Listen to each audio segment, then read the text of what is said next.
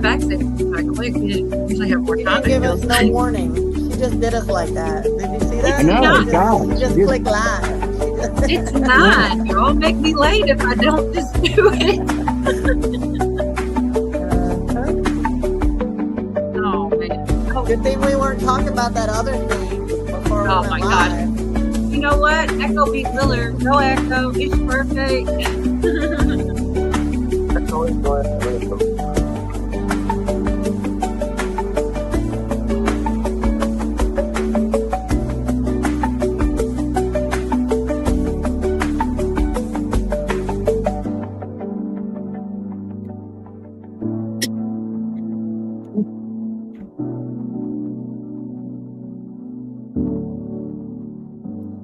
Y'all got quiet too. Good to see everybody. Hello. We got the look at who's back. Oh my goodness. Hold all applause. Hold I'm on. so excited. I'm not even gonna pretend like I'm not so excited. Here, what do we got here? Where's it at? Daggone it, Yorga. It's all your fault.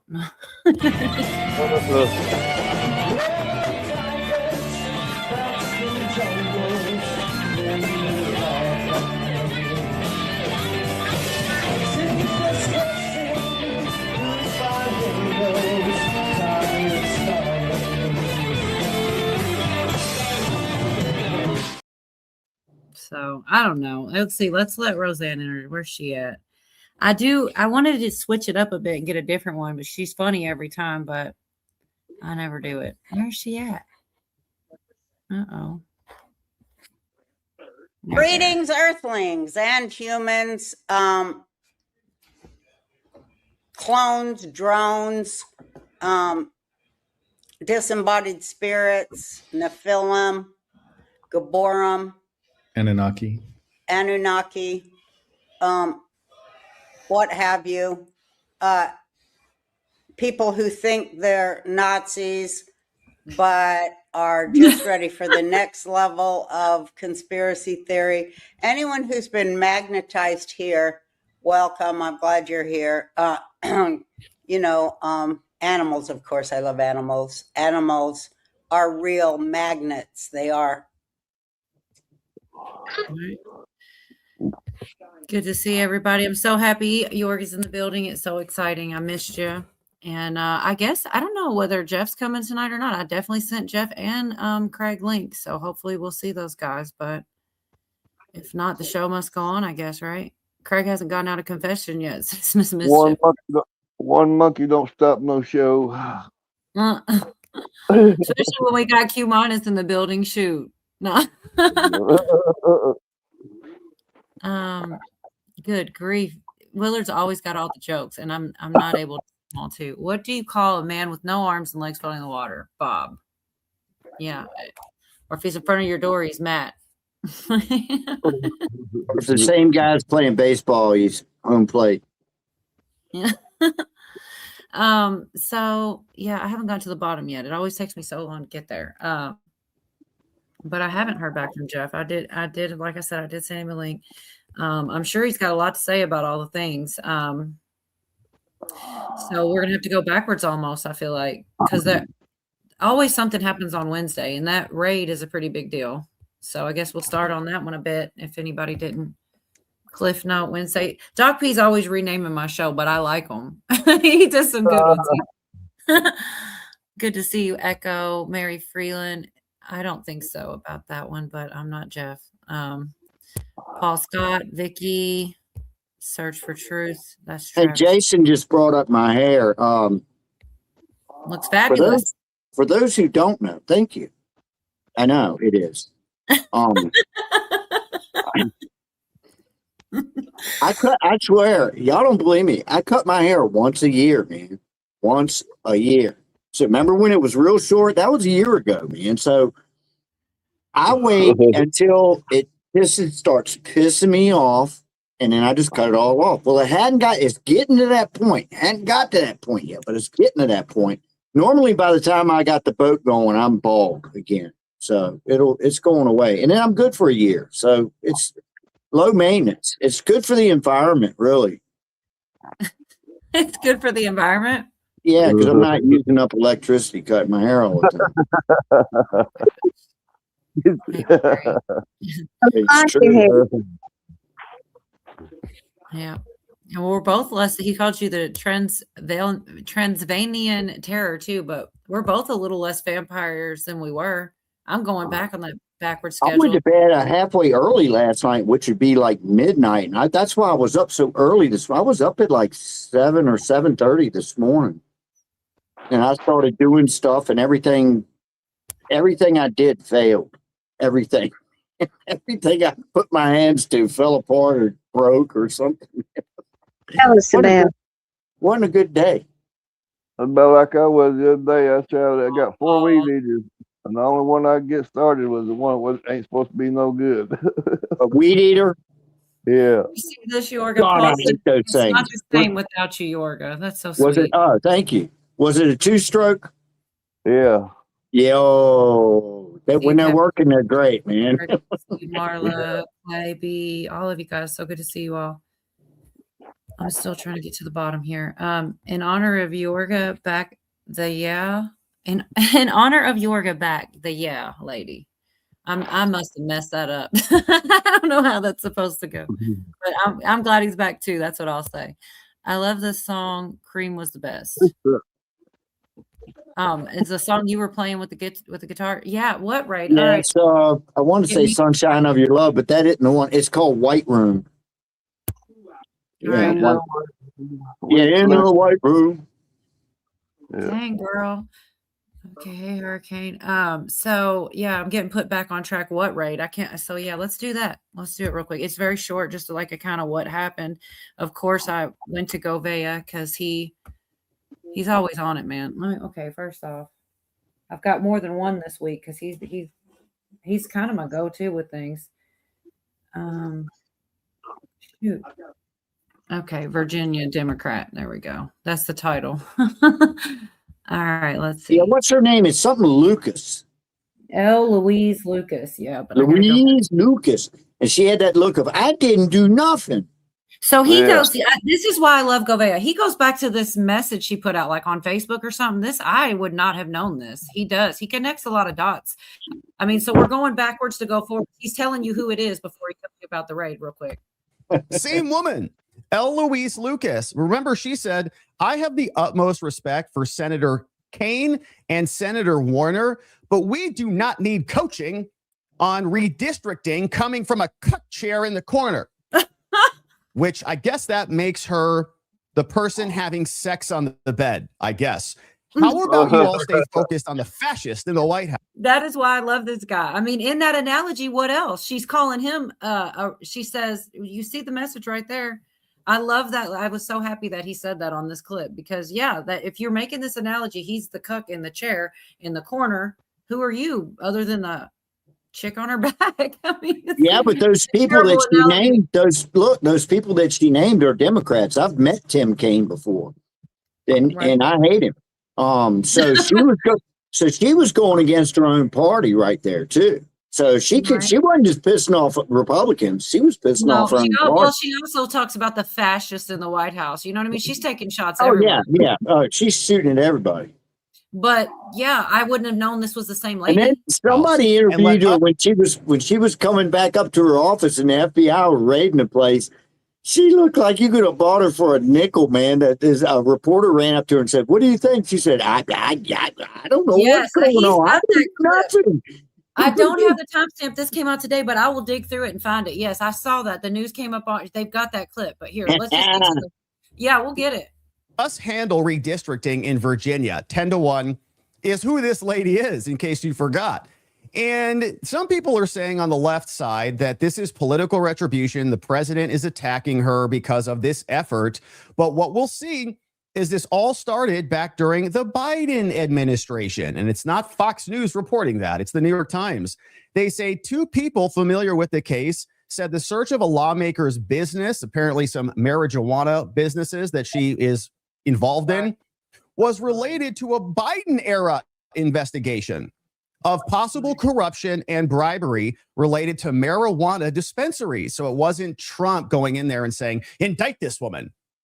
Biden was looking into it a long time ago. And now it's coming to fruition because nobody is from the FBI searched the business office of a powerful Democrat state legislator in Virginia. She played a key role in the high stakes congressional redistricting fight, including posting cuck chair tweets over on X. The legislator is called Eloise Lucas. She's from Portsmouth. She's a senior leader in the state Senate. Many people call her a close ally of the CIA governor called Abigail Spanberger, but Spanberger is not defending her today at all. We'll take a look at what she had to say in the aftermath of these raids.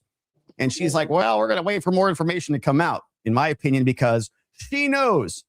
She's been there for more than 30 years. Two people familiar with the case said the search was related to a Biden investigation that has been picked up and continued involving corruption and bribery for her marijuana businesses. FBI agents executed a search warrant at an office in Virginia for businesses, plural, that she owns, including a network of group homes for older adults at a neighboring marijuana dispensary that she also owns nearby. Several people spoke on this on condition of anonymity. Other locations were also searched, and we're seeing reports that there may have been 10 plus various locations as part of this massive investigation taking place all over Virginia. Federal agents served her. We've got a clip of her daughter out with a search warrant as she entered a massage parlor on Wednesday morning. What kind of massage was that? According to two people who spoke with her, her office did not immediately respond to a request for comment. The FBI search sent shockwaves. They're always shocked because they always get away with all of their fraud and their criminality until they don't. Democrats expressed a mixture of surprise and suspicion, right? Not everybody's rallying around her because I think they know, while Republicans stayed publicly quiet even as they privately celebrated. Well, we're not that quiet here. I literally pushed it again just for that one. He's funny. Well, we're not that quiet here. He's going to celebrate loudly. But yeah, it's a big deal, man. This was today. And then, so he pointed out that Spanberger was not looking like she wanted to defend. So she, like he said, basically she's cooked, or otherwise she would have taken up, or how do you say that? Spanberger? Yeah, with an N, but nobody says it that way here, you know. How do you say it? I say bitch from hell that sucks, that I hate, that cheated to get elected. There's Spanberger with an N. But yeah. Professor, hopefully he does show up. We sent him the link. Good to see you, Devin. Oh, Cheryl says, Yorga baby, you're a sight for sore eyes. Okay, don't be flirting, Cheryl. No, just kidding. Sure, baby. Just kidding. A pots and pan lady break. You're not even, Jerry's not even, I haven't seen Jerry tonight. Spanberger. I know, that's what it sounds like. Yeah, it's like, do you want cheese on that Spanberger? Your new band. Good to see you, Cheryl. Outlandish. And you know, this thing with her, and I don't know where she came from, but I don't think she's from here. And all this money that came into Virginia to move everything to the left came from out of state. You know, this has nothing to do with the people of Virginia. Nothing. Right. It's all bought from out of state. You know, that Happy Indies is the name of the salon. What the hell? Let me see what else. Go ahead, Pootie. I'm gonna scan through here because this was just today. Didn't she used to be in intelligence or something with the CIA or some crap like that? She was worked for the CIA, I believe. And she's constantly, she promised a whole bunch of stuff that she didn't deliver on. I mean, the first day they added something like 50 new taxes. The first day, man, you know, she's supposed to be about affordability and everything, and all she's done is raise the cost on everything, man. Yeah. She went against ICE right out the bat, and we've had several criminals that got released by basically her administration that ICE has had to go track down and get these guys. These are child, offenders, you know. So I mean, it's the stuff they do is crazy, man. Mm-hmm. Jessica says she's going to tax me to death. I know that's what she's looking at now. She's looking at taxing gym memberships and streaming services like Netflix and stuff. Yeah. They can find a tax somewhere. They're going to do it. Just like Mondale did in New York. Instead of, and I'll get off this bandwagon in a second, but instead of creating jobs, which when you create jobs, there's more people paying taxes, so you get that money anyway, dumbass. Yeah. They don't care. All right, are you still glad I'm back? I'm so glad you're back, man. Couldn't be happier. It's nice, Yes, you know, we're glad you're back. for Oh, sure. yeah, that was a hard one to say, wasn't it, D? Huh? Now, well, now, I'm glad you're No, back. it ain't hard for me to say nothing, honey. Not at Huh? all. No, I know. That one might have been better. You're so crazy. Oh, Go man. roast me a go roast me a pumpkin or something, lady. You are a punk motherfucker. We all know that. Ain't no news to nobody. How That dare was the you? daughter out. Yeah, how dare you? Now you sound like I got rid of that clip. I had it for a little while. I love it. How dare you? What this was the daughter out there. She didn't, that wasn't much, but All of a sudden, it's just completely confused like everybody else. So here is what we saw from Fox News. They were on scene. More reported today. Very influential Democrat from Virginia, State Senator Luis Lucas, is at the center of a major FBI corruption investigation. Right now, in fact, agents are executing search warrants across the Commonwealth, including her office. Alex Hogan is in Portsmouth, Virginia. Alex. Hi, Harris. So the FBI here telling us today that these are court-authorized criminal search warrants that they are issuing, and they're going into the building behind me. This is the office here in Portsmouth of State Senator Luis Lucas. You can likely see some of the FBI agents behind me. All of the staffers inside this building were told to come outside. I could hear them saying that they were not allowed back in the building. Throughout the last hour, we've been seeing the FBI come and go carrying boxes out of the building. Now, just across the parking lot next to where I am, there is a cannabis dispensary. We know that the state senator is associated with several cannabis locations and dispensaries.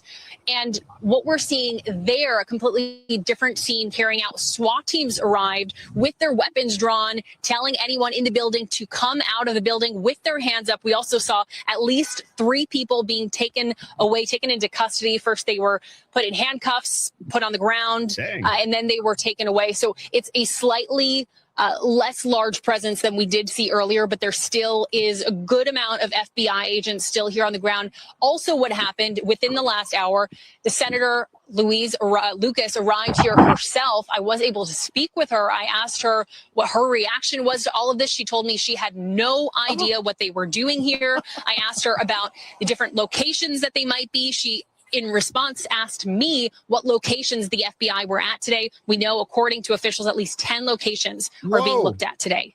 Harris. Alex, great job getting her right as this was going on. Yeah, Thank great you. job. We'll come back to you if the news warrants on this. Thank you. Keep us posted as you have great reports. Yeah, so somebody needs to check maybe the daughter for DUI. I mean, they've got the marijuana dispensary over there. She was not driving the car. She hopped into the passenger side. But yeah, maybe there's DUIs also associated with this. But anyways, so she has no idea. And the raids were underway today at 10 plus locations. They had their guns drawn. They have people in handcuffs getting arrested. So presumably they...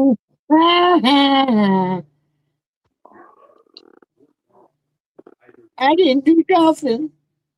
I was watching Bongino too, and he was I didn't get any of those clips, but he kept on saying, yeah, this is out of the Nothing Ever Happens file. Yeah, I'm going to get this one right back from the Nothing Ever Happens file. And I have never really felt that hit home, because that's how it feels like. No matter what happens, people get to see she hadn't gotten convicted. I mean, they're raiding her, but who's to say anything else is going to happen? You know, I mean, man, there's so much happening. I can't keep up with it. The Comey stuff. I really thought I was hoping Jeff would be here. I've got a bunch of it, but this all happened today. This wasn't even on the plan to cover, but I mean, how can we just skip past it like it didn't happen? But all kinds of stuff is going on. I'm telling you, it's with the ballots and things, the pallets full of ballots and all these Speak Well, of Casper the Ghost, and he appears. oh, there he is. See, I was just saying, come on, I sent you the link, man. I've got all, I know you've got shit to say about Comey, these raids, all the things. Come on up here. We're waiting. They said you left. They said you were on a stream and said you'd be back in 15 minutes and left it up 15 hours ago. So I was honestly slightly worried. Wait, what? Did they come get him? What happened? It's called quantity, not quality. Oh my gosh. There you go. Paul said, Colin, let's watch a cheese grater lady while you were gone. Thank you, Colin, for that. That's not, no, it's not true. I played I always call them the chickens, but they're ducks. I played them a lot. I was like, let me get it out of my system. You hate those ducks. I do hate those ducks, those chickens. I thought they were chickens. Oh, yeah, whatever they are. Let's see. Oh, You got PTSD. I do. No, that was a crazy night, though. Did you want to go off script and do a Yorga story yet, or do you want to wait to do that? Anytime you want to, I got one. Oh, I got one. Well, I don't know what that. Because of that crazy night that I played the whatever chickens, ducks and chickens, whatever they are.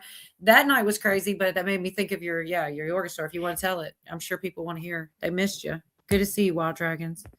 All right, Yoga story. It's been a while. Real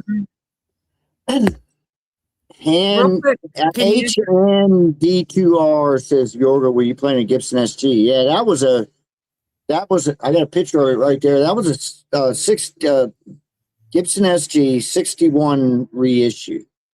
But it had a floppy neck. I didn't like it. So I've gotten more since. I did get rid of that guitar. Anyway, yeah. So my neighbors, God, I feel like I'm out in the desert or something. Nobody's saying anything. So my neighbors, I got two neighbors. Great. Single guy over here, single guy over here. I've been here 15 years. They've been here the whole time. Right. And we look out for each other. It's great. You know, we all have decent amount of property. You know, we're not up on top of each other or anything. You know, we look out for each other. And I know one guy a lot better than I know the other guy, right?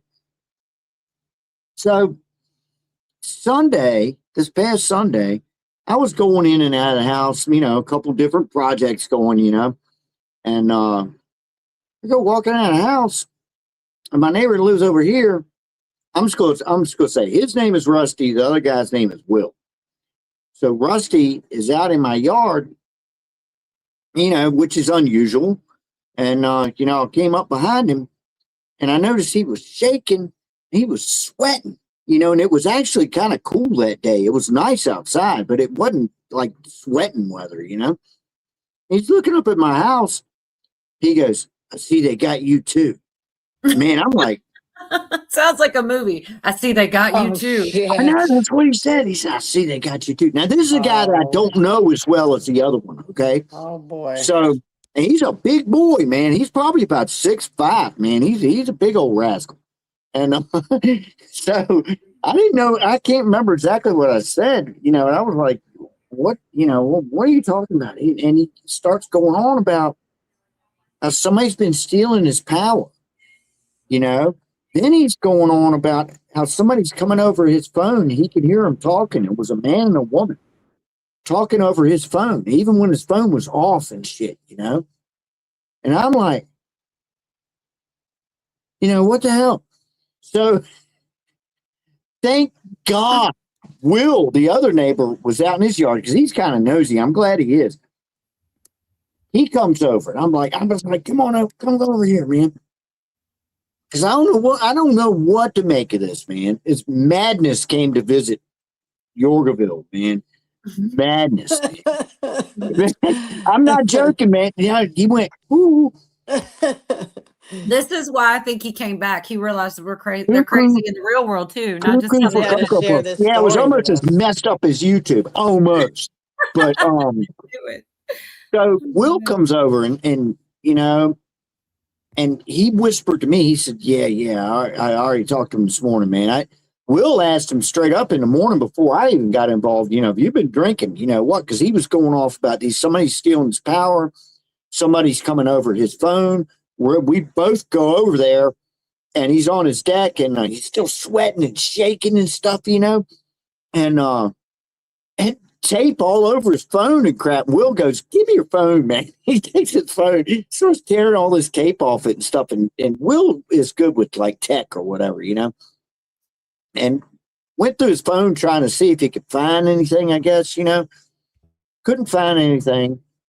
So, geez, what happened next? So I was like, "Do you mind if I walk around your house?" He said, "No, because I'm going to look for an extension cord or something. I mean, if somebody's stealing power, you can't do it wirelessly. There's got to be a damn cord, So I walk around his house, nothing there. And on that side of the house is where his door to go underneath the house is. And so Will and him come around there. He's still sweating like crazy and shaking the shit. He goes, "I wonder if they're under my house." And I'm looking at Will like, man, this is going south quick, man. He opens up the door and he takes his big ass up under the house. And it's not one of them houses you can walk underneath of, man. You got to do army style up underneath this bitch, man. So he takes his big ass up in there, sweating like crazy.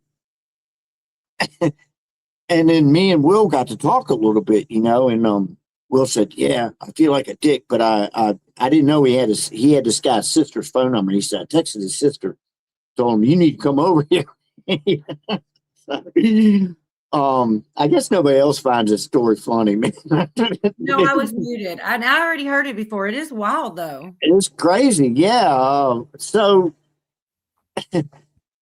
anyway, so then he's under the house for like forever, man. It was like, and he finally comes back out, and he was sweaty when he went under there, and it's all nothing but dirt up under there. Shit. Anyway, he comes back, he's covered in dirt, man, and shit, and sweat, and it's turning into mud,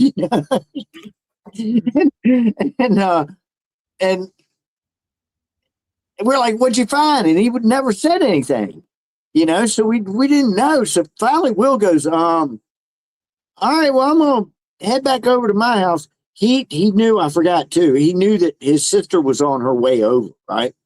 So I said, "Yeah, me too. I'm gonna head on back, man." So we start walking, and we were walking together, and Will's house is here, my house is over here, and we're kind of walking up in between, talking, whispering like, "Man, what the fuck is going on around here?" We get up to my house, and Will's phone rings, and it's Rusty on the phone. He goes, "I could hear you and Yorga talking, man." I was like, "What?" Yeah, he said, "Yeah, I could hear through your phone. I could hear y'all talking." And it just gets worse and worse, right? So I was like, I don't know how that's possible. So, and he also said that, he said that he saw these people, and they went down through. We have an easement that comes down through here. That's a gas line, right? So you could go through it on a 4-wheeler or whatnot, but you ain't driving no car down through there. It ain't gonna happen. You got to go through giant ditches and stuff, He said, "Yeah, they were in a car and they went down through the easement." I said, "What kind of car was it?" He said, "It was like an Amazon van." Fucking Amazon van. I'm thinking, that didn't happen. That didn't happen right there, man. So, and then Will Happened in his said, dreams.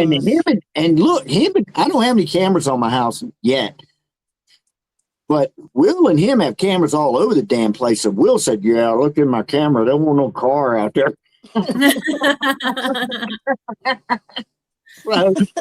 And So, then you did anyway.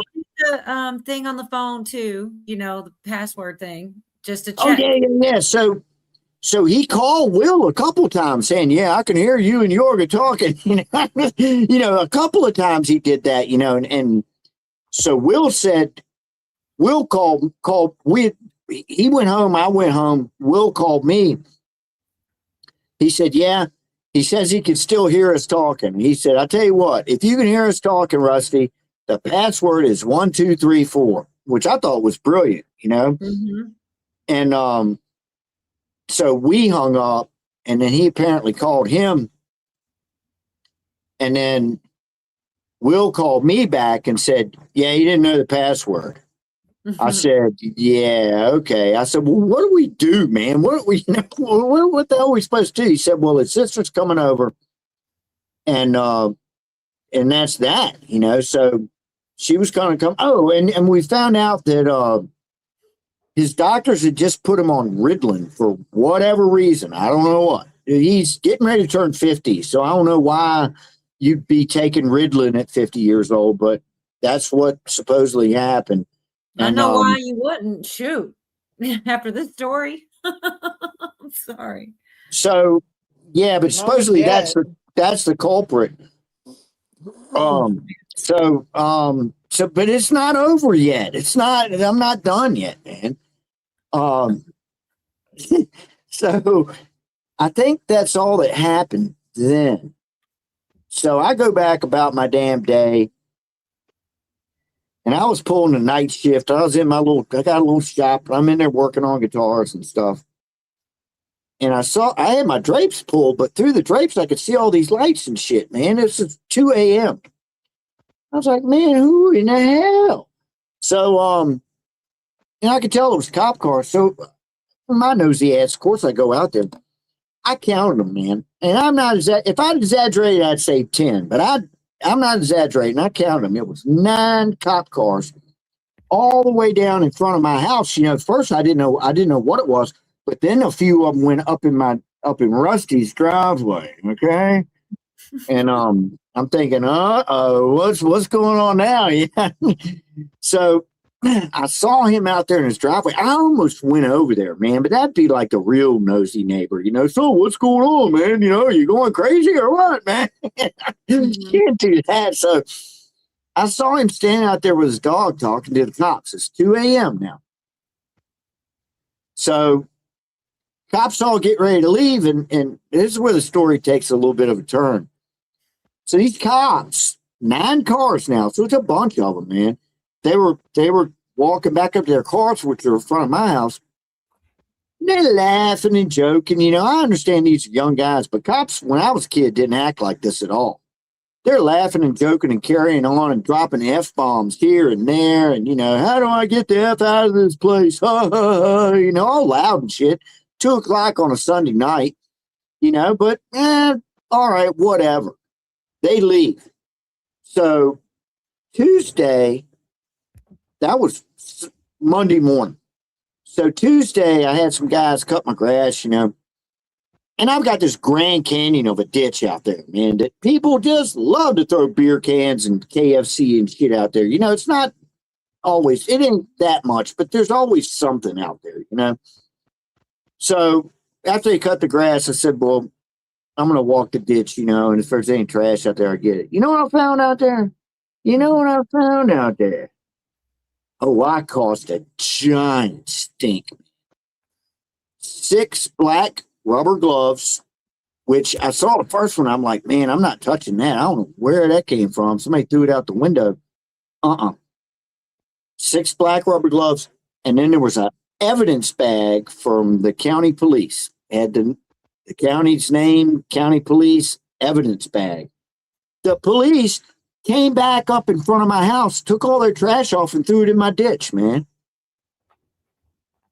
Now, I'm not trying to be the, hey, get off my lawn guy, but I ain't going to tolerate that shit, man. Oh, hell no. I picked up that stuff, I put it in my garage, and I called them first.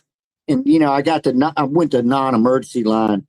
And they said they were going to get a sergeant to call me back. Well, in the meantime, because I'm pissed, it's the principle of this. You know, the cops, that's a $500 to $2,500 fine for littering if I do it. But the cops are going to do it up to throwing trash in my property. I mean, am I being overly goofy on this, man? No, I get it. So, no, it's a principle, man. They have to hold a standard, man, and they're not doing it. So, well, while I'm waiting for the sergeant to call me back, I went online because I'm still pissed off, and I went to their site and I made a complaint for littering. This is beautiful, man. Made a complaint for littering, filled the whole thing out, sent pictures in of their gloves and the freaking evidence bag out there because they're like, oh, a littering complaint. Let's see, where was it? Oh, shit, it was us, So yeah. And they sent me an email today, I think, early this morning saying that it was, it has been filed and it's in there. So anyhow, before that happened, going back to yesterday, I get a knock on my door and it's the freaking sergeant. She came all the way over here. Instead of calling me, she just showed up. And, it's like I was telling Cola, I was, you got the little devil on the shoulder going, give her a load of shit, and the other one going, I don't know, she's kind of cute, man. So she was kind of cute. So I was nice and everything. But, when I was, and I told him in my complaint, I said, is this acceptable? And I said, it's not acceptable. I said, so here's the deal, man. I said, I'm not throwing your trash away. I said, if you want to be unacceptable, I'm going to be unreasonable. I said, you can send a car over here and you can send somebody down in that ditch to pick them gloves up, man. No kidding, man. I swear I did. I showed Cola what I wrote him. And, no, I don't have a date. No, I didn't get a date with her, but anyway, it's a good thing that, anyway. So, crap, where's I going with this? Oh, anyway, I was going to make them go down in my ditch, but I didn't make her go in my ditch, she was kind of cute. So, but I gave her them back to her and I did tell her that. I said, I'm not throwing your trash away. I said, y'all threw trash on my property. Here it is. Mm-hmm. And the one thing she said, she was very good. Of course, she did try to say, well, maybe when they were pulling them out of the box and it was dark outside, that some of them just dropped or something. I said, they look like they've been on somebody's hands. You peel them off, And I was like, no, don't go there, man. And I told her the whole thing about, y'all need to be setting a standard. And she's like, I totally agree. And the coolest thing she said was, though, and I know I'm going on and on and on, but I'm not done yet. She said, what would you like to see happen? I'm like, me? Well, what I like to see happen. And then the devil came back up on my shoulders going, fine them, give them a $500 fine, or fire them, or, and then, the little angel was like, she's kind of cute. Don't give her a load of shit, So, I just said, man, at the very least, these guys need to be talked to, man. She said, oh, that's already going to happen. I said, all right, well, good, because I said, again, you got to hold them guys to a standard. I know they're not perfect or anything. They're just people. They joke around. They have a life, but don't be throwing your trash in my yard, man. Right. And then the guy, the only update you had about him was. Oh, yeah, he's committed. Yeah, nothing's moved over there since I saw the cops Sunday night. His truck's in the same spot. Everything's. Will told me that his sister took him to the hospital, and he was admitted. And I haven't seen hide and hair since. Well, that's good. It sounded like that's what needed to happen to that man. Is that Jeff? Man, it was just weird, Sitting here quiet the whole time. I didn't even got to say hi. How you doing, Jeff? Hey, Jeff. Oh, hey, cool, John. Is he here? Yeah.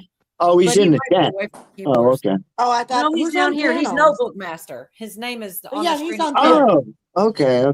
So yeah. It was just bizarre. And again, I don't know this guy that good.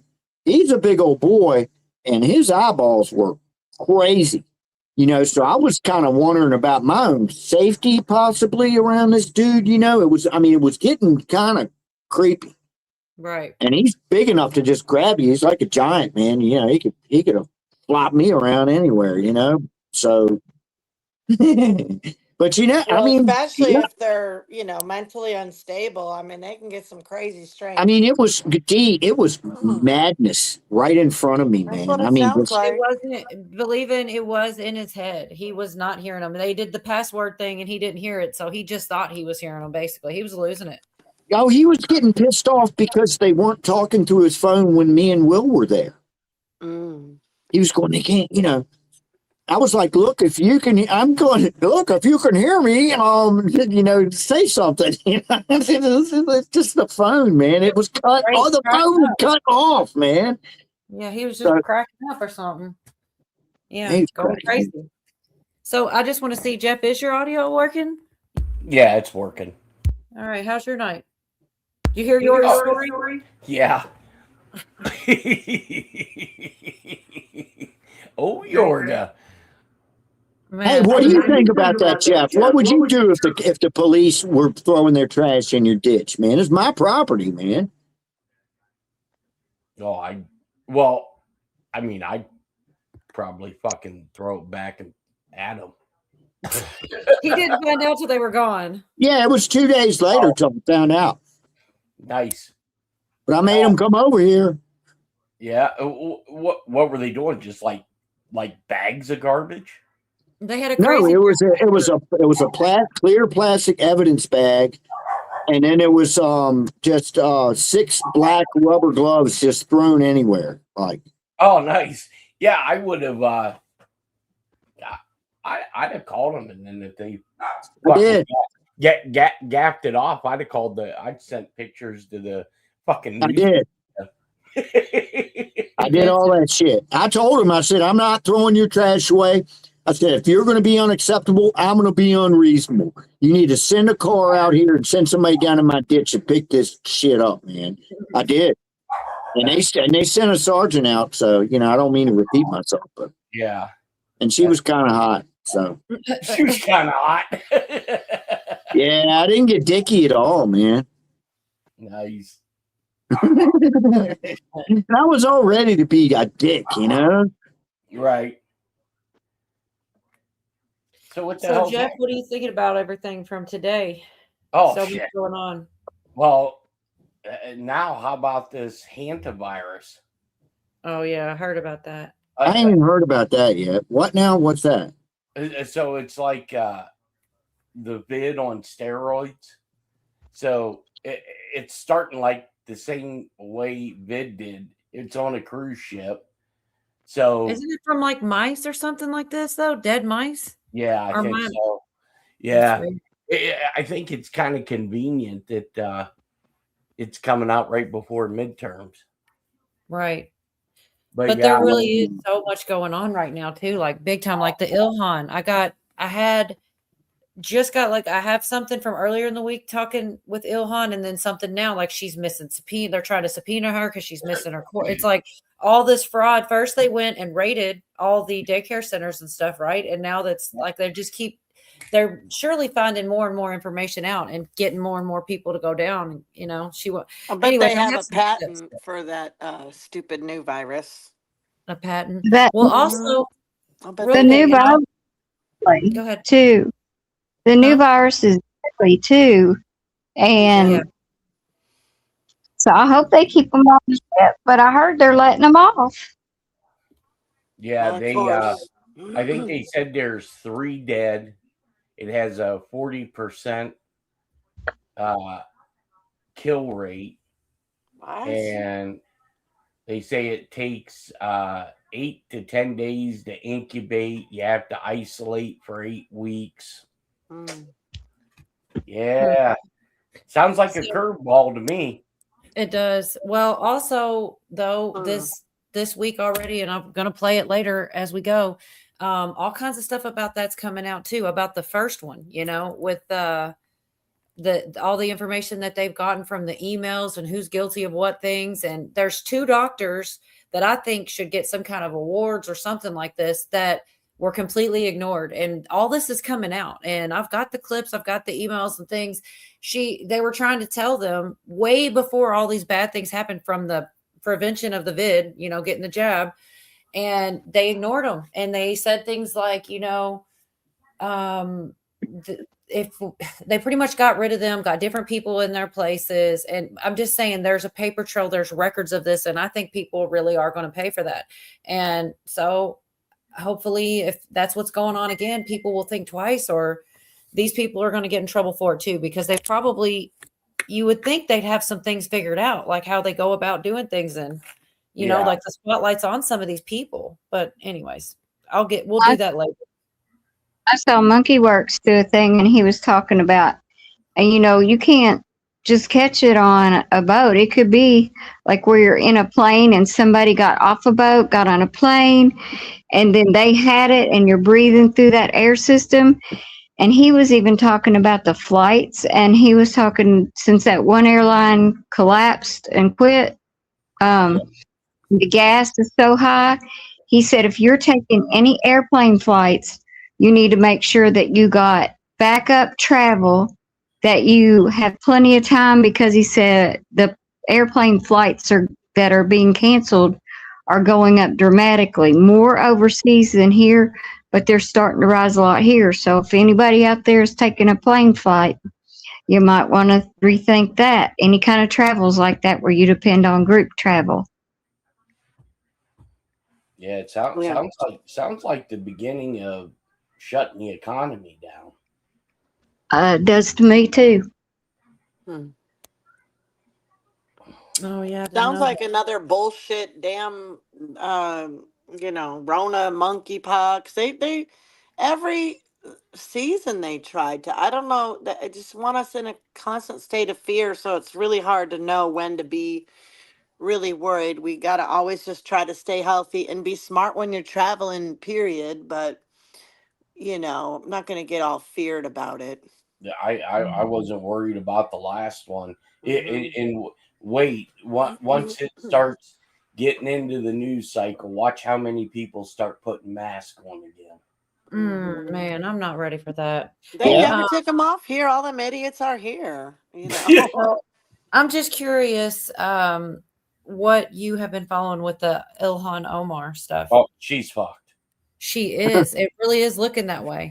I've got a real short clip right here, if y'all don't mind, and then I've got a follow up too, because one just came out this week. Like first she was just ignoring it, like this is just where. Let me see. Shoot. Yeah, it's not. It's like barely a minute wherever it is. Yeah, here it is.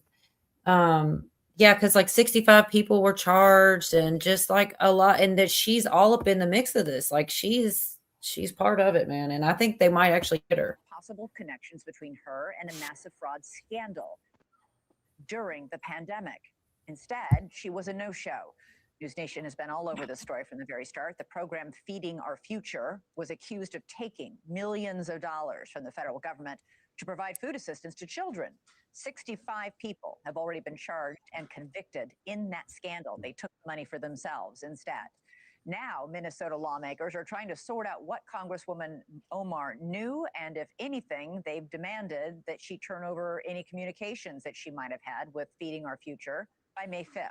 Minnesota lawmakers say Representative Ilhan Omar has ghosted them, that she did not respond to their invitation to show up for a hearing on fraud. She has not yet complied to turn over documents or communications that they have been asking for. State Representative Kristen Robbins, she's the chair of the Minnesota House Fraud Prevention and State Oversight Committee, says Omar refused to testify before the Fraud Prevention Committee, ducked reporter questions, and she authored the bill that made it possible for this fraud to happen in the first place. Robbins is asking for Omar's communications, written and electronic, with the now convicted owners of that restaurant and with over a dozen people convicted in the. So, I mean, that was a week ago, and she didn't give it up. And then now her name's all like Govea covered some. It happened today, so I have it right here. Her name came up 6 times in $250 million fraud case after she loosened oversight. Here, let me just, so you can just see it. Also, like I said, Govea, this was from today. After she loosened oversight of Fed-funded programs. But there's more than that. Like they tried to subpoena her, and I think they didn't go along with it. Are you following that part, Jeff? Oh, something? yeah.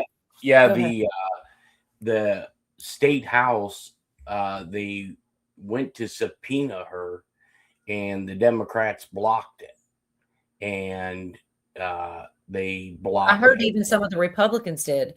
Yeah. and Well, go back 'cause- and make a comment like, "Oh, we're in trouble in Minnesota," if even the Republicans are taking up for her. But go ahead. Well, because they probably got kickbacks as well. She was probably paying them all.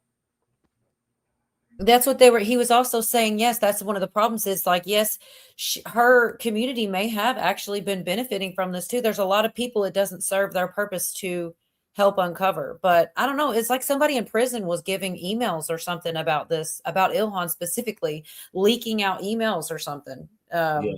I like I said, it came out today. I didn't get all of it, but who did we lose? D? Shoot. Yeah. They did this last time Trump was. Obviously, I'm still behind on why I don't know why the Israel running our country. I don't believe that at all. But I know it's one of the narratives floating around. But I don't believe that. What do you think about that comment, Jeff? About What, Israel running our country? I don't think they're running it, but I think they got deep cash ties in our congressional members. That's why there's so many. Seems like there's so many citizens that are, or so many congressional members are dual citizens. Mm-hmm.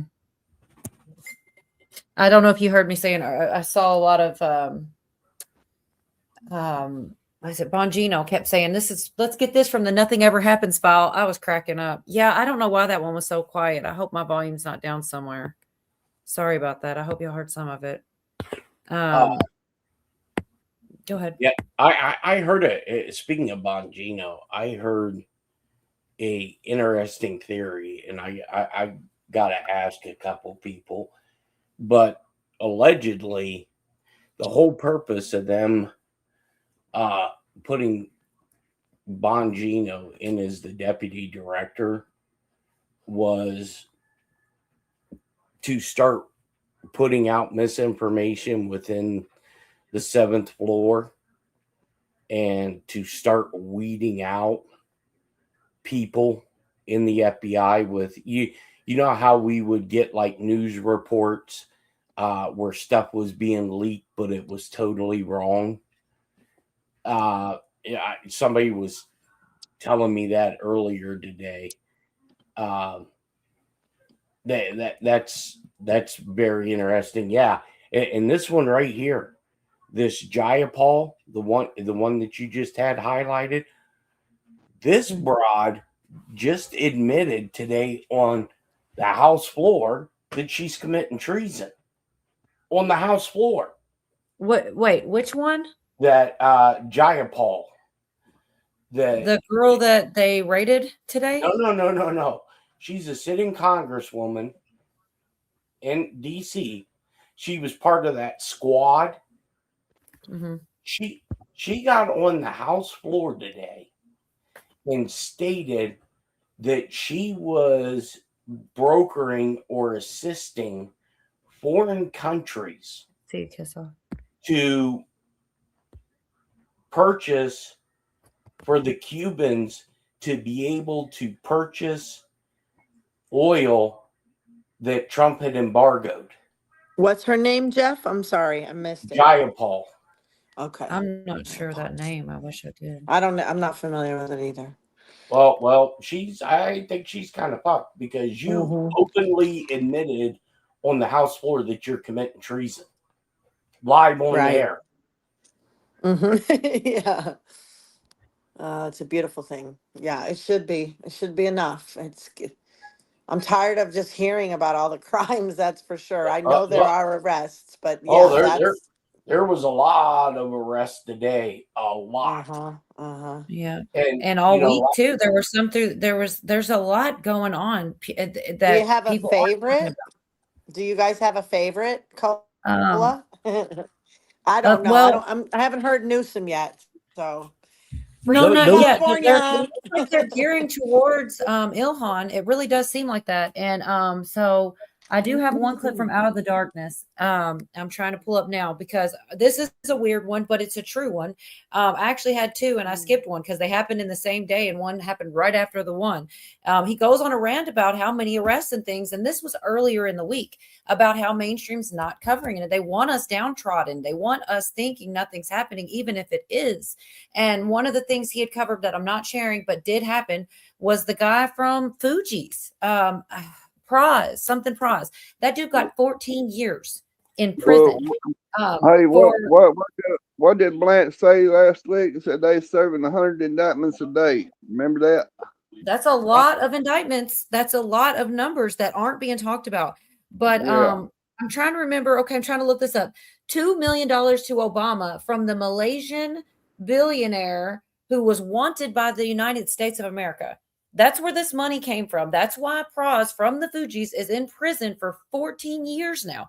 Nobody's talking about it. It's a big deal. He used to be in the freaking Fugees. I mean, maybe not everybody listened to that music. I actually did, Fuji Law, like all of that back in the day. And this guy, he's part of this. Anyways, let me just play this one clip from Out of the Darkness. He had covered that, and then he came back to another politician, and he just goes on this perfect rant. And I felt this in my bones, y'all. I just want to share this real quick. Mainstream media and why many people are not reporting on these things, but I'm going to continue to shed a light on it because quietly the swamp is being drained. It seems like there's a reason why people are not talking about all of these arrests and all of these people that are going to prison.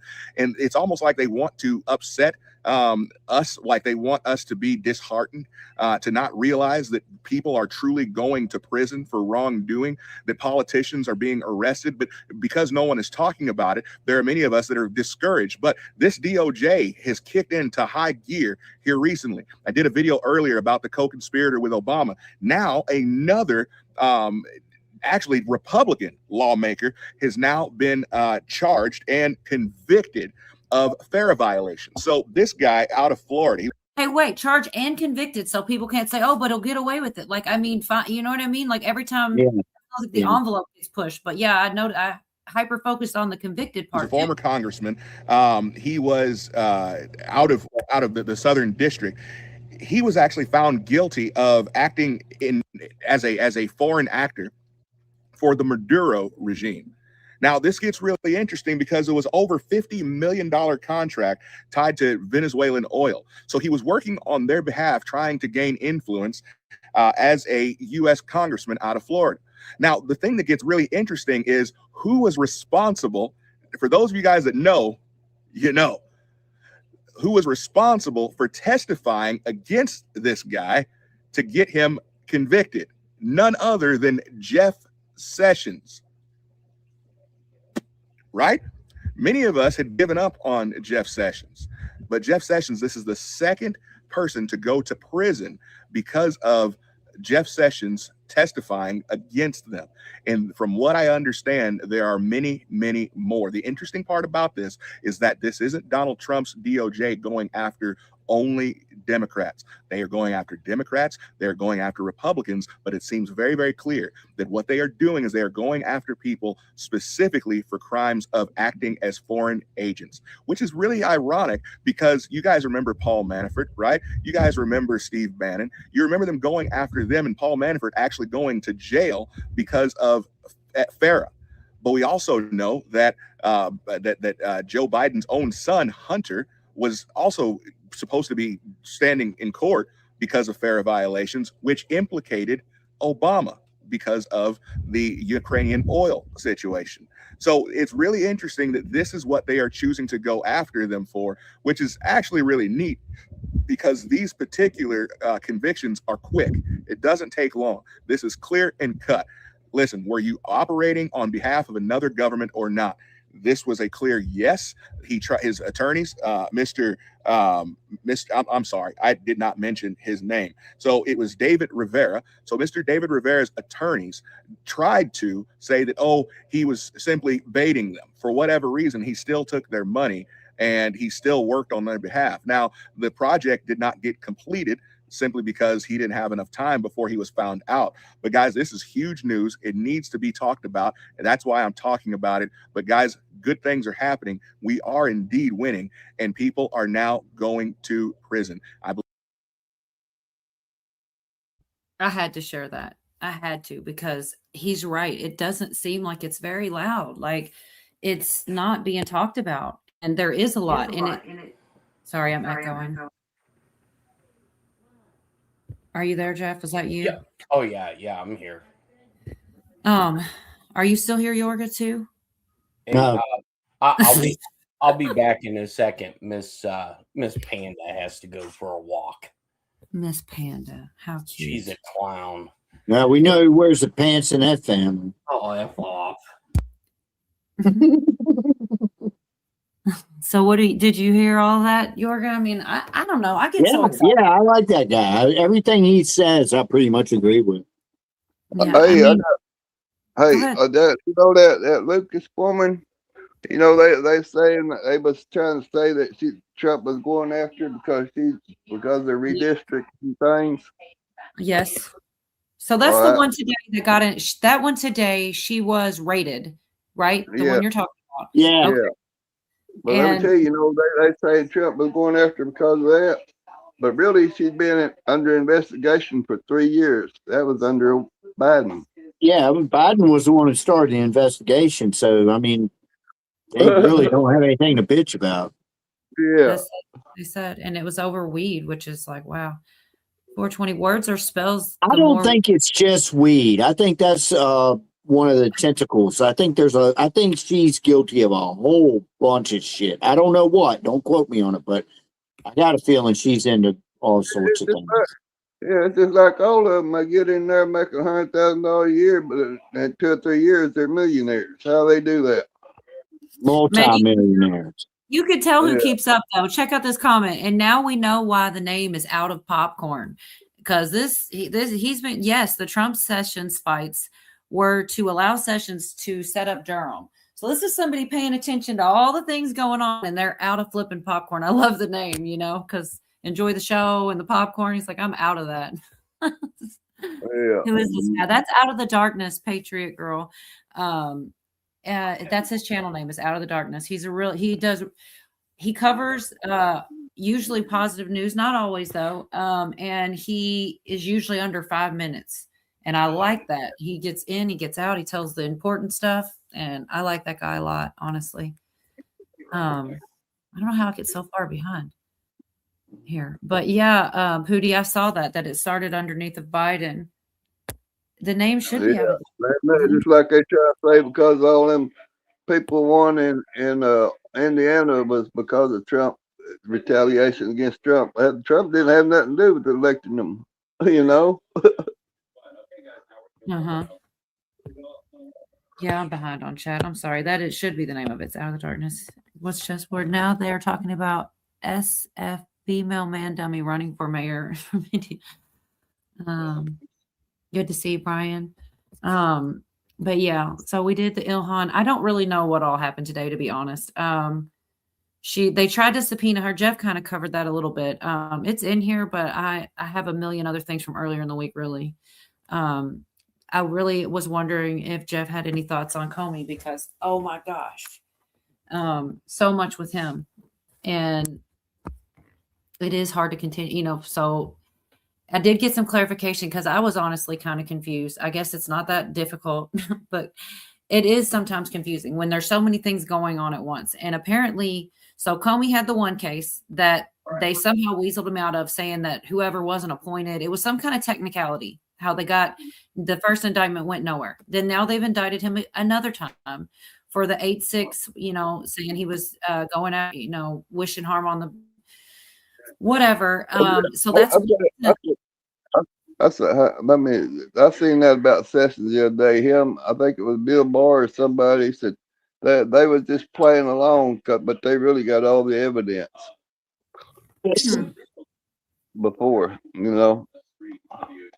so they could prove it all. But they really got all the evidence they need. And that, Anyway, that go probably could be true, Yeah. But what are you laughing at, Jorgen? Doc P left a great comment. Monica put seashells on the beach, said 6942. That was a good one, man. That was a good one. No, what I was going on about Comey. So they're talking about potentially more indictments, but also aside from all those, so he's had 2. One went nowhere. We're in the middle of. They're talking about a possible third, and that's going to tie into the to Hillary Clinton and the uranium deal and all that stuff that people thought was all put to bed and gone. That shit is, the stuff coming out's blowing my mind, y'all. And I don't see a lot of people talking about it. I don't know why. I guess because people have lost faith that anything will happen. But you know, I don't feel that way. I feel like it's coming from all angles. Anyways, I'm trying to stay on track about the Comey thing. So potentially another indictment. But also at the exact same time in Florida, he's going to be having seditious conspiracy charges. So you got, even if none of the indictments, even the one that maybe comes in the future, even if none of that matters or doesn't go anywhere, he could still get the worst charges of all are in Florida. I mean, when you really start looking in, he's in the most trouble of anyone. And it is a lot, like because he was the head of the FBI during all during times when bad things were going on. So, you know. All right, who did we lose? Pootie, Q minus. Dang it. That's Q-tip. Yeah, his rap name, Yorga said, is Q-tip. That's pretty hilarious, too. I'm trying to catch up. All I saw on X was aliens and pastors. Oh my God, outlandish. We'll get there.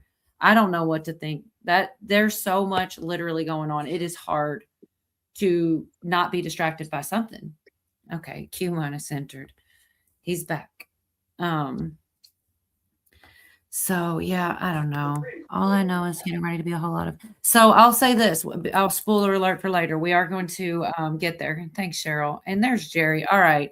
I don't know if he said it yet, but I'm going to beat him to the punch and put the girl on because I know he likes it. Maybe.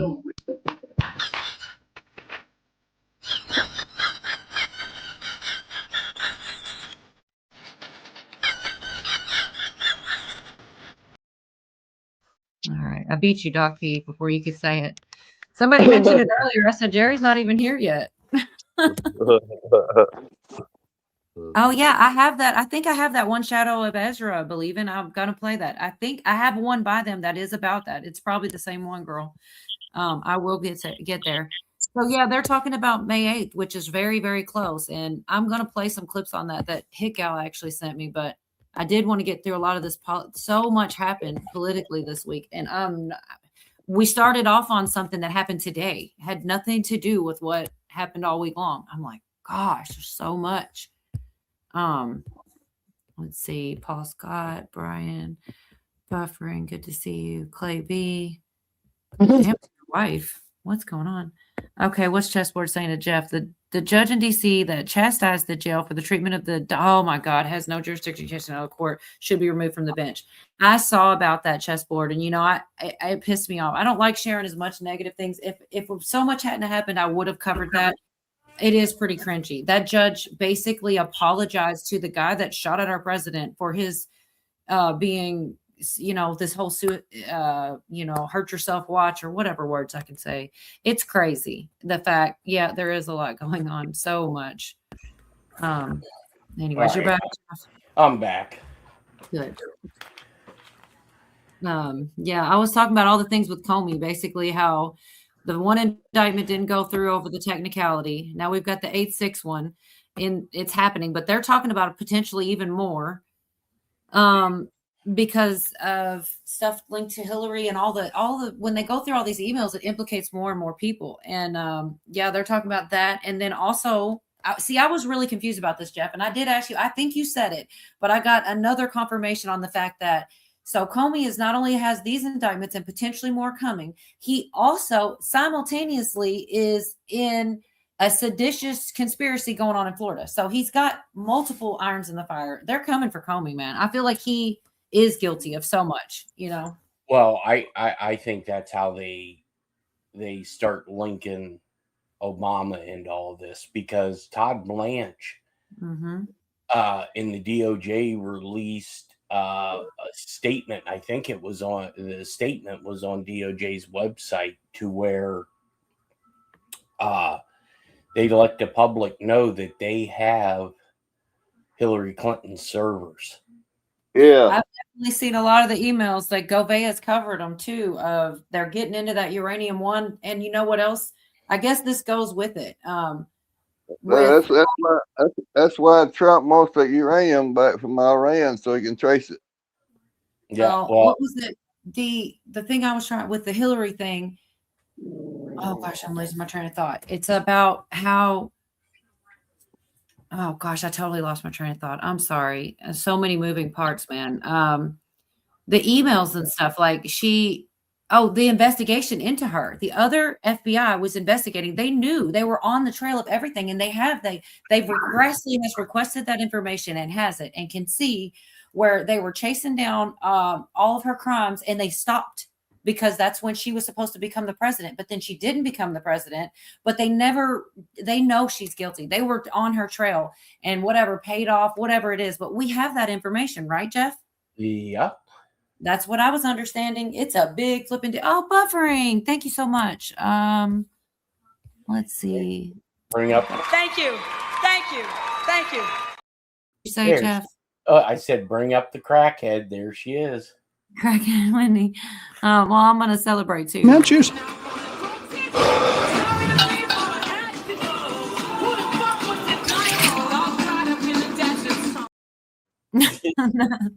I think that guy's a trip. I didn't ever It's get an that. old film of me. What'd you say, Yorga? So it's an old film of me. I mean, could have been, right? In Yeah. another life. No, I want to get one with a bong hit or something where when Hawk's around and he talks about those safety meetings. That would be pretty funny, but I never get it done. Baz says, here in Australia, the MSM don't really report much of the news you speak of, Cola, that arrest. Man, so many. And it seems that they don't very much hear either. Like there's people that talk about it. Like it'll be, so one of the Comey things they said was behind a subscription only on CNN. I don't know if I think I have that. I would assume that the majority of the world out there, the entire world, is in the dark as far as news like this that we know about. And there's probably more we don't know about, but I bet they really get watered down everything, like in Australia or wherever, Yeah. So Out of Popcorn's talking about something like you can't keep up with it. I haven't any news on the 2 U.S. servicemen that fell in the ocean while hiking in Morocco and what it means. See, I was just happy that nobody died that was a scientist this week, and they didn't. But yeah, I didn't even hear about that one. Me either. You can't, but thanks for telling us. That's what I'm saying. I love the chat and you guys up here. Yeah, Morocco ain't exactly a place you want to be hanging around if you're a U.S. serviceman either, right, Jeff? No. Right. I have one clip I think is funny. It is talking about Comey. It's kind of older, but like by a week in news is forever. It's like 4 or 5 days old, but it's I always think it's funny listening to him. What's his name? Roger Stone. Because he's so salty about how when they came and leg ironed him and everything. I don't know what all they did exactly. I think he talks about it, but he's so salty about this Comey stuff because he just turned himself in and everything's nicey. And it's like, everybody says he's doing things it's apples and oranges compared to how they were doing things, everything's being done nicely and pretty civilized and by the book that I understand. I could be wrong, but it seems to me that they're going more by the book than the other side did. They were, maybe not roughing them up, but here's a short clip here. Roger, your reaction to the double indictment here? Well, first of all, the crime of threatening the life of a president is far more serious than the false charges that I was accused of, lying under oath to Congress about Russian collusion that we now know definitively never actually happened. So I do have to question why Comey was allowed to peacefully turn himself in instead of having 29 heavily armed FBI agents wearing night goggles and brandishing fully automatic assault weapons surround his home at 6 o'clock in the morning with a CNN camera crew in tow. This is the second time for Mr. Comey. He only slipped the punch in the Eastern District of Virginia because 3 federal judges violated both the canon of ethics and their oath of office by dismissing the prosecutor claiming that she had been incorrectly appointed. They're wrong, by the way. That will be one on appeal. But in that case, Comey lied under oath about whether he had directed a third party to leak privileged or sealed information to the New York Times when there was an email message to a colleague of his, Dan Richman, which he told him to do exactly that. Victor, when I first saw this, I kind of scoffed. I'm thinking it's an Instagram post. It seems ridiculous. But then I actually thought about all of the nonsense that they put him through. And then I thought, you know what? He's a New York developer. And if this is retaliation, it's retaliation. I can't blame him for that. How do you see it? Well, I think the earlier indictment was a much stronger one. He had 245 times he lied to House Oversight Committee and said he didn't remember. And then they said, well, the prosecutor was not properly authorized to indict him in statute of limitations. But the more you think about this, he's a Machiavellian character. So he wants to threaten the president, but he wants to use a vicarious accidental finding to do it. So then he can say either he doesn't know what 86 is, and of course the chief law enforcement officer does know. Yeah, he should know what that is anyway. But yeah, I just think it's funny listening to Roger Stone be so salty about it, because it is different depending on who's in charge of things. Those videos that Comey put out look like he's already in jail cell to me. Well, yeah, they did him so dirty. I mean, fuck them. Right. Ridiculous. Didn't you say you think they're singing, Jeff? Or you think Comey is singing? Well, I mean, going back to that last comment where you say where Comey looks like he's in a jail cell to me.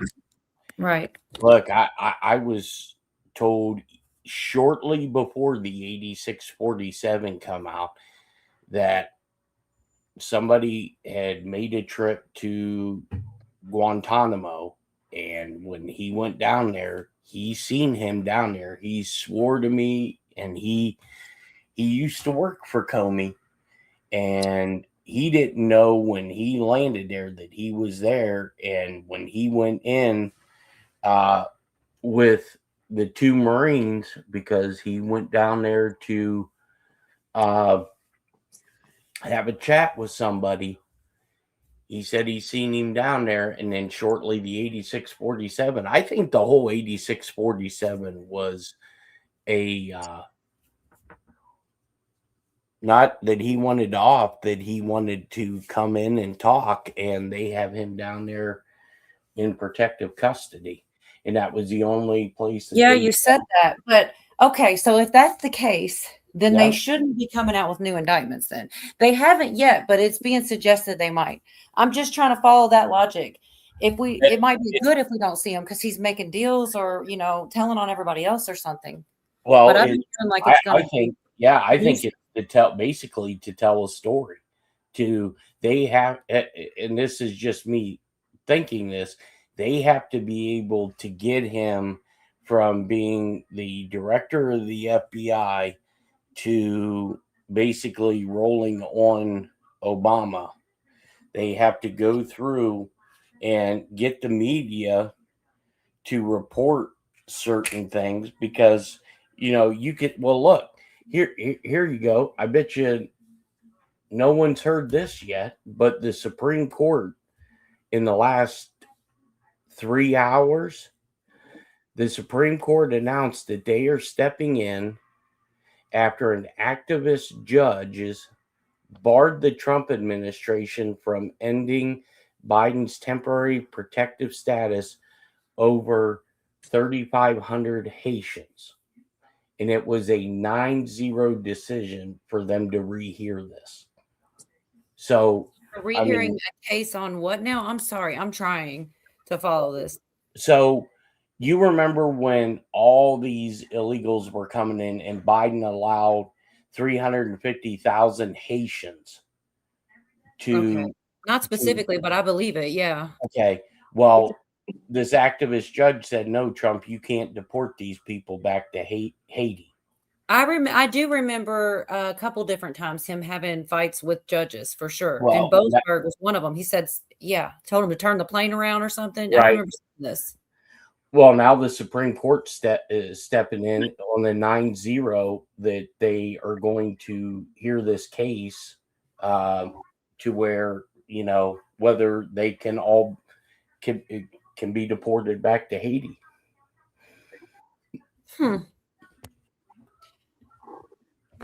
Yeah, they're saying Rudy got out of the hospital.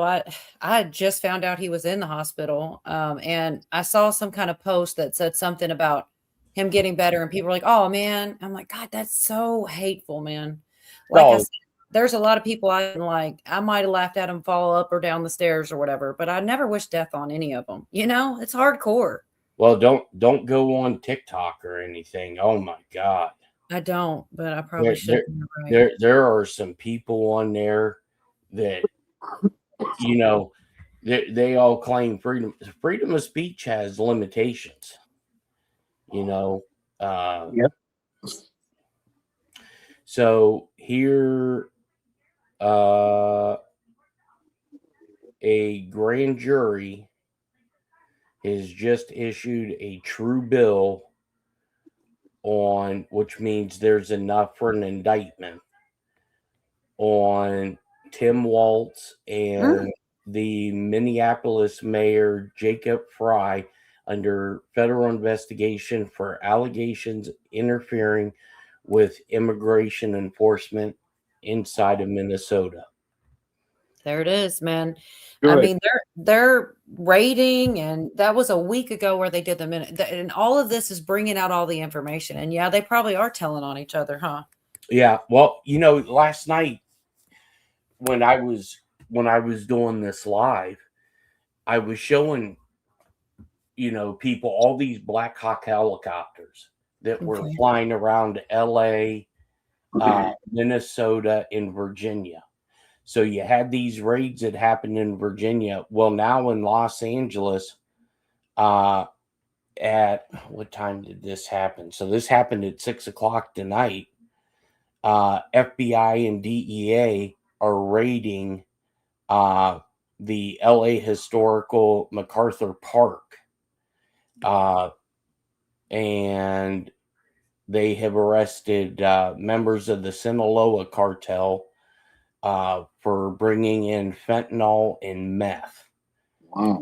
And they have Bearcats out there. So there's a lot. And I don't even think we're Did that come out of your Nothing Ever Happens file? Yeah, right. You know, and well, here's something else that people, I didn't even I knew that the numbers were up there, but do you realize since Trump's been in office, his second term, there have been over 16,000 arrests in child trafficking? I know that a lot of, not that number, no, but I know that's going on, and I've been saying it, and everybody thinks you're nuts. Like, but I've Right. seen it individually reported in small, like immediately when they got in, there was something like 300 kids they didn't know where they were under the Biden, and he found like 80,000 like day 2. Remember that? Yeah. And it was like they weren't looking for them. It's disgusting when you really dig too deep. You wish you had. Well, I mean, there's been a lot of raids with the U.S. Marshal Task Force just here in Ohio, because you know how they say like the World Series and the Super Bowl are big trafficking days. Yeah, I've heard that.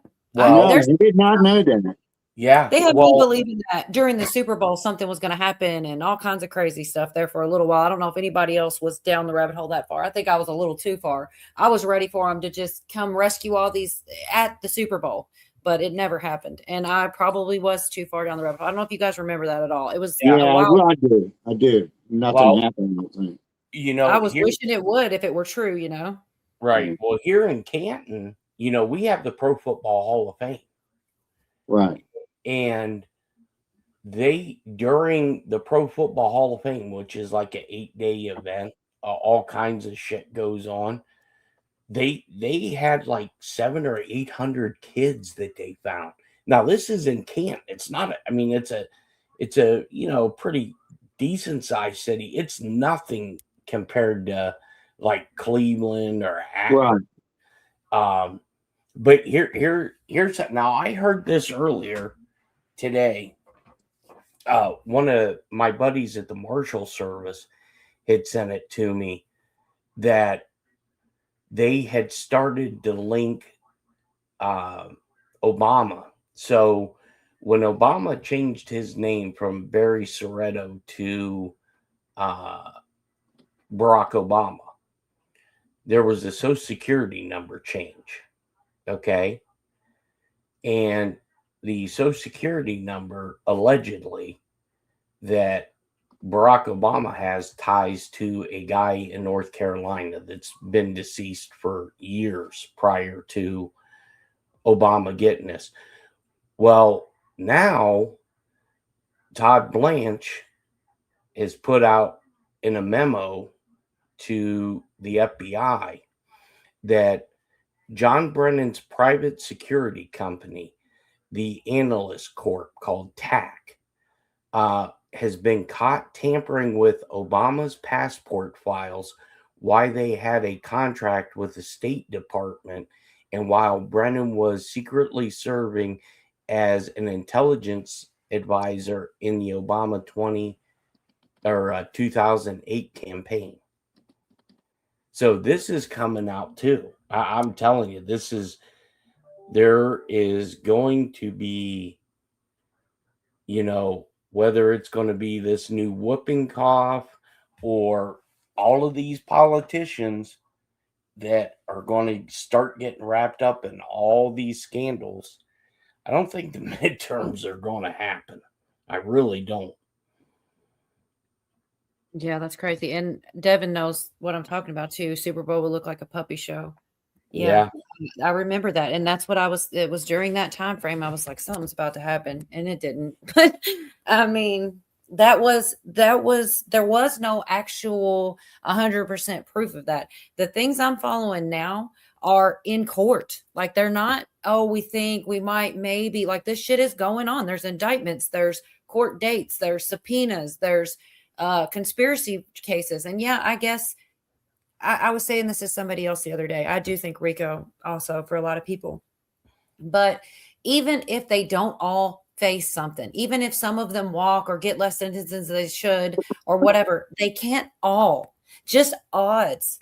Law, there's a numbers game. Like the least some percentage will definitely get something. I mean, just by the law of averages, right? It would be almost mathematically impossible for them all to walk. So like sometimes the negativity out of people saying, oh, well, nothing, that shit is heavy.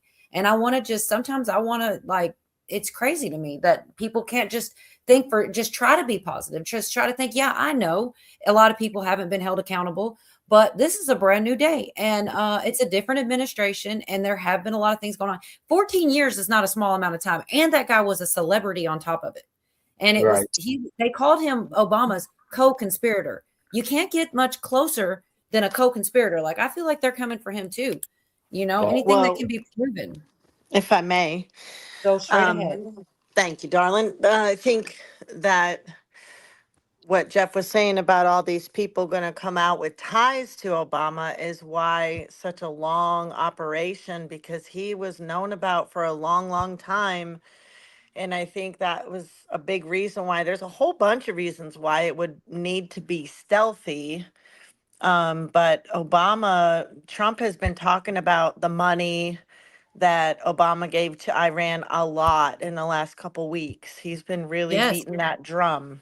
Yeah. I've heard it more than I don't know about I've definitely heard it recently. Maybe not. So maybe the same time, maybe not, but I've heard it too. Do you have anything on that, Jeff? Or were you still had more, D? Oh, no. No, darling, I'm done. Thank you. Oh, I mean, it even says in that letter in the album that all roads lead to him. And, like with the whole thing with Iran, I'm now, just by putting all these little pieces of the puzzle together, I think the whole reasoning why, I mean, it's double-edged. I mean, they want to get rid of this Iranian regime because they have meddled in a lot of different stuff.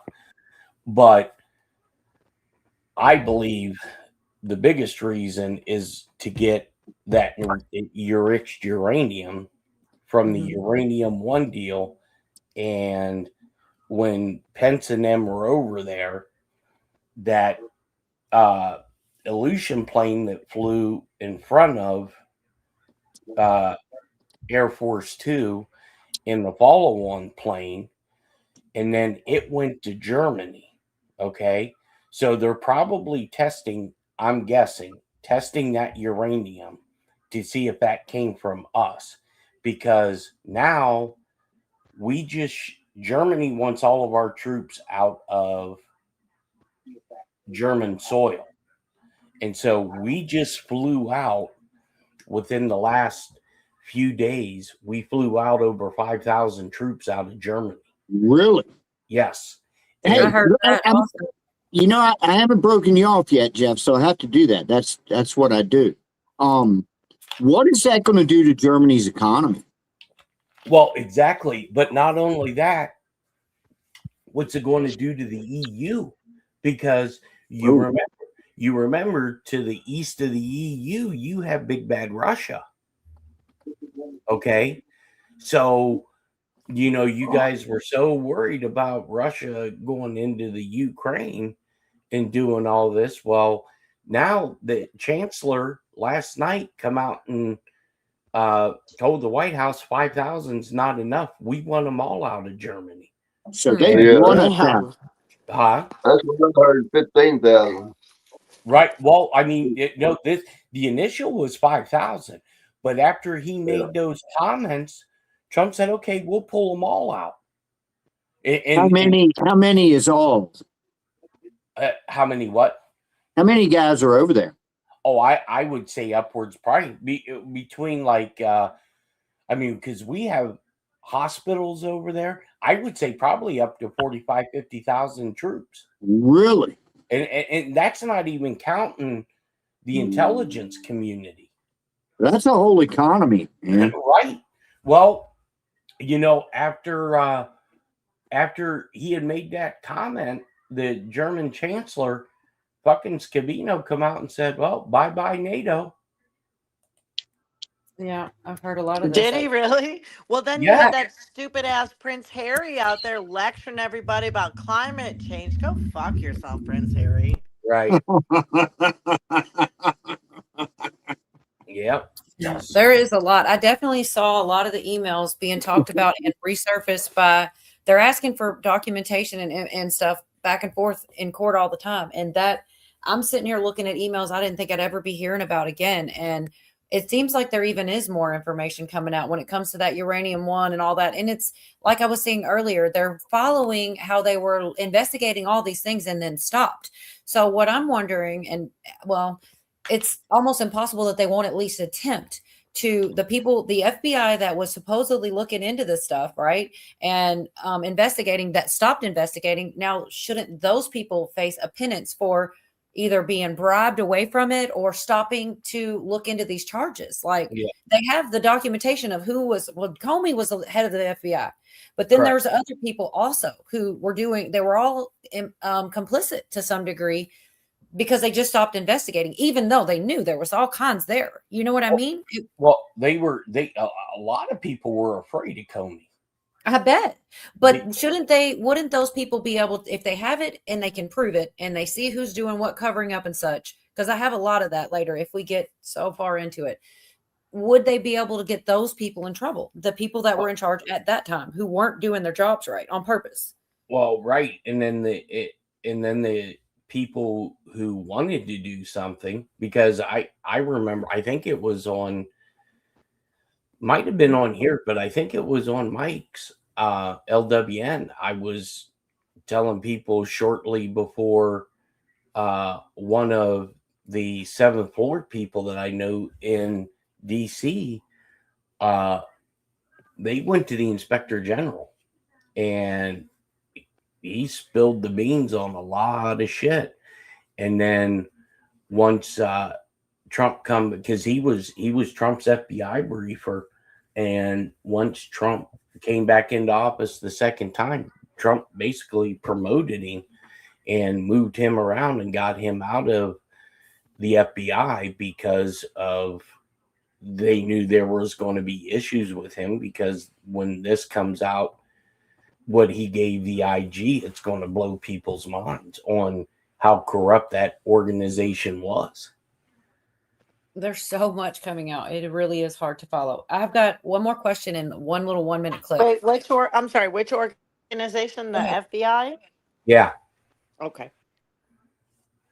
My one real quick question is, just out of curiosity, how do you feel about the 8-6 as far as the strength of the case against him with the 8-6 stuff? His seashells. And I'm going to play a clip after. I'm just curious your opinion. I mean, I can play it first or after, however you prefer. I'm not like, I'm just curious because this is something I hadn't thought of, but go ahead. I mean, you're threatening to off a sitting president when you look at it. I don't think that was his intention. I think his intention was he put that out there and to get them to come pick him up because he wanted to come in because he was, I'm guessing he's probably afraid that people that are complicit into this, they want to tie up loose ends so he don't squeal. Okay. Well, the reason, like I said, this was something I didn't think of. This is back to what's his name? Roger Stone in that little interview. It's barely over a minute. And it was something I hadn't considered or thought about. And it's basically like all we really know when we talk about this is the seashells, but they have his communications and stuff. So like they probably have more basically, but I'm going to play this clip because he definitely said it better than I just did. And just, it was something I hadn't considered. And maybe some things just I don't think of. And I was like, man. Know that. And second, nobody ever finds messages like that. And third, there's a little bit of wrinkle to this because when the Attorney General's office announced the indictment, people were kind of startled. But then he said this was a long investigation and we examined a lot of messaging. So what I'm getting at is if there is something more, and what would that more be? If he said something in a private email that didn't come under attorney-client privilege and it said maybe to his friend or his daughter, this was cool, or this is neat, or this is a good way to threaten the president. If he did any of that, and I think these people are adept enough in the DOJ that they would know that he would squirm out of this ostensibly unless he's referred to it in communications, because they did mention that. They said we've done an exhaustive investigation months long about his communication. So let's withhold judgment until we find out if there's a little bit of background to it. Well said. I got 20 seconds left. Roger, you think that this one sticks?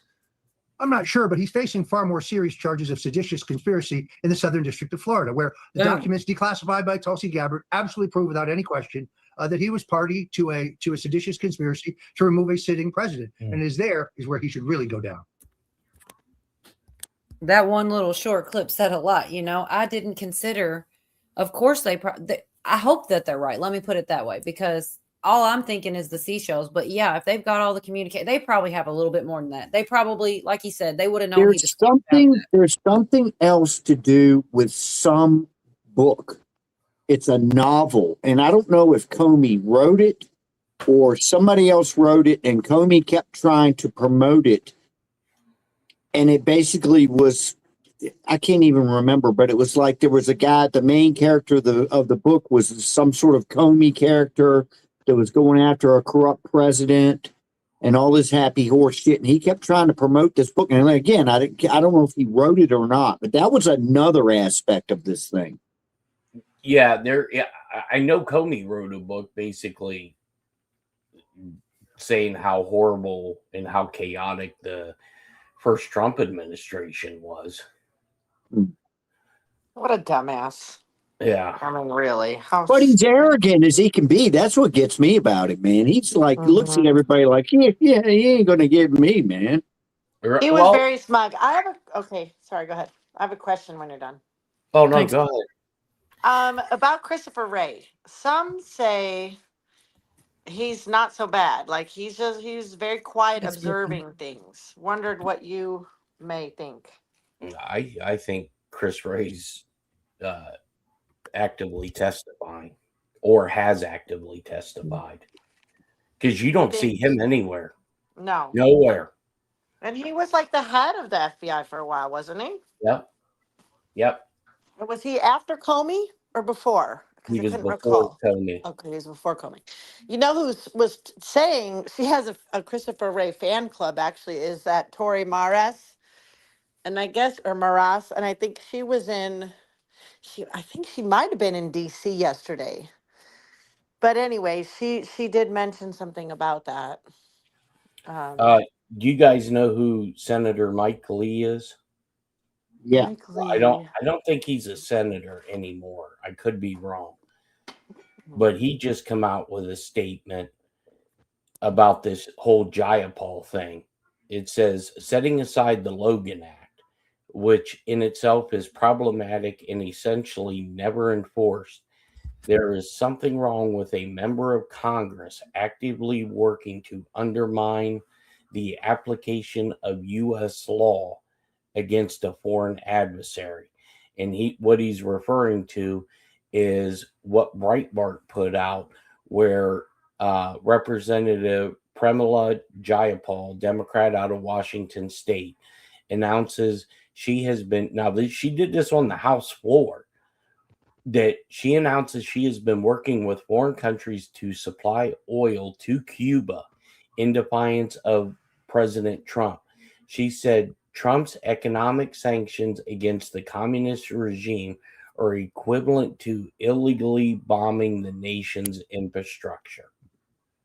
That right there is high treason.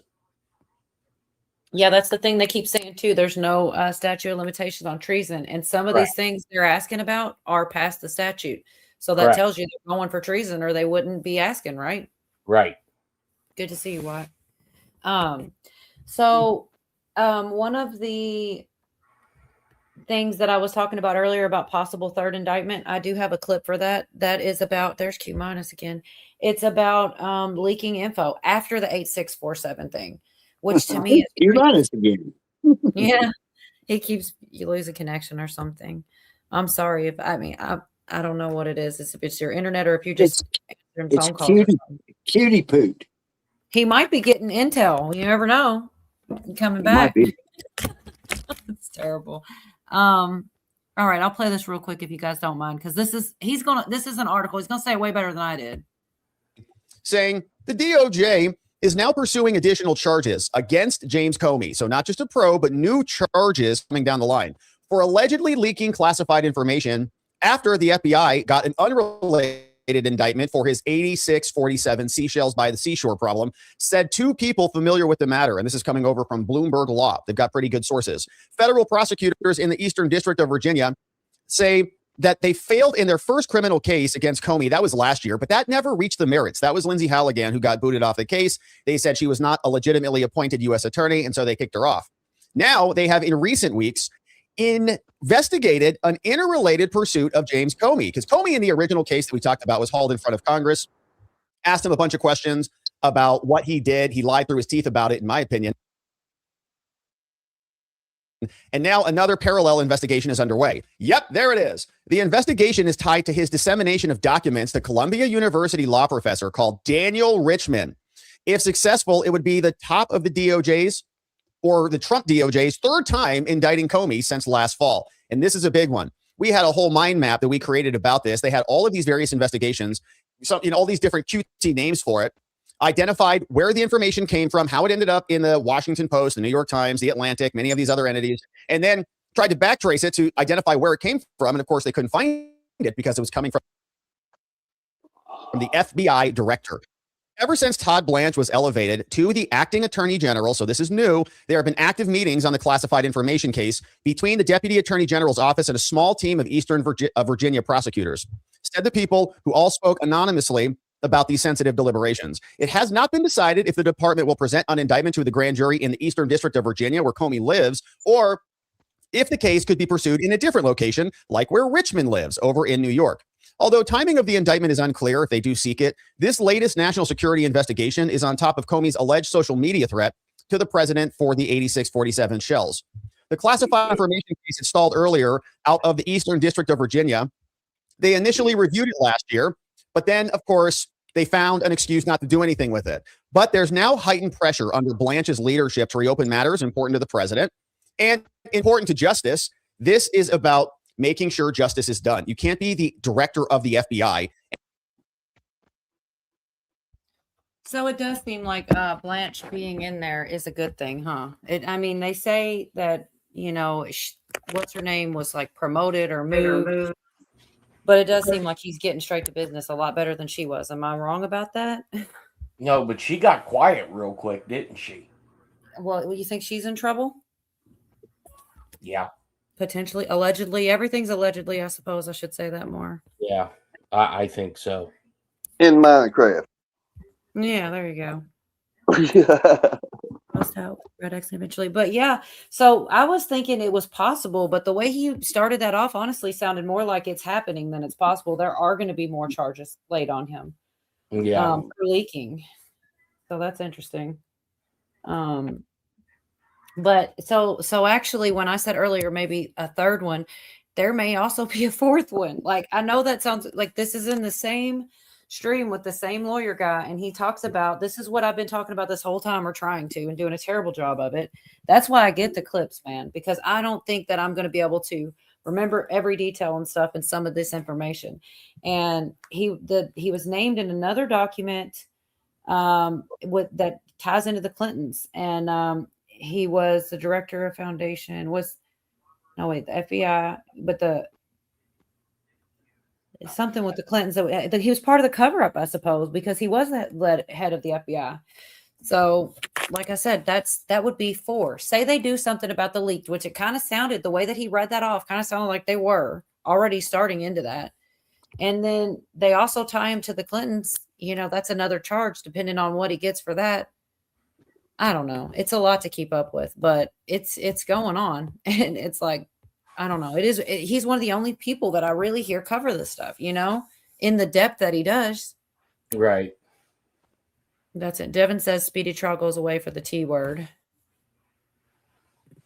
They try him in Virginia or New York, he will walk. That's the other thing this is the one I hate to say negative things, but some things are, the truth is the truth. And I just hope that it doesn't go that way. But the judge who is in charge of Fauci's person that's going to be tried, the judge that person has is not the judge I would choose. They're definitely left leaning, and I don't know. I didn't like hearing it, but hopefully they do the right thing just based on the law and not based on their party affiliation. But I don't know. Did you hear much about that, Jeff? What I'm rambling about right here? That judge? Oh, yeah. Oh, well, I think a lot of this is to expose the judicial system. D2, Billy. But hey, did you guys see the initial? I think it was Fox 3 or Fox 5 that initially started to report about them raiding all of these people today in Virginia, and when they were raiding these weed dispensaries, who this congressman or whatever she was involved in, right? She had financial stakes in. And yeah, I tried to play a little bit of that earlier. I did when I first opened up. Yeah. Okay, so did you hear the people that were coming up and basically accosting the reporters, wanting to know who told them that this was going on and why are they out there trying to basically defame Democratic people? I mean, these press people, the lady that was actually reporting it, I think she was getting a little nervous that they were going to throttle her. I think we're going to start seeing a lot more of that once, Democrats start seeing that they've been duped.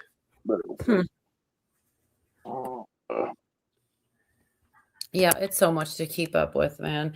And I see people switching, here and there, not as much lately, but right. I feel like it would be great if some of them really did, see what actually wake up to some of the things going on. And I don't know, like stand up to it a little bit, like, well, I don't know.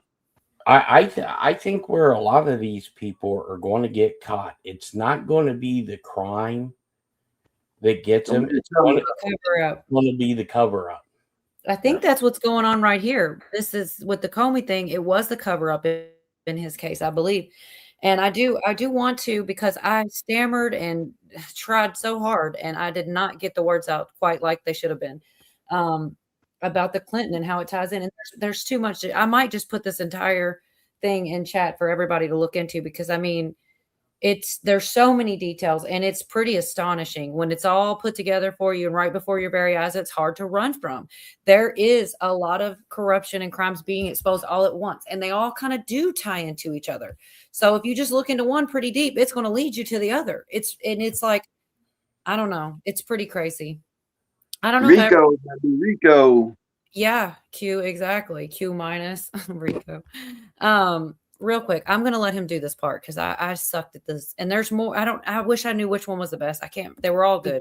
Comey was also now named in another massive document that came out courtesy of Chuck Grassley. And we'll take a look at this one because Grassley is demanding information about Comey and Clinton. And when Comey was FBI director, he was told repeatedly that there were problems with the Clinton Foundation. And what did he do about it? Nothing. In fact, covered it up, according to Chuck Grassley. You see, this is a new letter that went over to two people called Todd Blanche and Kash Patel, courtesy of Chuck Grassley, the Committee on the Judiciary chairman, the great senator from Iowa. He says, hey, Todd and Kash, for over a decade, I've raised concerns regarding alleged actions taken by Secretary of State Hillary Clinton, including her use of non-government email for official business, her mishandling of highly classified information, her potential campaign finance violations, and dubious Clinton Foundation financial dealings. And Chuck, in footnote 1, articulates all of the letters that he sent. Look at this guy.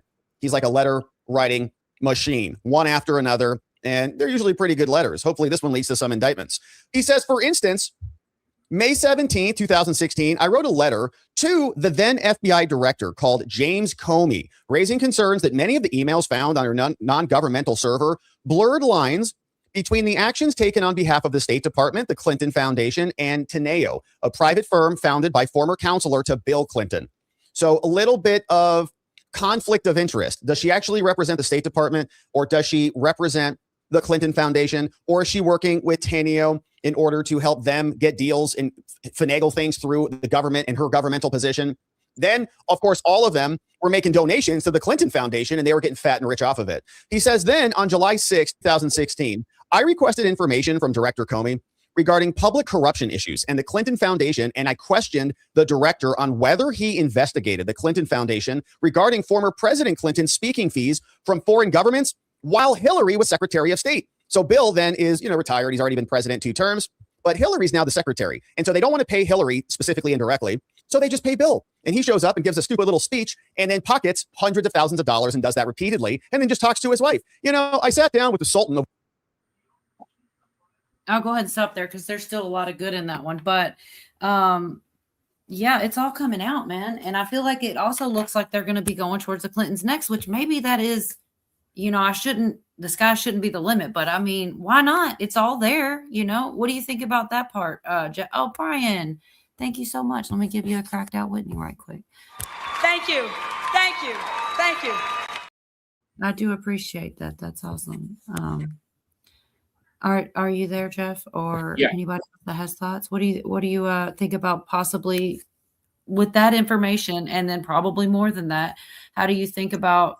Is it too big of a thought that they would go after the Clintons with the right? Well, there's a reason why that Todd Blanche come out and said that they have everything that's on Hillary's server. Yeah, he said this just recently. I'm gonna miss that. That's crazy. I wish I had that clip. Thank you so much, Brian. I do appreciate it. I didn't catch that. Maybe I did, and I just didn't it didn't click, but I just don't remember. I've definitely been hearing about it detail for detail, but I didn't. He might be actually on here somewhere saying that, and I just didn't notice it. That's a big deal. That's a real big deal. Apparently 2025, that's just a year ago. They're talking about this. He talks about the DOJ and FBI released a batch of records that show the cover up about the uranium one. And like I said, I thought that was so far in the past. And then records about the investigations, the emails, and they talked about the statute of limitations again and how treason doesn't have one. So if they're still talking about this and rehashing it, it seems to me like they might be going for it. Like, why ask for the documents if the statute of limitations up, unless it is treason? Do you know what I mean by that? You think that's, I don't know if I'm right about it, but it seems to me, or at least they're going to try to maybe shoot for it. I don't know. We've all seen the Clinton and the black people. I do I remember look. that. I really look for this Jayapal to be the next one publicly indicted. I don't know why it is. That's not clicking to me. I'm not. She's an Indian looking Mhm. lady. She's part of the squad. Her and Elion, they're all a bunch of fucking communists. Ugly ass. Yeah. Yeah, I don't know want to go down the rabbit hole. What's up, Pootie? I'm sorry. Go ahead. when you see her. Yeah, probably so. So man, I'm there's so much I've got, and I really was hoping to get to the Promethean while you're still here, Jeff. And I know you probably here longer than usual already, but I didn't actually want to skim over this COVID stuff. Like I hate to even, I know certain words are triggers and stuff, and hopefully nothing will happen because I know we're not going to, even if we try to like code word it, we're still going to say something we're not supposed to say if it's a big deal anymore, you know? But Yeah, they've been getting them again on YouTube. they've been getting people like, well, this is allegedly in Minecraft and everything, but I think it's important, y'all, when we talk about, here's something I was saying this to Dee, and this is a big deal to me. Like everybody was so upset during 2020. We lived it together. Everybody was so outraged and everything. And we finally are seeing some traction and some movement into people paying for it. And I haven't heard one woohoo out of anybody. Not one person going, oh, I'm so happy this thing is happening. It's everything we wanted. It just didn't happen immediately. And now people are on to the next outrage. This stuff coming out about it is a big deal. These two doctors that were saying all along, hey, it's going to cause this problem and that problem and this problem. And they're like, oh, no. What were some of the phrases they were saying? Things like, hold on. Hold off on, saying all this stuff. And it's going to create erroneous conflicts that feed into the anti-you-know-what rhetoric. Well, so what if it's true? It's true, but they were so worried about the money. These people were all in it together for the money. And Right. the fact that it could possibly be exposed and people pay for what they did, I think more people should be as loud as they were about how mad they were and how much of a disgusting thing it was. They should be equally loud to thank God this is being uncovered and people are going to finally get prosecuted. But I guess some people just don't believe it till they see it. And, maybe I should lean more that way. Well, But I believe it. I think it's coming. I think there's so much proof and emails and things that it's going to, we've been knowing, but other people are going to know too, right? Yeah. Go ahead, Jeff. Sorry. There's going to be a segment of the population that's never going to be able to be satisfied. That's one. Number two, there's going to be a segment of the population that's not going to be able to admit that they were lied to.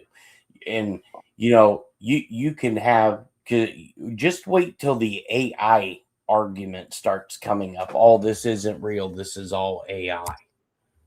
When you start seeing, major players being removed and taken out in handcuffs, wait till, the news media and everybody say, oh, well, this didn't happen. This was all AI generated. I'm ready for that too. I'm ready for that. If they're going to do it, I want to see it. Let's put it all out there. Yeah. But where I think this is really going to jump off, we're starting to get a little taste of it now. But I think in 11 days, we're really going to start seeing it jump off. Awesome. I hope so. I'm going to play this real short. Oh, go ahead. Finish your thought. Yeah, I just want to play this thing about the cover up, but go ahead. I think after Trump does his National Day of Prayer on the 17th, I think On the that's 17th. Yeah, I think that's when we're going to see everything really start to jump off. I hope so. I hope you're right. I want to share this just so that if I did say something wrong, it gets cleared up right here. Pandemic cover up now being revealed to us through Senator Ron Johnson. He says that this cover up jeopardized the health of millions of Americans. We're seeing some accountability for the COVID liars and criminals, including Dr. so-called David Morins, who was colluding with EcoHealth Alliance Peter Daszak as Fauci's senior top advisor, now being charged with. There's emails and he's being charged, and there's emails of that. multiple offenses for manipulating, perverting, and covering up his emails that should have been public record, as he was getting kickbacks, even asking for kickbacks from EcoHealth for facilitating them getting more money by getting into Fauci's ears and persuading him to do certain things, as they lied to all of us about the truth of really what was going on in the pandemic. So Johnson said, today, I released a report showing that Biden health officials knew that safety signals for their jab and the injuries associated with those jabs were being hidden by their analytic algorithm. They knew that there were problems and they hid it. They were shown an updated algorithm. Okay, there is so much more information in that. I mean, troves of it. There's emails between David to Peter Daszak. They talk about FOIAs. There's so much. You guys, I encourage anybody to go listen to all the details, but I am not going to bog down the stream with all that, because there really is something I was excited to share with you with Promethean and get your take on it, Jeff. And I know that your time is limited, so let me see if I can find it before you go.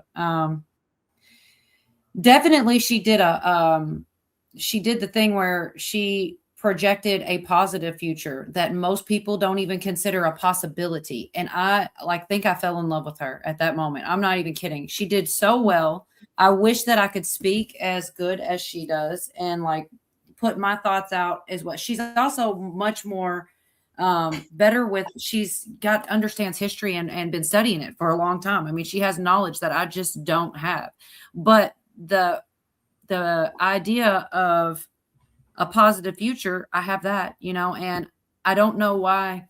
It's funny to me how, people will do the thing where they talk about this bad thing is going to lead to that bad thing. And then this other bad thing's going to happen. And none of these things have happened. Maybe one of them happened. And then they spiral that into this terrible future. But it's not okay for us to say, hey, what if this good thing happens and that good thing leads to this other good thing? And you know what I mean?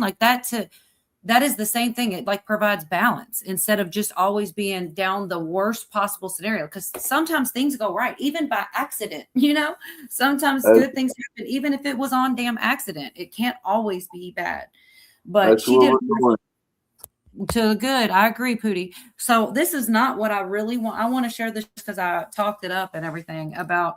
So basically, she's on the PBD show, and he asks her what big empire she thinks is going to be in charge in the 50 years or whatever.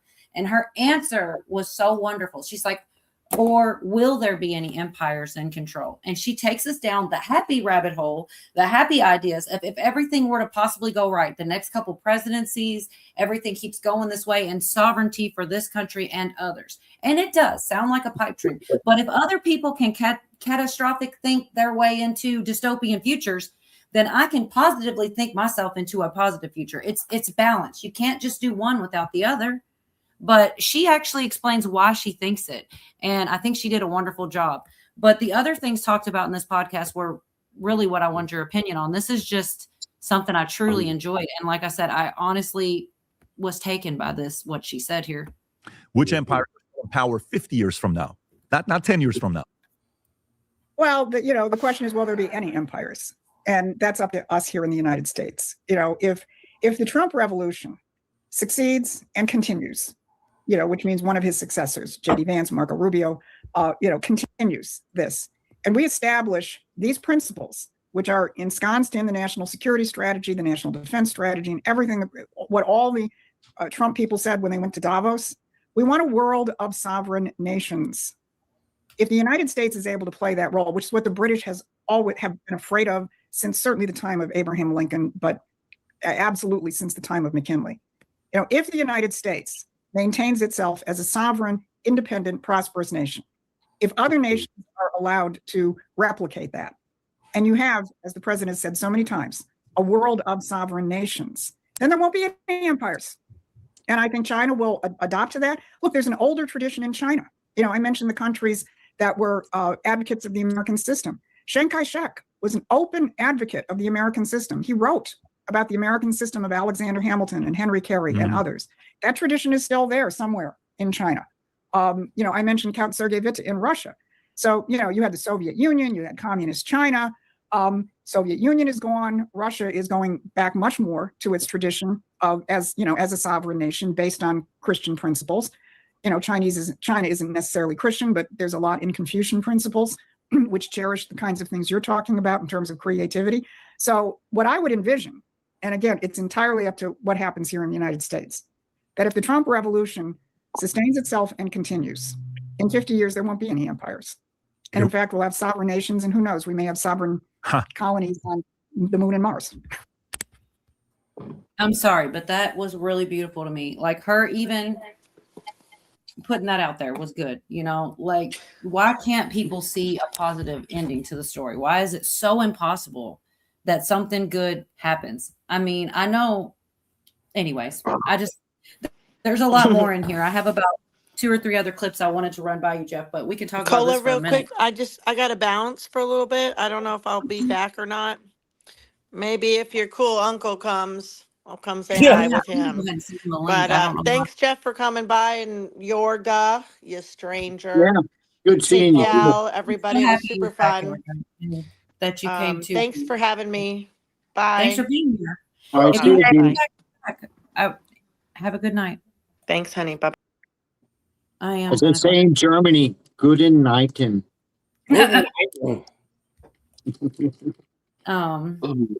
She did make me remember I should send this out, at least so in case he might forget, and he might be busy or whatever, but he said I always send it out. I don't mean to. I try to wait till I see him in chat, and I actually didn't see him yet, but heavens keep opening up here and rain pouring again. No, chessboard's doing much better. What do you mean, Devin? What? You look away for 1 minute and they come back, they're acting crazy in there. MK Ultra pushes people to negative thought. Oh, I'm glad. I hate that. I hope the weather passes you right on by, Outlandish. Well, so in this, there's only a couple more clips I actually saved that I thought were the best. She talks about what the steps that Trump's going through to make us economically sovereign. And she talked about the Lloyds. This is the best one I wanted to go through. I really hope to do. I just barely missed D on this one. I'm going to skip this one. And I know you know about this, Jeff. That's why I'm curious your opinion on. I'm sure probably spin you off to talk about this if you watch it real quick. She talks about the Lloyds of London pullout and that she thinks it's a mistake and that Trump, his reaction to it wasn't what they expected and in a good way. And anyways, let me go ahead and throw this one on for you real quick. I think you'll get a kick out of this and probably have something to add more than likely. Right now. And how much of that did we see when we all of a sudden saw Lloyds of London pulling out? Was that a mistake on their end? I think it was a mistake on Tell their me end. why. I don't think they expected this administration to do what it did, which is to step in and say, okay, you're not going to do it. We will. So we essentially just broke a 300-year monopoly on shipping insurance by them pulling out. Because, of course, that's the first time they had ever canceled insurance through all the other conflicts, in the last 30, 40, 50 years. If you have a conflict in the region, they jack the prices up. That was their business model. They did quite well from it. They never canceled. And the fact that they canceled was their way of saying, we do not agree with Donald Trump trying to end this game. So we're going to call his bluff. We're going to cancel. And Trump counter-bluffed and said, go ahead, make my day. How important was it? Didn't pay attention too much to that when that happened. In the power structure, how important was that move? And what do you think behind closed doors? UK sitting there saying, wait a minute, what did he say? He said he's going to insure it? Yes. Oh, shit. What do you think their reaction was to his move? No, I think you hit the nail on the head. They did not expect a president to do any of these kinds of things, which is why they've been so flat-footed in terms of all of their responses right now. And it's out in the open. I mean, suddenly the country, which was our oldest and dearest ally, which I always found completely hysterical, people would literally say, Britain is our oldest and dearest ally. And I said, excuse me, do you remember the American Revolution? Do you remember the War of 1812? They're not our oldest ally, right? But people were sort of in this, this fairy tale and, the soap opera of the royal family and all the rest of that. And I think this experience where in essence, the British are outing themselves by responding to a president who will openly not play their game. I think she said a lot right there. And there was a lot more, but once again, I do want to give you guys time to respond to it. And a lot of it, I think. She went on to talk about the blockade too. And that May 2nd, they stopped pumping and something about as soon as I'm not going to play it, I don't think, as long as you want to pick up where I leave. That'll teach them. Don't play with the chess master, huh? It is strange because it was the first time that they've ever done it. She said typically they would just have jacked the prices up, but this time they just said we're not going to insure it. I don't understand how any insurance company can, without going out of business, John. could just cut your policy like that. That doesn't, no, especially Lloyd's of London. I mean, they, they're known for insuring super, policies. And you can't just, I mean, how do they just back out of, no, we're not going to cover you now? It all goes back to the Rothschild. So much of it, really. There's so much. It's like a big tangled ass web weaved up, and it's like you start looking at it, it's pretty nuts. It's hard to like put it all together sometimes. I was so confused with all the different stuff going on where there was different, well, I mean, so many different topics, but like back to the different court cases and stuff, how you got different conspiracy charges going on in one place and then other indictments going on somewhere else all at the same time. And they do seem to like tie into each other. And I'm figuring that some of the things they talk about in the sedition conspiracy case are going to affect Comey and other indictments and vice versa. Other indictments might add to or take away, hopefully not take away, but it's so much. I feel like I wish I had a couple more people that were really into this stuff. We would crack the case on this shit if we had just a couple more panelists to put this shit together, cover all the terms. I mean, for real, look at what Nick Shirley did. He started all that. I mean, I don't know. They say they were. I don't know how much they would. Some of the stuff he uncovered, I don't know how much they were already looking into or what. I don't really know how it went down, but he did put a spotlight on it. We have to at least admit that, right? What do you think, Jeff? Do you think it was him first or? No, I think somebody kind of gave him a direction to go. Hey, go over here and film this. That's a good point. Could be. But anyways, there was a lot more in those clips. But yes, information overload. I don't know the question. What? I don't know the answer or the question at this point. I don't know. It might have been Elon. What might have been Elon? Gave him the direction to go. Since he's the one paying no, the question, I did kind of have a question. If you're familiar, I can play this clip. It's only like 2 minutes if y'all want. But she talks about the blockade and how the storage facilities, once they're full and they're going to have to stop pumping around May 2nd, which has already happened. And what she was talking about was earlier in the week. So I don't know. There's probably been some big updates since then. I know that they were trying to do the Project Freedom and they were trying to get other boats. They weren't being able to get out. A lot has changed since this couple days has gone by, but it may be exactly what she was talking about, that on May 2nd, they'll have to stop pumping. She said he doesn't really want them to go back to the Stone Ages. If they stop pumping, then they'll lose the ability or something along these lines. It's a little bit over my pay grade, but I'm trying really hard to dig in and understand what I can, Do you know what I'm talking about, Jeff, or any of this? Or would you like me to play the clip on it? Yeah, you're talking about with the oil. Yeah, and the blockades and the having to stop pumping it or something, and then it not being good after that if they don't pump it. Yeah, I think that like the well collapses if they don't, keep going. Yeah, keep the oil flowing. Then they have to re-drill and all the that. The storage facilities were going to be full, and it puts them back to ground zero or something. So I don't really know where we are. I haven't really looked into that part of it. There's so much going on. It's hard to look at everything all the time. So do you know any new updates on that? No. Did you see? Devin said, just play it. Been here for 2 hours and 2 minutes. It doesn't hurt. I mean, they really do have a way about explaining things a hell of a lot better than I'm going to. That's for sure. Right. And she's got a lot more knowledge. You know what I mean? But also a lot has happened since then. You know what I mean? Like it's, this was 4 or 5 days ago. And then I know that they've started that Project Freedom or whatever, which is to try to help ships out, right? That's what this new thing they're doing now, right? I feel like it picked up where she was warning about this and then it happened. May 2nd came and went. I'll let her do it. He's right. We've already to this is he operates in the real world of physical economy, and you hit the nail on the head. The fact that you've got this blockaded, the fact that once the storage facilities in Iran are filled, and I've heard, I think Scott Bessent said May 2nd is the point that hits, which we're getting pretty close to. Maybe it was a little bit after that, and then they have to stop pumping. And once you stop pumping, you lose the wells, right? It just doesn't work any longer. If you stop pumping, you're going to have to start from scratch and drill all over again. The president does have them over a barrel. He's not just operating in the world of moving diplomatic chess pieces around. He's dealing in a world of physical reality where I think he's got him by the throat. And they're going to play it I think they're going to play it till the very last minute. And I think if the relatively sane people in Iran can make the decisions, and that's where I think you have a wild card yet, I don't know the answer to that. But if they can make the decisions to finally, negotiate the fundamental questions in time, they are just up against it.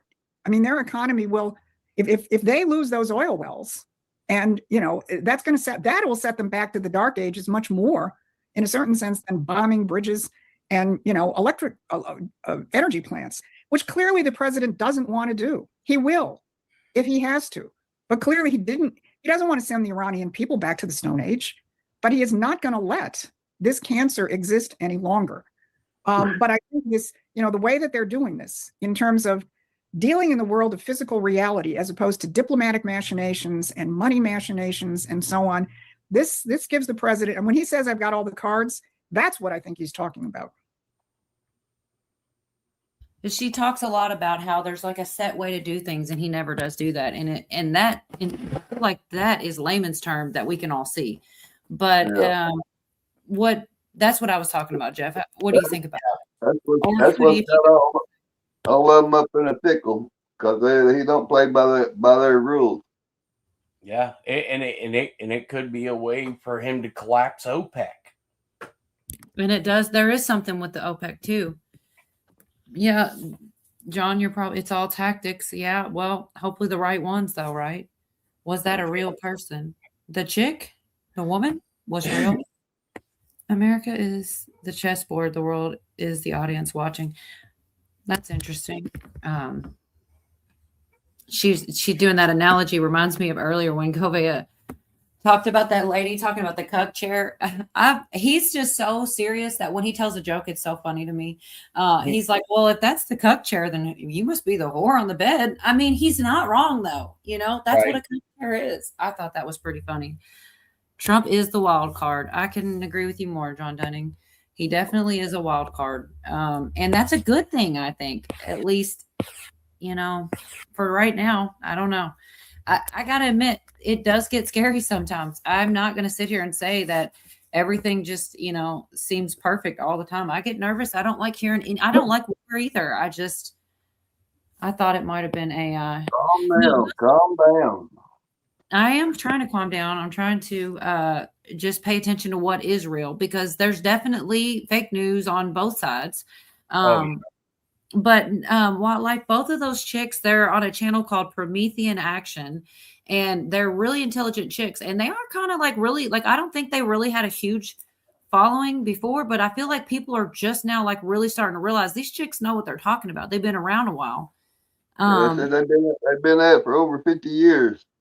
I wonder if he feels obligated to carry around a Trump card and an Uno reverse card at any given moment. If he pulled out a freaking Uno reverse card or a Trump card, that's the type of shit he'd do. He's always making jokes and kind of making, I don't think I saved it. Let me see. I had this one where he's standing in front of a podium and he's like, oh, it leans left.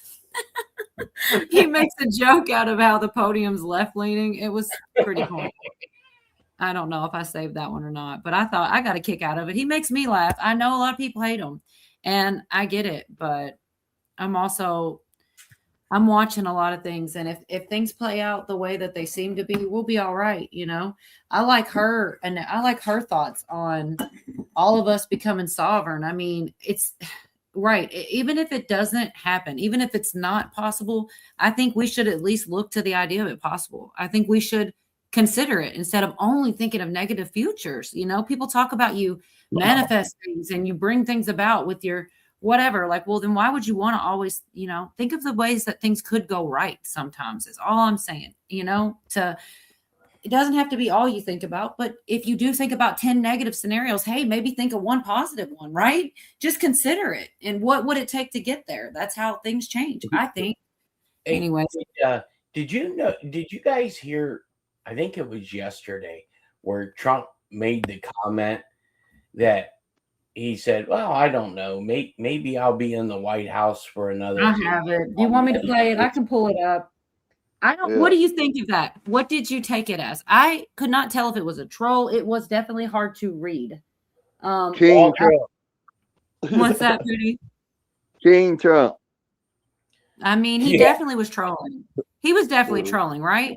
Well, after you play it, then I'll remind looking it you up still. of something that was said. It's going to take me a minute because I wasn't ready for it. But I mean, you should have known. I went back and forth about it, and I was like, you know what?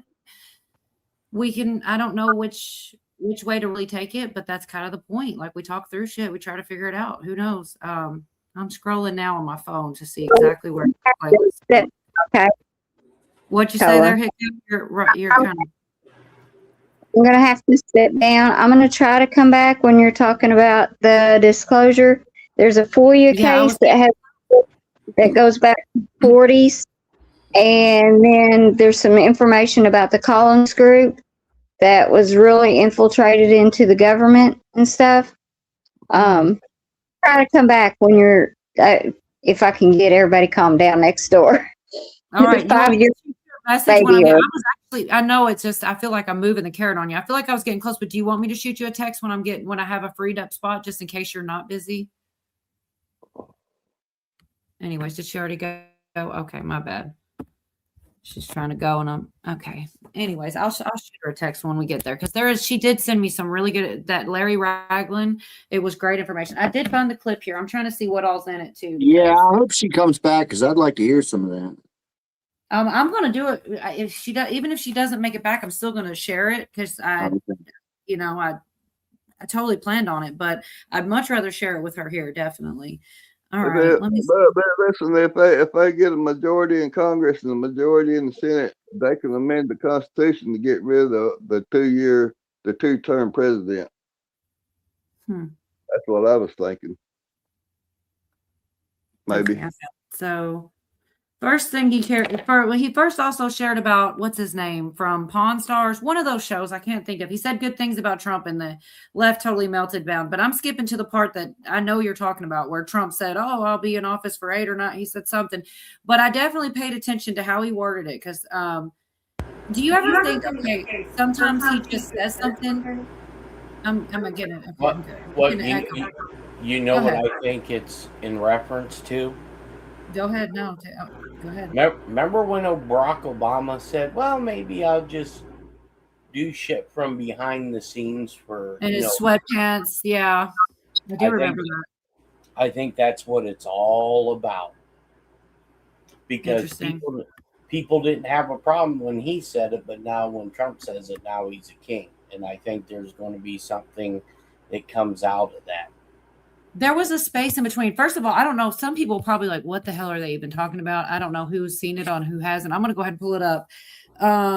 He said, when I get out of office, then he said, let's say 8 or 9 years from now. So if you take that as different, if you punctuate that just so you could say, when I get out of office could be one thought.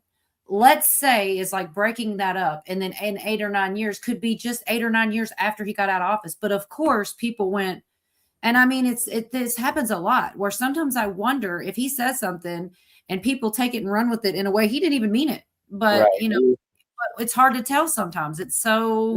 He was just joking around. I think he was joking too in this, but I definitely think sometimes they take shit and run with it. But here it is. The media and Hollywood just don't know how to handle it when a celebrity comes out as a Trump supporter.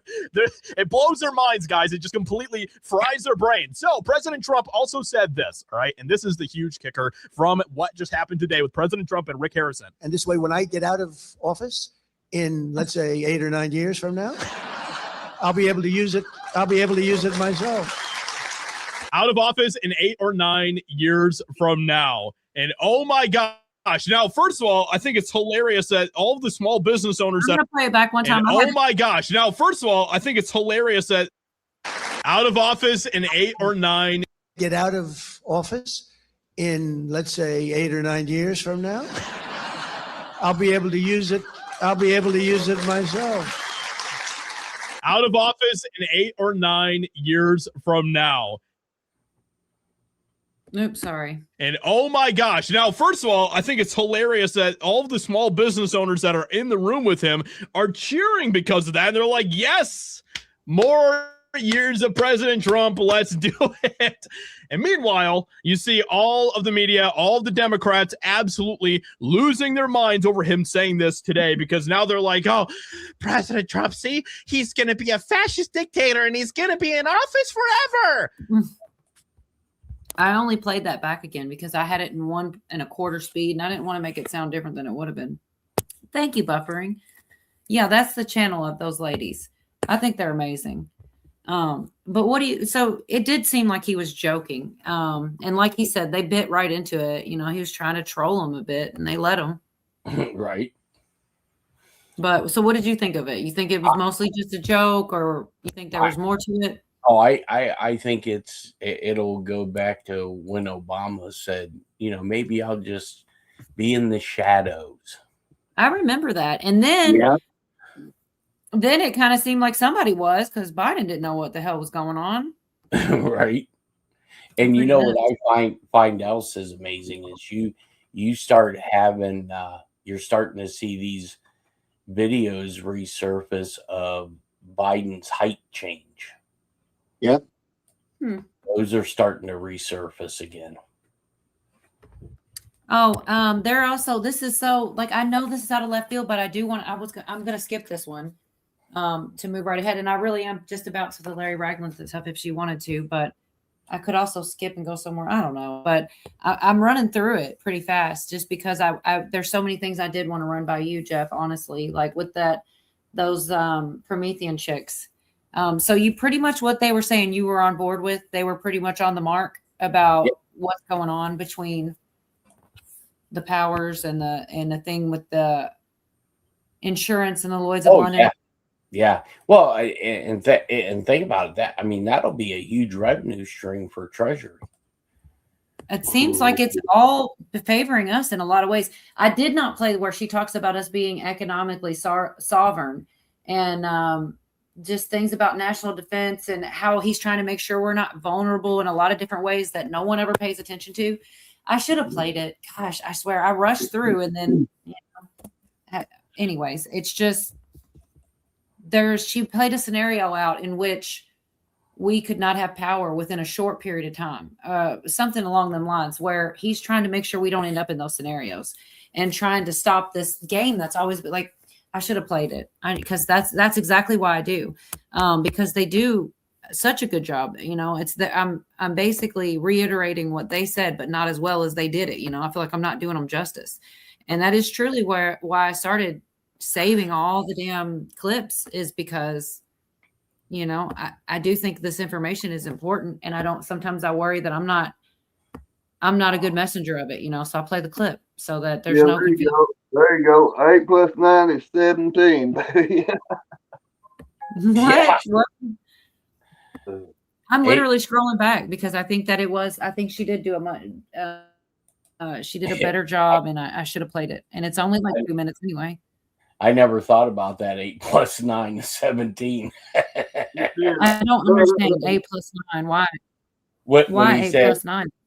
When Trump said maybe I'll be, you know, for 8 or 9 more years. Oh gosh. Oh Lord have mercy. You guys 17. Trust plan, baby. I mean, it has been. What really makes me mad about that is people think that it's more nuanced than just trust the plan. But it's like, for me, trust the plan is when all these things are coming out back to back to back. This subpoena, this indictment, this thing, that thing. Then it's trust the plan. That's when I say that shit. I don't literally mean like put all your trust in this one thing. It's like a nod and a wink to something, and people just don't understand nuance, I guess. No. But I've definitely heard people talk shit about, oh, people still trust in the plan. It's more than that. Okay, Hitgal says, I don't know if it came over, but it's FOIA. The government knows in the 40s that tells about the Nephilim and the Callings, a group of the movement that's been defending Christmas side. So that's the thing. Yeah, it was very, very, very interesting what she sent me. They talk about the 2 witnesses, and that's exactly what's going to happen. It's going to be like one person's going to tell you they're demons, one people are going to tell you they're from other planets, and you have to decide who you believe. And that is, to me, is the deception. So I do want to play right quick this one that I was talking about, where she talks about the economically sovereign shit that I'm not going to be able to explain as well as she does. It's only 2 minutes, and it just bothers me that I can't. I want to hear it. I am. When you discover the American system and the power that actually gives you to be economically sovereign. Look at the question of energy. Well, what is one of the premier policies of President Trump? Energy independence, which means you're no longer at the mercy of the Strait of Hormuz. Unfortunately, we're still at the mercy of, Brent futures pricing, but I think that may recalibrate at some point in the not too far distant future. But you create independence in energy. So you're not reliant on their markets or their strategic choke points or their Lloyd's of London insurance cutoff and so on. And everything this administration has done, a lot of it quiet, where you look at something seemingly boring, like the recent executive orders that the president promulgated on April 20th, where he invoked the Defense Production Act for a whole gamut of aspects of our energy sector, not just energy production, but generation and transmission, where we're incredibly vulnerable. We don't build transformers in the United States. And if we had to order one from South Korea, it'd take 2 years. So let's say you had a bunch of transformer accidents, the lights go out for years. And the president said, no, this doesn't work. And in this order, he says the market is not seeing to our national defense. So we have to step in. And, there's all sorts of government financing institutions under the Defense Production Act. In the Energy Department, you have things like the Export-Import Bank. I think there's one called the International Development Finance Corporation. But these government corporations, where this administration is saying, hey, Wall Street has not, and the magic of the free market, has not seen to our basic needs. We are vulnerable in all these areas. You mentioned it, during COVID, we discovered this. Well, we have to use the full array of government power to make sure that we're producing the basic things we need as a sovereign nation. One of those things is tariffs. But another of those things is, how do you actually get credit into these sectors? If JP Morgan Chase would rather speculate than invest in some vital industrial area, how are you going to get the money in there? Well, you use these government financing agencies to make sure that the credit goes to people who want to produce here in the United States. J.D. Vance described it in terms of our strategic minerals weaknesses. He said, look, companies would come in and want to invest in a processing facility here in the United States, and they'd go through the onerous regulatory policies, and they'd put a lot of money into this, and they're just about ready to get going, and China would come in and undercut the price and wipe them out, and they'd go bankrupt. So we didn't have anything in the United States. He said, that's crazy. He said, we're going to create new kinds of mechanisms where the producers are protected and they can produce. So what I mean by we're not dumb any longer. Dumb is blindly following the British free trade system, blindly believing in some mystical invisible hand is going to make it all work out. No, the invisible hand is picking your pocket to feed the city of London. And Donald Trump isn't playing that game any longer. I mean, like I said, I can't say it any more eloquently than she did. And that's why I wanted to let her say it. I should have played that. I can't believe I tried to skip over that. But I do like to hear y'all's opinions too. Good to see you, Cujo. I sent you a link. Yeah, you're being summoned. And we lost. I'm going to try to get back. Hit gal. I was all quiet till you got here, Cujo. You could sell your birth certificate. Who said that? Or do Jerry they sell said, do they still sell our birth certificates? How much can I get for my birth certificate, man? Oh, not this again. Don't Everything- run. We Look, just got Yorka back. Don't run him off, y'all. At Castle Yorga, everything's for sale. How much can I get for my birth certificate? It's already been sold when you was born. Oh man, who got the money for that? Iran. I bet it was Iran. Vatican. Oh, the Vatican. Oh, great. You guys are going down way down some rabbit holes. Well, but even though some of what she said was pretty, she makes sense though, and people don't look at this bigger picture. And I don't really believe that Trump does. He's making. I do believe he's making the decisions and the calls. We lost. Jeff. He didn't want to say bye this time. The last time he totally said bye. It was so nice and everything. Not tonight. Not happening unless he comes back. I did have one more short about it. This ties back into good to see you, sick and tired. this ties back into about the jabs again. And I know I do push it, but this is weird. I really wish I would have got this last one in, because they're talking about this code word to try to cover it up. It's only like 1 minute, y'all, but check it out. This is nuts. More stuff coming out in every. The Biden-Harris administration email suggests COVID-era loans to Planned Parenthood were discussed under a code word, Benghazi. Small Business Committee Chair Joni Ernst says the label may have been used to evade oversight. What's happening here? Alexandria Hoff is live from D.C. Hi, Alex. Right, and a lot happening here. Senator Ernst has called on the Justice Department to investigate whether this code word was intended to illegally obscure communications regarding about $90 million in PPP loans. Planned Parenthood was prohibited from receiving the Paycheck Protection Funds during COVID because they're a national federation and not a small business. Well, in 2021, Senator Ernst and colleagues started to press the Biden administration on why the abortion provider was initially allowed to receive tens of millions of dollars. At that point, her office says communications regarding the loan decisions began popping up with Benghazi as the subject line. That's a key word that would have rendered the correspondence effectively unsearchable, according to Ernst. Benghazi. What does that have to do with small business? Benghazi. Blatant use of a code word to conceal not only from those of us that are charged with oversight, but from the American people, should they ever request information on Planned Parenthood and how they received those loans. Yeah, the term Benghazi would have lumped any document into the trove of records related to the deadly 2012 attack in Libya. Dana. Wow, what a code word, too. Right. Thank you. So yeah, that's just nuts. Just more crimes and sneaky ways to get away with shit. It's crazy. I'll put this word here.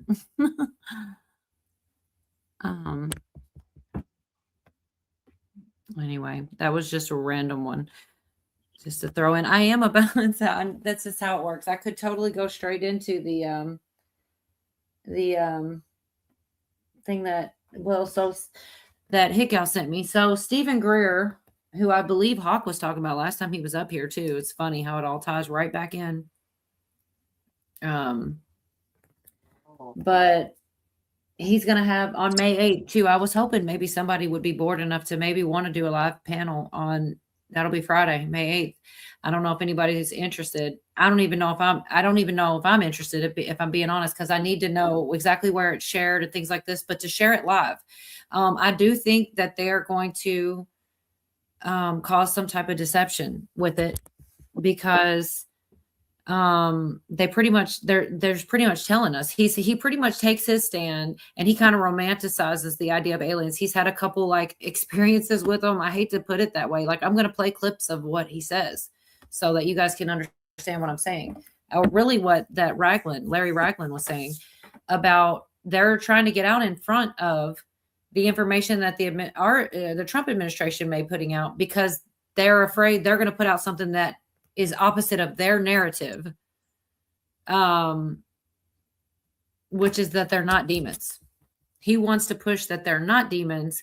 And I guess that maybe I don't know that any of this for certain. It's all kind of speculation, but they're trying to hurry up, and it's Friday, and it's not coming from Trump. It's coming from this guy, Stephen Greer, and whoever he rounds up to come speak this day. So, okay, cool. I do have one more, this random mash short about Alex Jones, because he ended InfoWars, and then the guy that took his slot was a real piece. This is only 3 minutes, and it has nothing to do with what I was talking about, but I did plan on sharing it if you guys are interested. What's his name? Pootie Oswald or Osgold? Osmond Gold. Osmond Gold. I don't know why I always mess that up, but I'm pretty sure this one is. Sound it out, Cole. Just sound it out. I wasn't looking at it, or I would have sounded it out. I'm going like, that's the problem. I couldn't see it in front of my face. I was getting there. I'm pretty sure that's what this one is. So apparently Alex Jones is signing off from the InfoWars studio. Just for context, Alex Jones right now has to pay almost $1 billion in damages after his Sandy Hook defamation case. And so he had to sell all of his InfoWars brand, which apparently has now been acquired by The Onion for millions. Look at this. I never bluff, folks. If you knew what we had, the whistleblowers, documents. We have royal flushes. They are screwed to the moon. We are committed, and if God stands with us, who can stand against us? And that's how I close out. What a crew. The hell we've been through has only made us stronger. Let me ask you, would you have any other way? No. Are you not stronger now in this fight? Yeah! I salute this crew and all the viewers and listeners to this fight. God bless you all. That's it. The next phase starts. The real war begins now. Oh boy, the real war begins now. So anyway, apparently the Onion bought InfoWars, and this is how they introduced the new InfoWars that they have taken over. But I'm going to sip from the blood of the Forsaken. This is real human blood. You can find this at the InfoWars store. This is human blood curated from the Forsaken and the sinners. All right, this is pure premium blood, tested, FDA unapproved. And this is just human blood. As part of my satanic ritual, I'm a servant to Satan, and thank God I was able to get him and the Lord to sit down. This really isn't very good. This is really bad. And come to their senses and get things back to before Satan was cast into hell. So I'm part of that. I'm part of the peace movement. It's thick. It tastes like blood. And this is Satan giving me the powers to continue to fight. And we will continue to fight. And I cheers to you. If you have access to the blood of the Forsaken and of all the children, this is not blood. These are adult. This is adult blood, by the way. Ain't no question. I make sure of that because I don't want to get in trouble. But this is the blood of the Forsaken. It's hot. Wow, that's really embarrassing. Painfully unfunny, zero imagination, and cringe as fuck right out the gate. Norm Macdonald said that in order to do a good impression of someone, you have to at least like them a bit. You can't play someone and have contempt for them at the same time. You know, it doesn't work as an impression. The whole project was doomed from the start because Tim is too spiteful and doesn't really get Alex Jones. No, he doesn't. This is embarrassing. It's so pathetic and embarrassing. What would your mom think? She'd just think he's an idiot. She'd be like, okay, well, where's Alex? Was he going to be online somewhere else? Like, I don't know. There's no video of President Trump sucking a ding dong. And so what if there was? That's a lot better than World War III, Owen. I never sucked any ding dongs. But I'll tell you, if they were going to blackmail me to start World War III about one, I'd say, hey, I sucked a golf ball through a freaking garden. Alex Jones. Oh my God. Oh, it was horrible, but hilarious. They're still turning the frogs. Oh my gosh, you guys. I did need to share it though. And they said he owes almost $1 billion. Mm-hmm. How do you even how do you do that, man? I mean, there's no way you can pay that. That's what the court's finding. Yeah, so Outlander Greer claims to have seen all this advanced tech and says the government doesn't know how to let it out. Plus, if it gets in the wrong hands. I mean, I hear that, but also I don't know. They are disappearing people left and right. We had a day off or a week off. I mean, not one person that I saw, scientist or worked for NASA or anybody. Everybody stayed alive this week, so that's good. But yeah, there is a point to that people are disappearing. So I was thinking about that today, like back to this alien / evil spirits, Nephilim, Enoch connection. Which one are you going to believe kind of thing? I totally lost my train of thought about the Greer saying that the technology get into the wrong hands. I mean, I want to believe the guy, but there's going to be two sides to the story. He's the one saying that. Why is it so important to him that he's like, oh, it's not demons, and he's just trying to.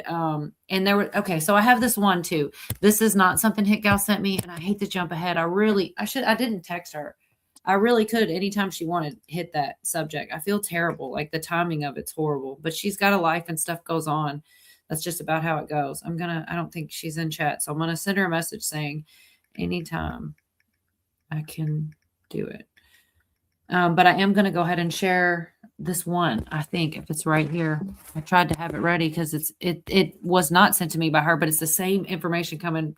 This was on X, and I usually don't share from X, but I mean, it just came into my feed, and I'm like, oh, there it is. I'm behind again. Anyway, I'll go ahead and share it. It's about the demons, aliens thing. And I remember my uncle saying that, which I do hope he comes up tonight. He said he would. I remember him saying that before this was even a subject matter long ago. And it's just kind of funny. Here we are. It's a big debate. It's a big thing now. I mean, it isn't, but it's about to be. Y'all watch. That's what everybody's saying. If it's even a question, I'm leaning towards demons just because of all the he's about to say in this one, I believe. When you say Jesus, they disappear or whatever. Things like that. Come back if you want, D. I see you out there. Full of pastors and invited to come to a private meeting with a group of men who are connected with the intelligence world that are believers, but are still have very high security clearance. These are legit, true men of God that are still connected to Washington and even this current administration and all branches of military. And they literally told us, we had a sitting congressman, a very well-known congressman from Missouri. He called into that meeting as well. That was just for pastors. And this is what he said. On speakerphone, this sitting powerful member of Congress said, "Are the pastors listening to me?" I'm getting chills right now because this happened to me. He said, "Are the pastors in the room listening to me?" And I said, "Yes, sir, we are here." And he said, "Listen to me. Go and tell the church they are not ready for what is coming. The narrative that is coming, what they are going to say is going to be like nothing you can even imagine. They are preparing to tell us that they are from another dimension, that they are our creator, and that these beings, these aliens, or whatever you want to call them, they were the ones that seeded us here. There is no such thing as God. Jesus was invented by them. The Bible was invented by them." And begin to just say, listen, prepare the people for what is coming because they're not ready. But he loved us so much. He made sure that he told us exactly the blueprint to study. He said, study the days of Noah. And if you can understand how Noah responded, that's how you're going to have to respond. And I believe what God is doing in the body of Christ right now. It does suck. It stops right there, but I didn't even look for that. That just hit my algorithm up, and it's on X. That Eric Burleson, he's from Missouri. He's a good dude. Well, when that's heavy. What? There's so much more. I'm kind of stalling, honestly. But I'm thinking, I'm trying to digest this, and there's a lot of people. I mean, let's say this is all legit, and this does come out. This disclosure we've been waiting on. This is what it is, and it comes out as this. What he just said. A lot of people are going to go, "Yep, there you go," as opposed to keeping their faith. And so many people already say that there's so many people that don't believe in God anymore. Like than when I was young, I hear it all the time. It is kind of scary. I just, the push of it is going to be what definitely here's the one thing I will say before my pots and pans interlude for Jerry is that, I'm going to lose my train of thought again. So many people said that it causes you to lose your faith. Things could, good to see you, Cujo. Glad you're here. That it causes you to lose your faith, or you're going to question everything you ever knew when you find this information out. So that being said, they probably will introduce something crazy like that. I don't know that it's going to be true, but there may be at some point that introduced. So how you doing, Cujo? Hey, Cujo. How you guys doing? I'm Peachy King. Good to hear. You're a little crackly. You got your headphones in. It's okay if you do. Let's see how it goes. It was how you doing? No, I don't. All right. Testing 1 2 3. Testing 1 2 3. I love it when I can't hear him. I say something and he's like, "What?" And it comes in perfectly clear. Every time. All right, I'm gonna do a positive interlude for Jerry because it has been heavy. Hit Gal says she's gonna try to come back. I hate sharing something she gave to me without her, so I'm trying to stall with it.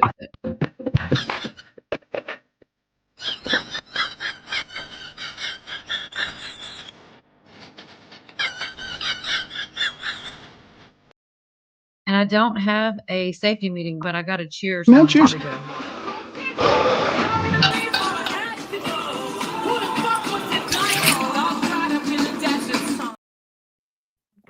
So there you go. Cheers. All right, I'm behind on chat again. Okay, Dee's in the chat, might come back. She did say if she pretty much said she's not coming back unless my uncle comes back. Something like that. I'm just kidding. Whatever. She did actually mention you. I don't know She exactly did say what that. Yeah, she didn't give a damn about me, but she said if you come up, she'll come up. Sure did. Let's rewind the tape. Kidding. Devin said my short gave him a great idea on his Brussels sprouts. I'd love to hear it because I don't have a lot. I don't have like what idea did I give you? I just put it in the dirt. I'm still learning. as far as gardening and stuff. I don't know. I've never successfully grown Brussels sprouts. I just planted them. Hopefully they will. Alien seeded humans. Oh my gosh. There's so much, y'all. Yes, Larry Ragland is the one I'm kind of stalling for Hit Gal to get back up here if she can, because she totally sent this to me and I really did enjoy it. Let me mess with your audio. I don't know what I can do. I'm not the best at all this stuff. I'm glad you're here though. All right, reduce background noise is one thing. Echo cancellation. Huh. That'll probably do it. It's a lot easier than we make it. Hey, look who we got. Hit Gal came back. Yay. Oh, that worked out great. And I still don't, all this time I've had, and I still didn't have it pulled up, but I'm about to. I'll get it. How you doing, Hit Gal? Got a break for a minute? Ooh, I found it. Okay. Well, awesome. I found the video. I did play one. I don't know if you caught it because I know you're doing other things, but they were saying basically that they're going to come out and tell us there are gods, which is even more. Well, further. in the chat right here, several people are mentioning star seeds, and I don't ever remember reading that in the Bible. I'm not saying it's not in there, but I don't remember that part. No. It's not in the Bible, Yorga. You're absolutely right. But I have heard about star seeds, and it's interesting. But you're right; it's not in the Bible. It may be in Enoch or one of these others. I don't. Yeah. But I'm not. Now there is a part in the Bible, and I don't know where. Somewhere with Jesus, Jesus said something to the effect of, "There are others," and you never really know who the others are that he's talking about. So, I mean, you could put aliens in there, or maybe he was talking about somebody from another country. I don't know. Oh, Hawk's here. There's a whole mindset of people that want aliens believing how they will never know. Accountability. I'm so far behind y'all. They are creating a street level civil war with an info. Hey, this guy breaks it down about the different witnesses, and I think he's got such a good point. I mean, we'll see. It's yet to happen, but it, like I said, the 8th. Anyways, okay, so Monty, baby. Monty, really good to see you, Monty. I'm not quite there yet. Hey, Miss Mendersu, good to see you. A new wave god. Oh, you mean new age god? Let's see, almost down here. 1/3 of the angels fell. Yeah, see, that's a lot of people in this clips that I've got here from Hit Gal. They have several. Who's the girl? Anna Luna Paula keeps mentioning Enoch. It's so good to see you, Monty. D there, Nona Starseeds. Humpty Bumptiwa. Hopi prophecy. Evil has taken over the whole world. Time of purification is very soon. Prepare yourself accordingly. Blessings from Hopi Reservation. Well, thank you for your blessings. The Hopi legends speak of the star people. See, I don't know anything about it. I'm not going to sit here and pretend. I've heard about it in YouTube land, but I don't know all the details. Teresa, good to see you. I don't know how I end up so freaking far behind. Yeah, Hawk had it before I got there. All right, so let's see. I've got it right here. Still, after all that, didn't have a timestamp up, or did I? Yes, I do have. So this one is where he talks about Stephen Greer. I mean, there's several clips, but I'll start with just the very first one that I wrote down about this event coming up in just 2 days, actually. And I was thinking about actually covering this. I don't know if anybody wants to do it with me, but I just really need 1, maybe 2 people to hang out, and we'll just try to find it live and watch it as it unfolds. But here. Disclosure event to feature whistleblower testimony, new visual evidence, and policy recommendations. Dr. Stephen Greer, founder and president of the Disclosure Project, will host a major press conference on May 8th at the National Press Club, marking the 25th anniversary of his historic 2001 briefing that introduced military and government whistleblowers to the public and helped catalyze, is that right? Mm-hmm. The modern UAP disclosure movement. This anniversary event will present new firsthand whistleblower testimony alongside video, photographic evidence, and analytical findings addressing longstanding questions surrounding unidentified anomalous phenomena, UAPs, covert programs, and government transparency. Scheduled speakers include former military personnel offering direct accounts of underground facilities, recovered materials, and encounters with advanced aerial aircraft. Among them, U.S. Army Green Beret will describe being taken to a facility in Indiana housing non-human artifacts, as well as witnessing a man-made Tic Tac craft during a mission in the Middle East.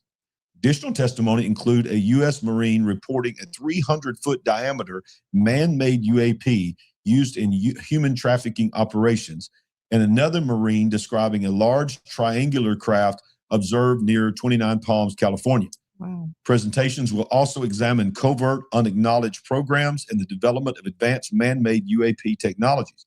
Speakers will address the misuse of such technologies, including their potential role in illicit operations and experimentation. A featured segment will highlight analysis of the Buga-Spear, an object recovered in Buga or Buga, I think it's Buga, Colombia, according to preliminary findings.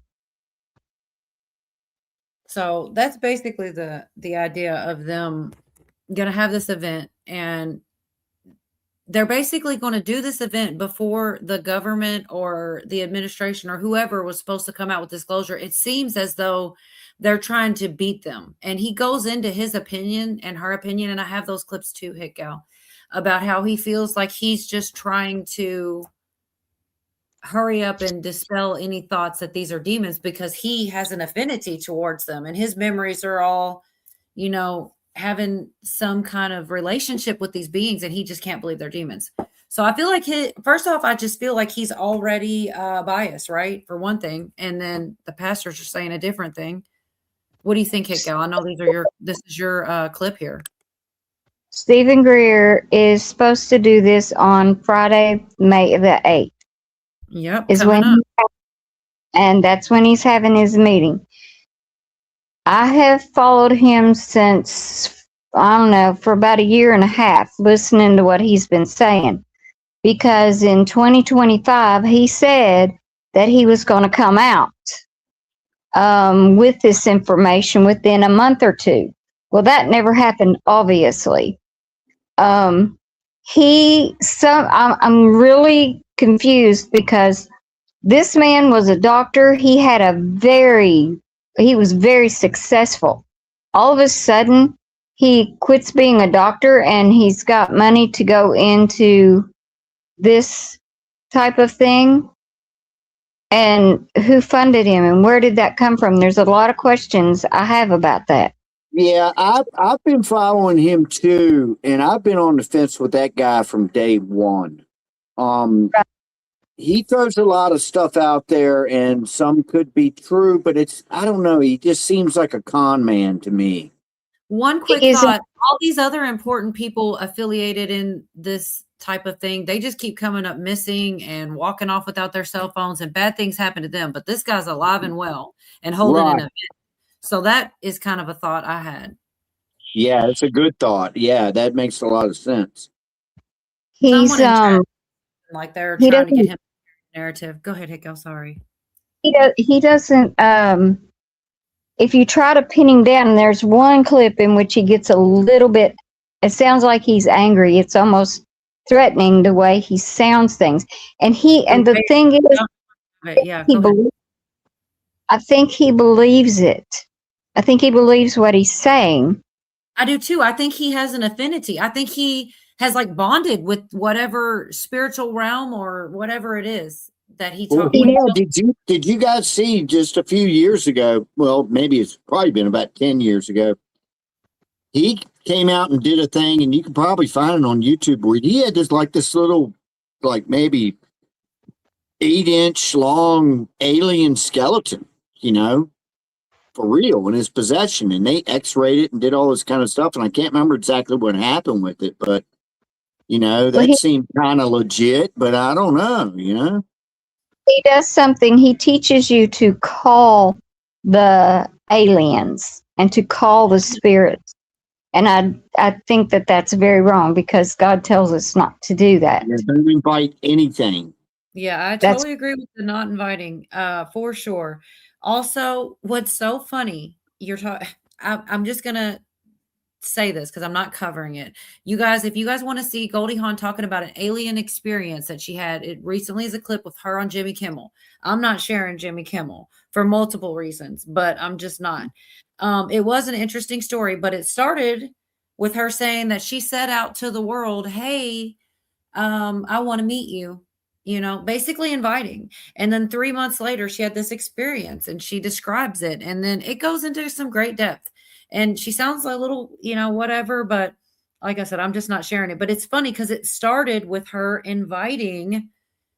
wanting to meet them, accepting and signing up for meeting them. And then it's a really weird story. I will tell you a short version of it since I'm not going to play it, where she wants to take a nap in the car, said she felt like she had a Valium cocktail or something. And she's taking a nap in the car with the place where she dances at in LA.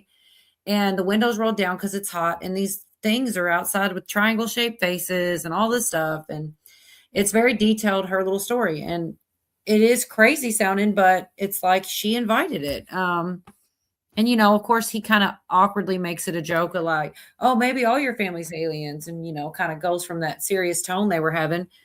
But whatever, it was one experience, but it started with her inviting them.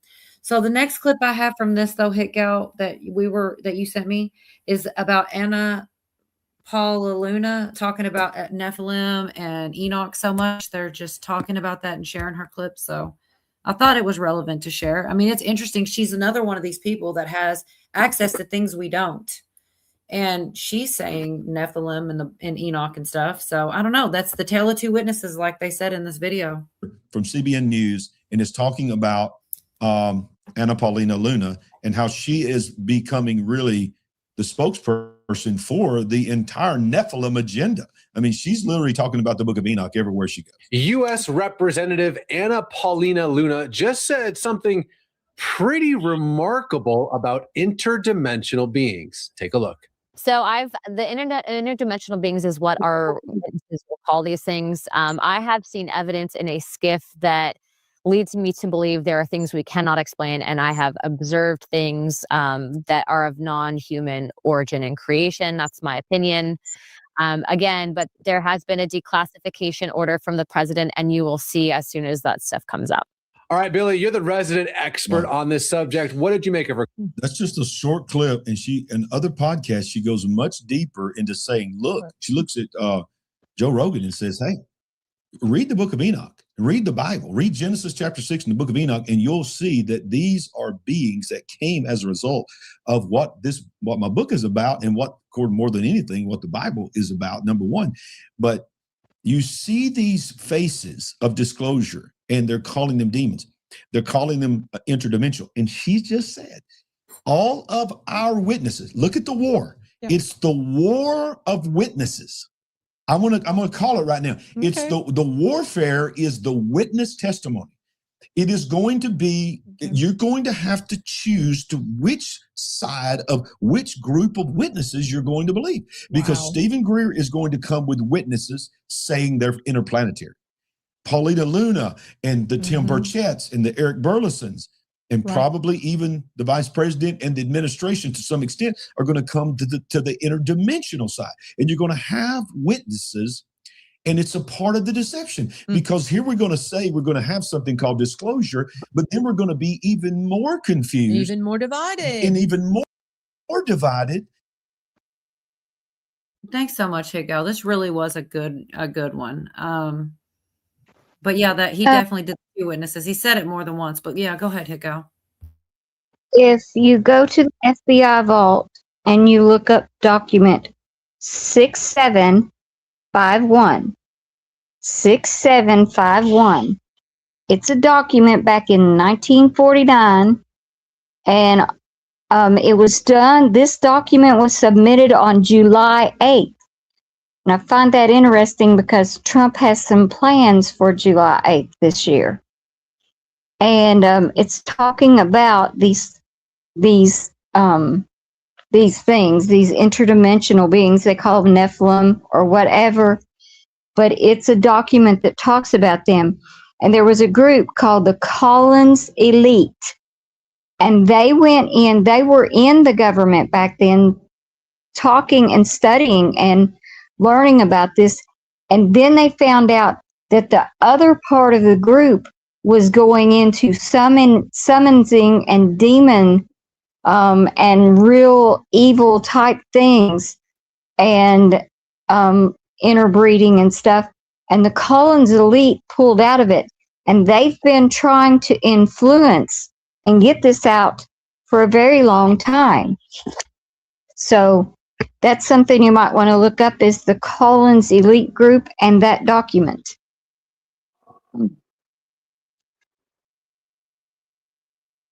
Interesting.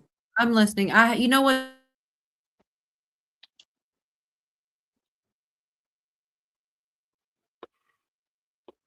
We lose Cola. I don't I'm know. sitting and y'all aren't hearing me. I was going to say I was trying to write to Monty, but also one of the things about that Collins Elite, I have heard about it, but also this is so dumb, but I have to say it because it's like one of those things. The movie Twilight, the kid, the vampire, he's Collins. His family is like so important. Aren't they Collins or is it Collins? It's really close. That's I never watched those movies, but that's the name they used in Dark Shadows, the old 60s vampire soap opera. They were Collins, right? Yeah, because the house was called Collingwood. It's weird. Like I think they do that shit on purpose. Anyway. Yeah, they got it from there to get it from Dark Shadows, I guess. Like I said, I've never seen those movies, but yeah, it's the guy in Dark Shadows was Barnabas Collins. Yeah. Collins. Okay, I think Outlandish might be talking to me. It was really close, but they're like ancient esoteric stuff. Yes, that's what I'm saying. And they do that on purpose. They put these little tidbits, but like, because they could pick any name they want and they pick one close to it.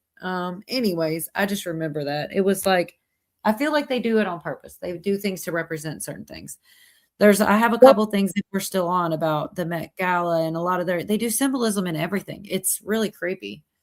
Twilight was Collins. Thank you, Outlandish. Go ahead, Hickow. Sorry. They get stuff at Coleman and Edwards Air Force Base. There's a lot of stuff that went down very, very strange with some people that worked there. And you know what that one girl was talking about, that Amy? She had talked about them watching her, and yeah, and the two head guys there, I can't remember their names, but they had very strange things like that happening to them. There's a guy named Greg Renrich. He actually worked down deep in the ground, and the name is Renrich, Greg Renrich, and he actually worked down in the ground with them. It was hearing his story was very interesting, and after he told it, he suddenly got cancer. That's crazy. That's true, Devin. Symbolism will be their downfall. It's absolutely true. I remember hearing that a lot. Mm-hmm. So, did anybody else want to add anything? I do have the next clip here where they talk about the 46 UAP videos, which apparently a lot of people have already seen except us. But if anybody had anything to say that hasn't gotten in here, I was going to wait. Yorga or Q minus or Cujo, if y'all had anything to add. No. I gotta go. I'm about to go sleep. Well, good night. Thanks for being here. Nighty poo, pooty poot. Night, Joe. Good night. Night, night. Did you say something though, Cujo, or were you saying? No, I'm just listening, like a good student. Oh, Lord have mercy. That makes me the teacher. We're all in trouble. This is coming from, a lot of this really did come from Hickow. I like having things from other places. I'm not looking though. And I kind of was looking this way. Is Cujo alive? Said Dee. Come back if you want to, Dee. All right, let's see. Well, this is about the 46 UAPs. And all these people went in the skiffs and stuff to see them. But we haven't seen it. But whatever. Unseen video. We've all seen the TikTok, but there's supposedly 46 UAP videos that the public has never seen. Is the government The government has them. Anna Paulina Luna, Tim Burchett, Eric Burleson on the Democrat side as well, who are there. They've all seen. Did they have to go in the skiff? They had to go in the skiff. Oh, boy. So this is what he is saying the president is going to release. Jeremy Corbell is an investigative journalist and the co-host of the Weaponized podcast. He knows more about this than anybody, and the new movie about him, Sleeping Dog and UFO Disclosure, is excellent. I watched it yesterday. So there's a movie about him I didn't even know. Okay, So we not probably either. need to try that. Jeremy, there are 46 videos. that Congress wants the Pentagon to declassify. The Pentagon missed the deadline to do it. But will these 46 videos be convincing enough to have Americans saying, I have no doubts aliens have visited Earth? You know, I think that these are data points. I think these 46 videos are really important. I think the American public should be able to see them, and so does Congress. They specifically identified these 46 videos because they know that these videos exist. They are designated UAP by our own military and intelligence services. I have been exposed to a number of these. In fact, George Knapp and I provided that list to Congress. We've actually released some of those videos. So the American public is ready for this. Now, what it's going to tell us, what the end result is going to be, it's another data set of footage the American public can look at. But here is what I know for fact, Peter. There are machines, there are craft of unknown origin that fly with impunity in our restricted airspace. And our government has been assessing this as a national threat for decades. The jig is up. People now know UAP are real. But what are UAP? Who are flying these machines? Who made these machines that can outpace, outmaneuver, and outperform our greatest war fighters? That's the question. And that's a good stopping point for a second. It's a lot to take in. Even in small doses, it's still a lot to take in. But yeah, 46 videos. And that's why, and that's the stuff that Burchett has seen before. He's like, oh, I think everybody should see it. You're going to lose sleep. I'm like, I want to know what they know and just get it over with, you know? And I do worry though about the two different sets of witnesses, Hit Gal, like he is mentioning, people that say, hey, these are demons, and people that say, hey, they're not demons, they're interdimensionary and they're alien. It's like people are going to choose sides again. It's crazy that they keep finding things to divide people with, you know? Well, here's something interesting. You know, everybody was talking about the angels, a third of the angels fell and stuff. Well, back in Genesis, the reason God destroyed the earth was because of the Nephilim. Then in Sodom and Gomorrah, those were Nephilim in that town, and that's why God come back and destroyed them. But here's the interesting thing. In Jude, which is right before Revelations, he talks about that they're locked in chains until they're fiery in, and those are the ones that did sexual immorality and bad sexual things, and so God has them locked up until they're fiery in, and it says that in Jude, and that is in the Bible.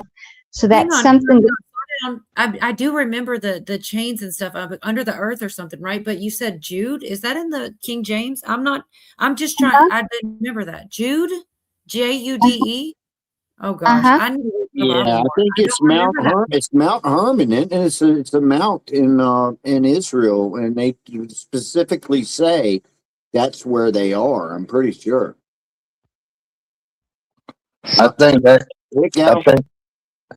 I think actually that they are dispersed around the world under the earth. Well, the ones that didn't do sexual immorality were dispersed, but the ones that did, it says right there in Jude, the ones that did sexually immoral things are chained. Okay, Yeah. but then I think the rest are. He's just saying some are dispersed. I think y'all are saying the same thing, actually. Yes, I am. They are chained up underneath the earth.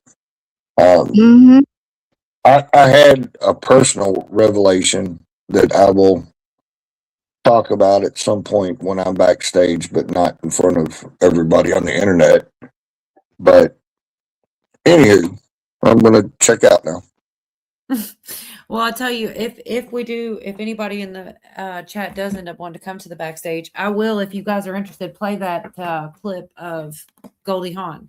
It's only a couple minutes, but I don't want to play it live. I don't like Jimmy Kimmel anymore, and he probably would put a thing on me anyways for sharing his content. But I also don't like the guy. I would just play Goldie Hawn's part where she tells the story. Anyway, the angels which kept not their first estate, but left their own habitation, he hath reserved an everlasting change under darkness until the judgment of the great day. Yes, it's 1:6. And then 7 says, even as Sodom and Gomorrah and the cities about them, in like manner, giving themselves over fornication, having gone after strange flesh, and are set before an example, suffering the vengeance of eternal fire. Right. Isn't it strange though, of all things, the sexual immorality and the way the world is kind of going right now? It's like maybe they have been unleashed or We are in the days of Noah. If we're not in Right. the days of Noah, we're pretty close to it. Oh, I think we're there. And you know what? I heard a preacher say today. He said a lot of the people we are passing in the street are Nephilim. They probably are shapeshifters or something. They just got kind of like the movie They Live. Remember? I don't know if you saw that. Yeah. You know, as crazy as that sounds, I don't think I would be that surprised if it's completely true. Right. Well, sexual sin. Go ahead. I didn't mean to cut anybody off. No, you didn't. Go ahead. I was just gonna say she was talking about sexual sin. It is absolutely the worst thing that anybody can do. If you look up what happens to people that are sexually abused and how it completely screws their life up. But on a deeper level, you look at God gave us the way that we are. We could have been made any way, shape, or form, but we are bipedal with 5 fingers and opposable thumbs. We don't drop eggs underneath a rock. We have live birth, blah, blah, blah, blah, blah. But the symbolism that God gave us on the earth to be able to relate to Him with the mother, the father, and the child, and Jesus being the church being His bride. This goes very deep, but sex is a wonderful thing that feels good. Blah blah blah. We have children, which should be the biggest blessing that anyone gets. But the symbolism of the family, and everything in God's relationship to us, everything gets screwed up with sexual sin and relationships with fathers and mothers and people becoming prostitutes. And you get what I'm saying. It is the worst sin. That's why they are chained and waiting for their time to die. I have some grandchildren that have been sexually abused as babies, and they are messed up, really messed up. Yeah, that's Man, heavy. There's a special that place is of heaven for those people. Sorry to hear that. That is majorly fucked up. I've dealt with the fallout of that kind of shit all throughout my life. I don't like it. It's screwed up a lot of my relationships, not because of me, but because of the way that they felt, blah, blah, blah. If it were up to me, I would, how do you say this on YouTube? I would unalive a whole lot of motherfuckers. I've dug a lot of holes in my life. Anyway, Gold star.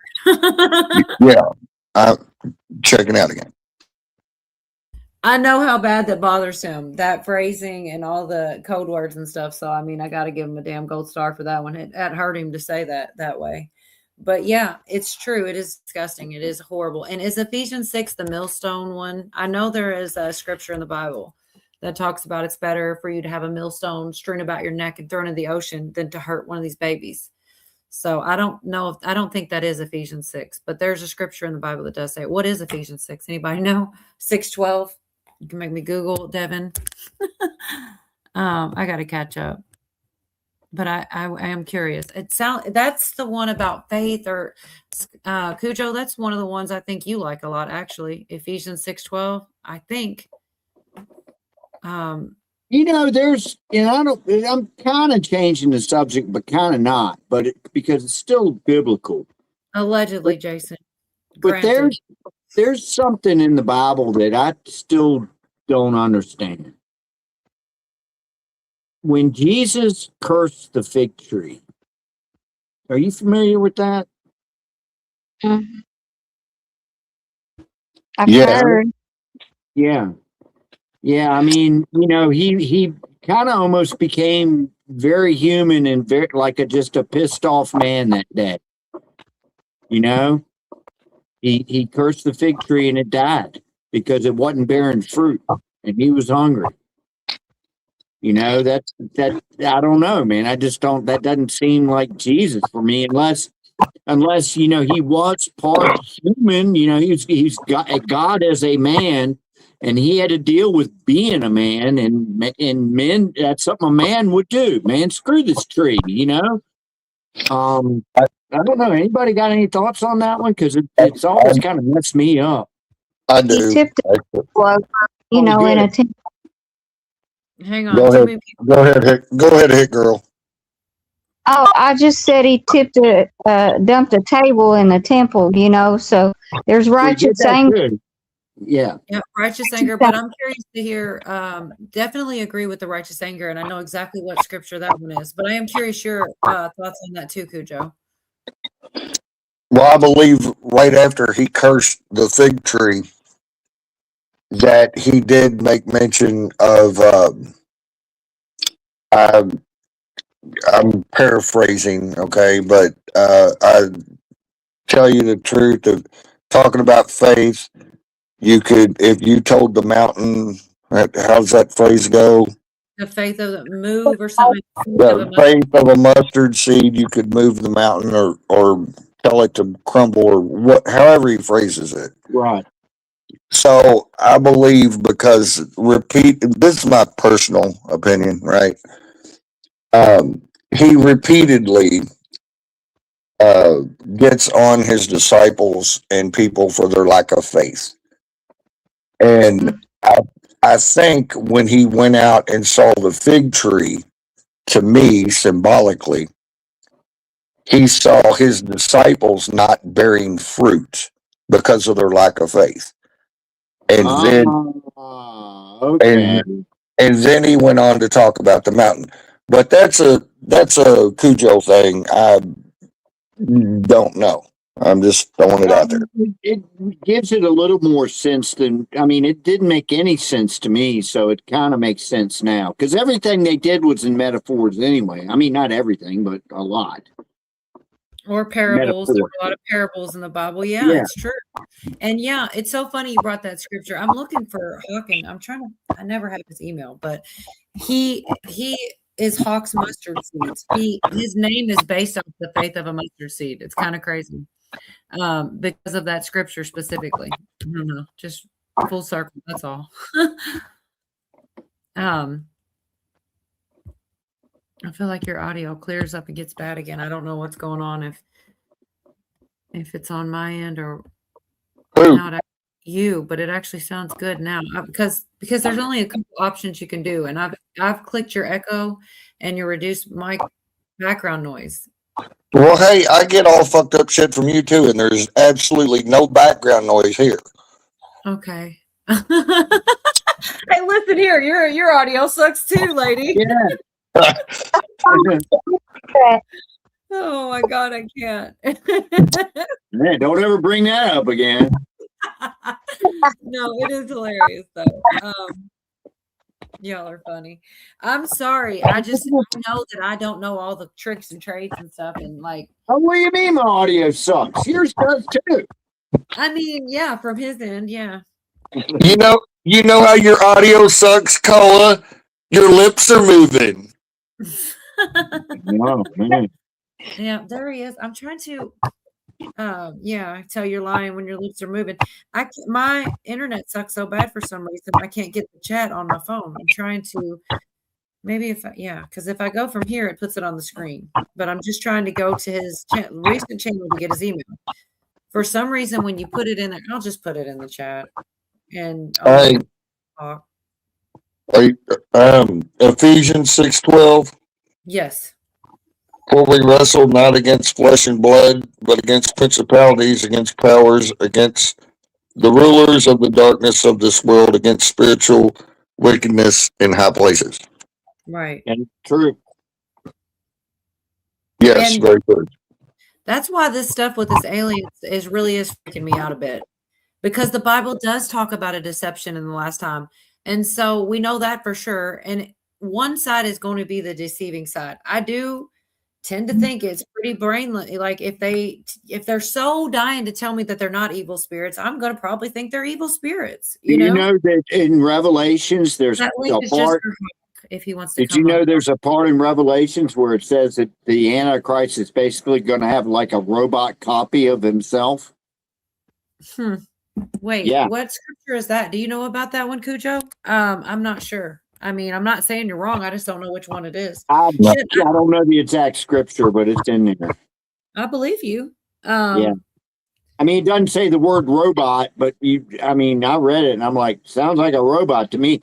And I mean, I read it years and years ago, way before AI, and we have these new robots now, and you know.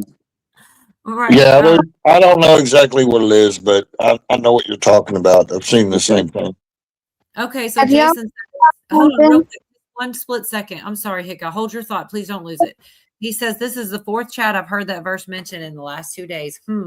Yeah, on that one. Because for real, that's interesting, right? Like I consider certain things confirmation, or maybe it's the reason, right? Let's just consider what the scripture's saying, dwell on it, meditate on it. But go ahead, Hicka. Sorry. I just wanted to, that's a crazy comment.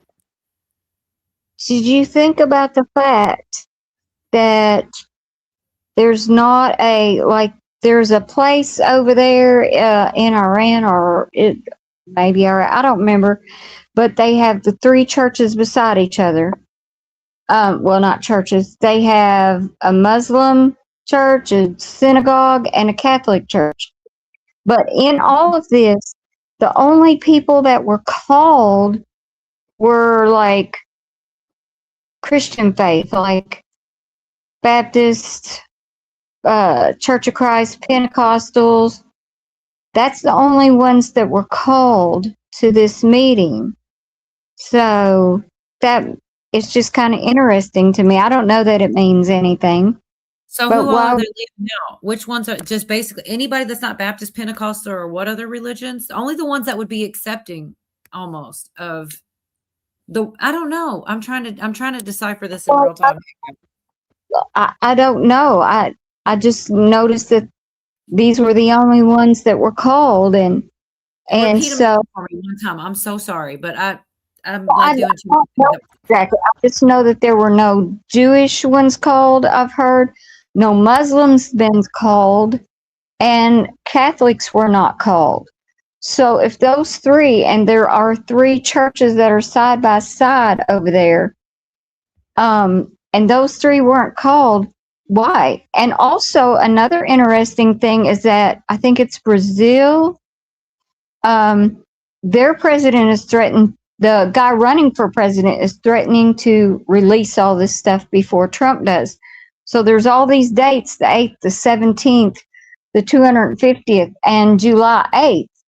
You know, May 8th, July 8th, and then the June 12th. Well, So- Brazil historically has had over the years a lot of UFO stuff, man. I have a real quick whole lot. question. You named a bunch of dates. The furthest away date, wasn't that one first? Like July, you said May 8th, which I know that's coming up Friday. That is what we've been watching, and I still have more clips. But also you said, what is it, June 8th? And that one wasn't June 8th set before May 8th was set?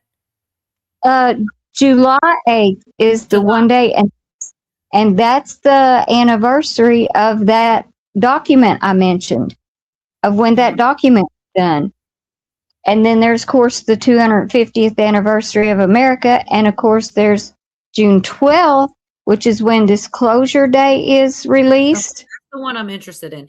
But what I'm trying to say is there was a date set that this administration was going to come out with some UAP info or whatever. And then this guy has decided his date, he made sure to make it first. Isn't that how the order it went down in? Or am I wrong? 8th is Stephen Greer's date. Yes. May 16th is Stephen when. Greer, he made his date after there was already a date set for some type of disclosure, and he made his date first. That's the way I've been understanding it. I'm just trying to clarify if I'm mistaken or not. That's the way I'm understanding it. That's As what far as I'm all these dates. Go I'm ahead. Sorry. thinking. I'm thinking he jumped his date ahead. I can't prove that. I can't say that, but it seems like all of a sudden he has his date, and Well, they want to. they definitely set their date first, but it was further away. Like they said, we're going to do this on this date. And then he comes out and goes, well, I'm going to do it on this date. You know, almost like that's the way I thought it went down. Chronicle, Right. whatever the word is. Yeah. So it's interesting is all. I mean, he wants to get in front. So that makes you think it's opposing thoughts. And we see Yeah. that a lot of the people that I hear, like Burchett, Tim Burchett, a couple of them seem like they're leaning, Matt Gaetz, they all seem like they're going spiritual realm.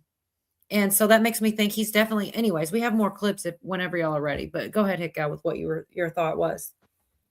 Nothing major. I mean, I think that what they're going to come out with is we got to be careful just to not let them say that the Bible wasn't God's word, wasn't his word, you know, that they created the earth, that they did this, they did that. I think we just got to be careful. We got to discern and we got to pray. I've definitely played that clip right before you came up, that it came across my X feed. And I'm like, that's what he said. They're going to say that they created the Bible, that they created us. And when I heard it, that's the type of thing that would shake your faith if you believed them. And so maybe that is the narrative. But I've got this clip here from the video you sent me. It talks about the UAPs over Syria. It's only about 2 minutes or so, but it's from that video. I can't remember all the details, but if you guys want to just watch this real quick, there's not too much more left in here. But I'm trying to share the best parts with you guys. So you were just talking about this. We've got video that we can put up on the screen. One of the videos that your sources helped you guys get out of a government vault. It is a UAP over Syria in 2021 flying at an impossible speed, demonstrating instantaneous acceleration. This is the video. A lot of people will look at this and say, well, it could be China, it could be Russia, it could be somebody else. But when you see this and the other videos, some of the 45 other videos that you have seen, what do you think? Yeah, look, we do not have the capability, unfortunately, for instantaneous motion. The idea of inertial effect and what would happen, this is baffling to the intelligence community. What George and I put out, it is their analysis that this is demonstrating, this craft, which is not aerodynamic. When you look at this video, it instantaneously shoots off to the right once the Reaper drone got a weapons grade lock on it. So its ability to maneuver is far beyond anything that China, Russia, or the US has. Look, this is a known secret on the inside. It's an open secret that UAP are real and that they're able to evade sometimes detection, but absolutely our weaponry. And it's an issue because they are oftentimes loitering over sensitive critical infrastructure within the United States. This is not me saying this. This has been admitted by our own administration and government. I think we're closer than ever. The intent is to bring the truth forward to the American public. We are closer than ever, and it's just got to be done now. And my last question, we have 2 minutes left in the show. You've reported that some of these UFO files for generations have been kept secret, even from sitting presidents. Who would have the power in this country to decide, if not the president, that the American people don't have a right to know about something so important like UFOs? Right. This is game changing, and it's nature itself. It's not something that should be held back. And presidents have admitted that they have been held out from that information. Very famously, President Clinton talked about that. Not the first time he said a president's been lied to. Well, now the pressure is on. Congress is asking for these 46 videos. And if we've ever had an administration and a president that sees the public interest and would enact upon that for the people, it would be this sitting president. So I'm very encouraged at this moment. We have an opportunity. None of these have really been announcements. It's an opportunity now for the American public to understand the UFO presence is real and that it's been going on a long time, and it has been of national security concern. And so that's a good place to stop. It is a lot of information to take in. I almost feel like we have to take it in doses and kind of talk on each point or you miss them. because the next one I'm going to play, I'm going to wait a minute and see what your thoughts on that are. But I believe, Hickel, if you're still here and can hear me, Yeah. the one you said something about his demeanor changing, and I'm wondering if that's when he started talking about the enemy of the truth is the church. Is that when you felt like his energy kind of shifted? Because that's the next clip I got lined up for us. You know what I'm See talking it. about? Yeah, I see it a little bit there. Okay, maybe that's not the one then. I wonder which one. Now I wonder if I didn't see the clip you're talking about. It's definitely eerie when he does that. You know, I wonder if whatever it is that's out there that's flying around I wonder if it's something that we might possibly not even be able to grasp what it is. You know what I mean?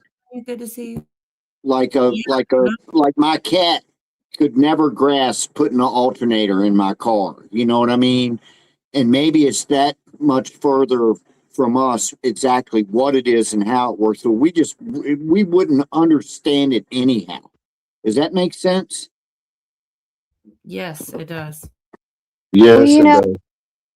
But you might be underselling your cat. Yeah, I could be. He could probably do it. He's just too lazy. That Greg guy that I talked about, he had to sign an agreement that when he went down into where they were, that he would not use the name Jesus. Even if he stubbed his toe, whatever happened, he couldn't even curse the name of Jesus. He couldn't use it because that they would flee from it. They can't stand the name of Jesus. You're That's saying the the aliens do that? Yes. Well, that's the thing that makes you think that's what they are. It's Well, yeah. If you say Jesus to an alien and he hauls ass, then yeah, he's probably demon. And I'm telling you, since I was young, this guy right here has told me that he thinks that aliens are demons. And I remember the first time I heard it was like, I was too young to be a conspiracy theorist yet. I'm like, what is he talking about? Because I just didn't understand why I still could see how both could exist. And maybe it would be confusing. There's like different types of aliens. There's different types of demons. My mind's open to that thought. But also, like you said, if you say in Jesus' name and that thing, something happens, then it's not an alien. It's a There ain't demon. no doubt what it is. Yeah. That removes all doubt, right? If you use that name. And trust me, if I run into that situation, that's what I'm doing. I'm going to test it with that name. Real quick, I just want to interject this because we're talking about little green men from Mars. Mm-hmm. I saw recently, and I'm not making a definitive statement either way. It's just something that bears looking into for me, and maybe you already know, but I saw where Voyager 2 just left recently our solar system. It's actually been out of their solar system. I don't mean to break you off, but I do know a little bit about this. It is almost within, I think, a couple of weeks of one light day away from Earth, which is a long ass ways. Anyway, go ahead. I'm sorry. No, you're fine. But I was just looking at the shit that they're finding in deep space beyond whatever that barrier is that is within our solar system that it has to go through. Right. And the amount of radiation and stuff that they have found in deep space, blah, blah, blah, makes me feel like if you're coming from outside of the solar system, you're not going to do it by space travel, because the speeds of which you would have to travel would be so much. You're going to have some way to break the time-space continuum and basically time travel to get that far away. Because when you look at the speeds you would have to travel to go that far, G-forces and all that crap, and surviving through the deep space and the radiation, you'd almost have to teleport in. So that even contemplating that even makes me doubt, not that there may be life existing somewhere else, but that the fact that a creature from another planet came here and then didn't even bother to stop by my house and ask for a beer and say hello. So that makes me go even further, believing that these things have to be interdimensional demonic entities, not little green men from Mars. And I will shut up and leave it at that. I think that they are, and please don't shut up because we want to hear you. I think that because of the distances you just said, I feel like they come in out of the ocean. I think they're here. I think they've been here for forever. And a lot of people think that. Yeah. I've heard yeah, that. or I mean, quantum physics says that you can actually fold space. So you're not really traveling from point A to point B. You're at one end of the piece of paper and your destination is the other end, and you fold the piece of paper together and those two points meet. And I think there's something to that. I don't disagree with what you just said about I know about the folding paper and all of that. And there could be things in the ocean. God knows what's in there. But I still believe that if they exist, they have to be demonic, because I cannot fathom any reason why an alien culture from another planet would come here and just hang out in our ocean. Now, no, I'm just, hear me out. Demons, on the other hand, have a very vested interest in watching humanity unfold. So, yeah, maybe they're down there. And the whole interdimensional thing, time, space, and matter all had to come into existence at the exact same moment. Right. You're correct.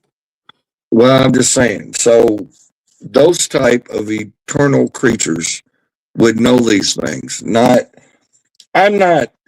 said this the last week or the week before. Everybody always assumes that aliens from another planet are much more advanced than us. I say, fuck you. We're number one. You are a bunch of primitive motherfuckers. Suck Earth's dick. But that's just how I roll. Anyway, I will shut up again. Well, all right. However, let's just say they are physical beings, but they are coming out of the oceans. And, why are they here? What's their motive? I got to look at it like this. I think what we know as people and of this earth, I don't think we know shit. I think that millions and millions of years ago, anything could have been happening here. And these things could have been thriving and went to the oceans or already in the oceans, or maybe they do come from another planet or something. But I think they've been around here, or not just that, but it could be anything just crazy that you would, never think of. Could have been happening here, and we just don't know it in our history. Far out there? No, it is not, but you're going to have, and I am not saying one way or the other, you're going to have to sell me on the millions of years ago, because when I first started out being a Christian, I believed, oh no, we've only been here for 6,000 years. I got a little older. I started seeing a lot of science and people talking about all this stuff. And then I was like, no, okay, I can see that, it doesn't go against my faith for it could have been here this long. But fast forward, for the last 5, 6, 7 years, I've been seeing all kinds of proof that is showing that the earth is nowhere near as old as they say that it is. So. Okay. Fair enough. Yeah, the 6,000 year thing. I'm not saying I have a problem with that because I don't. But what if years were longer back then? What I if don't it took know. us basically 100 years to go around the sun instead of a year that we do now? I don't That know. would- Real quick, Hey, Bubba. further, I wanted to just Hickout tried to say something a minute ago. Are you Oh, saying I'm the same sorry. thing? No, it's okay. I'm just curious what it was because y'all are both. Did you want to say something different, or did you have something from before Hickout? And what he said, a day with the Lord is 1,000 years. But also, the Bible talks about fiery chariots coming from the sky. It also talks about the abyss, which some people tend to down in the ocean or in the earth. And the abyss is mentioned multiple times throughout the Bible. It's in Romans, Revelations, and Peter, and places like that. But God does talk about chariots of fire. So those, I mean, maybe God has always had this stuff, and we humans just have never had this stuff. So I don't know. It's just a thought. No, that's a good point. I completely agree with that. I mean, I'm not saying that there could definitely be what we call extraterrestrial. I would call extra dimensional, but definitely there. God made everything, so there's nothing to say that the angels aren't traveling around in literal chariots of fire with horses with fire coming out their nose. Who knows? I don't know. I don't claim to know any of this. I'm just throwing out there my I put bumpers on things that seem too far and just trying to maybe open eyes to something else. But yeah, I will believe anything if you can show me enough proof to it. And that's what's the best thing about it is that if you can even say that, because not everybody can. Like my opinion is malleable. Everybody thinks this because I do usually get along, agree with the things that are going on with this administration. If he came out and said something against God or something against a core belief, I would stand against him, but he doesn't. But I'm just saying it is good to be able to change your mind because some people, what is the saying everybody says all the time? It's once you fool somebody, it's hard to show them that they've been fooled, or it's easy to fool someone, but hard to get them to admit that they've been fooled. There's some kind of quote or saying like that. And I try not to fall into that. Like if I did get tricked on something or whatever, I try to be able to say, okay, I was wrong about that. Like try to be humble so that you can find the truth, versus trying to be right all the time. I just want the truth. And it is hard to find sometimes. I think these conversations are good and I enjoy them. You guys are all really kind of on it tonight, for real. I have other clips and I'm just like holding off because of the convo. Bruce says, agree, Cujo. I think scientists make up the so-called carbon dating stuff.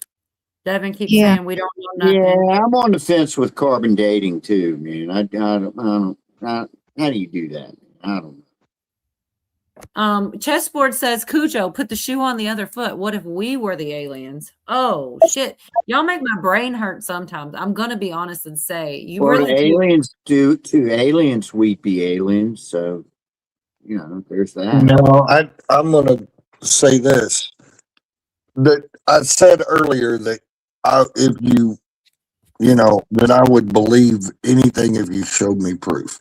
Right. The one thing that I will not shake on is that Jesus Christ is my Lord and Savior, and God put him here as his son, because I've seen so much proof to that, both historically in my own faith and things that have happened to me. So I'm not going to rock on that 1 inch. So having said that, we're talking about aliens and what if we're the aliens? No, we're not. Because God so much loved me that he sent his only son here so that I could have everlasting life, which means, hey, I'm pretty special. And he did it for everybody else on this mud ball, which means all you all are pretty special too. So that being said, no, fuck the aliens. Earth number one. I'm done. I heard a guy talking today, and he was saying, because when I do things, I have my phone going all the time. if not the TV. But he said, you know, after Jesus died, he went down to the earth and fought the battle of the demons so that we've already won it. Already won. Said he went down there and they said, why did you go down there? And he read, I can't remember the verse. I wish I'd wrote it down. I didn't have it handy. But after he died on the cross, he went down and fought the battle with the demons. It's already won. It's like it's just waiting to claim it or for the end. That hit go. I looked this up because I felt stupid. Mark Twain, it is simpler to deceive people than to convince them that they have been tricked. I thought I would think deceive, but that's what I was trying to fumble about. It's easier to trick than to get someone to say, oh, shoot, I've been tricked. And I try not to fall into that. I try to, if I have been tricked by something and there's better evidence provided, then I like to go ahead and say, hey, I was wrong, and go ahead and find the new truth or what I didn't see before. So I liked what you said. If there was enough evidence, your mind could be changed to anything. That's a good sign to me. And any less than that, and you are probably going to be deceived by something because you won't let new information challenge old information. If it's true, it doesn't matter, right? What information is challenged. If it's true information, so what if it's challenged? The Bible, I think, stands up usually to most things, or hopefully always. But there's always way. Like I don't have the some of these biblical scholars. I couldn't even begin to understand on the level that they do. So, but I try. You know, I try to. It says that's Peter and Ephesians, and it says he descended into hell. And the interpretation's different, but many say that Jesus is proclaiming victory to the spirits in prison, and that's what is in Peter, First Peter and Ephesians. So interesting. So I'm trying to see where we left off. I've got so many clips. I would like to play them. Let's see. The fake threat to national security, UAPs. No, I know what it was. I wanted to play the one where he said the church is, did I already play that? The enemy of the church is the truth. I don't think I did. Oh, you mentioned it.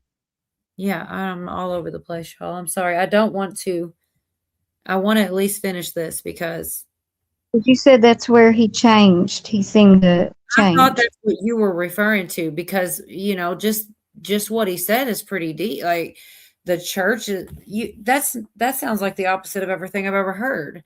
The enemy of the truth is the church. Like, wait, what did you just say? Like, but yeah, that one statement, he's saying anything in the church is bullshit.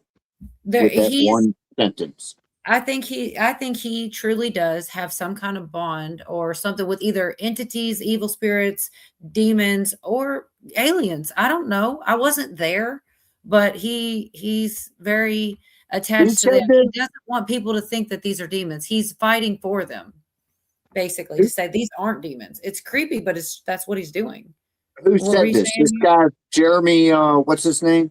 Stephen Greer, right here. This guy, he's having Stephen Greer. Oh, okay. And he's the one having an event on Friday, this Friday, May 8th. And I was considering if anybody felt like it, maybe doing if I could find something to live stream it live, just watch it together and take it in. I think he's going to try to convince us they're not demons. But I also, you know, if nothing else, we'll, you know, just do a stream. We'll talk about it after the fact if we don't do a stream live. But I'm just pretty interested. Yeah, try. When is it again? Friday, May 8th. Is this Dr. Stephen Greer? Yes. Yep. He's the one putting it on. He's about to speak right now and talk about how the enemy of the truth is the church. And I've got this marked for that. I was thinking this is what Hickow said. His demeanor doesn't usually change, but it did. I could be wrong. It might have been somewhere else, but what he's saying is pretty jacked, in my opinion, right here.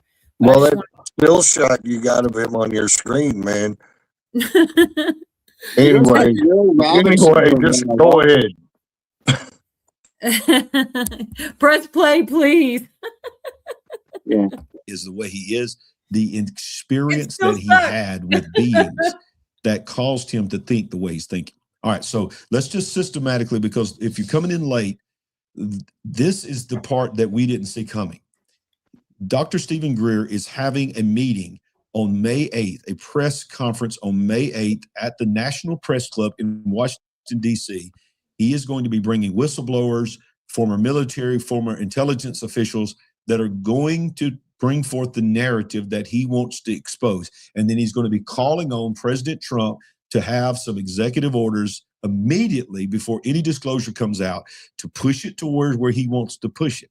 And he says, and we're going to show you tonight, that the enemy of the truth is the church. The enemy of the truth is anyone that is saying that it's demonic, anyone that is saying that it's from the spirit realm, because it is going to end badly for us. And that is why we're talking about tonight, because that's the deception. That's the beginning of the deception, trying to do whatever these people that believe where he's at to tell you don't listen to those crazy conspiracy theorists, and especially those crazy Christians. So let's listen a little bit about Dr. Stephen Greer, and we've got multiple clips we're going to show you, and we're going to break it down. That's fair enough. So you mentioned the disinformation campaigns and different false information that has been circulating in the public. I know that you've been very vocally critical of the film that came out. I'm losing the title now. Last year, The Age of Disclosure. Oh, Age of Deception, we call that. Yes. Right. So for anybody who has seen the film, what should they know about it if they're under the impression that everything in it is legit? What should they know? What they should know is that if you're going to do a disinformation piece or any about disinformation intelligence, there's disinformation in the center of it, but you put it's like a piece of candy, and you put something very tasty and yummy on the outside. So you swallow it, and then you take the disinformation, the poison pill, with the sweet candy, right? Chocolate coated disinformation. So just remember that as a operating system within the intelligence community. So much of what's in there has mirrored what Disclosure Project has said, and yet they spin it in two directions that are false, that are key. One, that it's a threat to the national security. Well, what's the threat? The NHI aren't the threat. The ETs, the extraterrestrial civilizations, aren't. And he just goes on to defend the ETs. They're not the threat. If they wanted us gone, they'd have had us gone. And he's like defending them / demons, whatever they are. And Virginia, come on. You know you got opinions on this. Where are you at, girl? Come on. Yeah, of course he's defending them. Look at the motherfucker. He's one of them. I mean, I ain't trying to like look shame or body shame nobody. Look, I'm an old crusty, ugly bastard, but that motherfucker looks like some kind of monkey fucked up. I don't know. He's one of them. Anyway, sorry. He might be. Sorry, guys. Y'all asked me to come here. It's late. It's my fault. It's your fault. But seriously, look at that son of a bitch. No, That was take fun. responsibility. You said it was funny, Hickow? Funny. Good. But funny's better than offended. You know what? I feel like if it's that easy, then you're in the wrong place, right? Honestly. That's almost like it's like Stockholm syndrome, though. What this guy has. He's all taken up for the aliens, It's weird. Come on, man. Can't be them. They'd already got us. Yeah, he's just mad because his mom gave it up to one of them. Oh my God. Ooh. Oh no, he does. And this is still the same still frame. I got to share it one more time. It's terrible. This is all your fault, but No, don't do it. Ah! He's got the ET phone home. One finger You going. know who he looks like, man? The dude, the guy, Billy Mummy, who played Will Robinson on Lost in Space. Lost in He looks Space. just like that freaking dude, man. Yeah, older. Yep. The one that did the very best Twilight Zone episode ever. The best one ever. Yeah, That was I agree. awesome. I agree. That you know what? I can watch that now and it still spooks me out. And I remember seeing it as a kid on black and white TV, you know, and oh man, oh no. And it really fucked me up because I liked him as Will Robinson on Lost in Space when I was growing up. I didn't see the Twilight Zone till like maybe a couple years after I already liked him. And then I seen that Twilight Zone episode and I was like, fuck, that little kid creeps me the fuck out. Yeah, he did good, man. Let me ask y'all real quick before I play the next one, because I'm gonna you remember those choose your own adventures? That's what I'm doing real quick. There's 2 different clips here. One, he talks about the disinformation and the aliens aren't bad and how it's a CIA operation, which honestly I'm leaning towards. Go ahead and play the other clip where he talks about his consciousness experience, why he's got this strange affinity to what he thinks are aliens. And because basically one's more like his propaganda. He's basically saying, oh, here it's a CIA operation that they're teaching you they're devils and demons, that they're not really. He's like taking up for the aliens still. But this next time stamp, he's talking about his consciousness experience and someone he was 18 and then 6 months later, and he really believes, you know, all this stuff that he's had these encounters or whatever. So if y'all are cool, I'll skip the CIA bullcrap and go straight to his encounters. That's where I was headed. But I wanted to include you on the decision in case you were interested in him telling his version of, oh, they're not bad. It's disinformation that the CIA has an operation to, you know, I can play it, but I was going to skip past it if you guys are cool with it. He said he took Demi Lovato in or something, or I didn't think that was in this clip, but I don't think it might not be in this clip, but it was on here where he said he took Demi Lovato into the desert. I don't remember that part. I swear I watched this whole thing. Steroids make you lizardly. Y'all are crazy. What's going on, Virginia? Not at computer, heating pad 1. Oh my gosh. Good night then. Just make fun of us while we do all this by ourselves. Then don't feel bad for us. We don't miss you at all, Virginia. Anyway, are y'all cool with skipping ahead to this one about his consciousness experience? Yeah, let's go with it. All right, let's do it. But as a result, I had this consciousness experience. And that consciousness experience led to me understanding, strangely, the nature of interstellar communications in life. And 6 months later, I had an extraordinary contact experience up on a mountain in North Carolina with one of these civilizations. So a lot of people don't talk about that, but that's really how it started. Wow. So I was 18 when that happened. It was in October 1973. So, and did you tell your parents about that experience? Yes, and by then they kind of understood that, you know, this was real, and there was more coming out even way back then in the media about it. Right. But I didn't know what to do with it, you know. So I just, you know, went through my normal career and had 4 kids and a golden retriever and a medical career, and then I started an organization in 1990 to research this, but also to establish what we call CE5 contact, which is when humans initiate contact with non-human civilizations using a set of protocols. And we actually have an app. It's called CE5 Contact. I'm excited you're going to show me that at some point. Yes, anyone can get it, use it. And it you know, I was on the Demi Lovato. We took her out in the desert and we had the most amazing experiences with it. But that led to something very strange. In 1992 on a beach in Florida near Pensacola, we were doing this protocol. And we were kind of vectoring in these ET craft, and 4 appeared in the sky. Wow.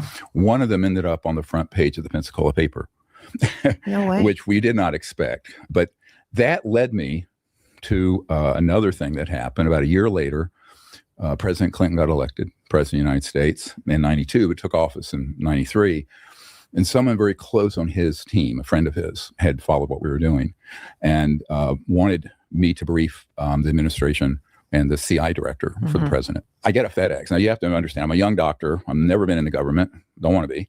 And I get this FedEx that says, you're going to be the first person to brief this administration and the CI director on this problem. Right. And I thought, this cannot be true. I thought it was just a spy master trying to pick my brain because of stuff I'd collected and intelligence and information and stuff from Northrop Grumman, my uncle's company. And it turned out, now this was the tipping point for me, is I realized that there was an unconstitutional shadowy government running things that was fascist and corrupt. You just learned that in 92 93. or 90.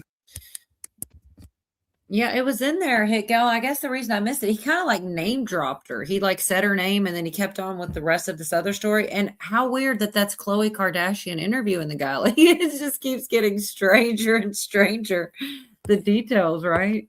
I didn't even realize, like, yeah, that's Khloe Kardashian, right? I Interviewing think him. he's lying like shit. It's really weird, y'all. I'm not gonna lie. So I do think I'm getting closer to the clip. It's got to be this one. Hickow, where he talks about if the information comes out wrongly and the aliens are a threat, then that's when it'll really be bad. I don't know. I don't know. I thought I'd already played it once, but I guess I didn't get there. Certainly I saw the part that you're talking about where he seemed almost like, I don't know, like a switch flipped or something, but I'm not real sure which part it was for you.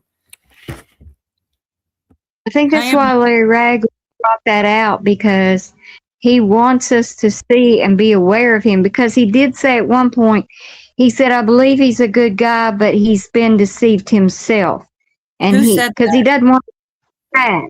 Larry Ragland said that about who? Larry said that about who? That Stephen Greer, because he's a pastor, so naturally he doesn't want to dog anybody, but he said he's probably a good guy, but I believe he's been deceived. And I want you all to know that.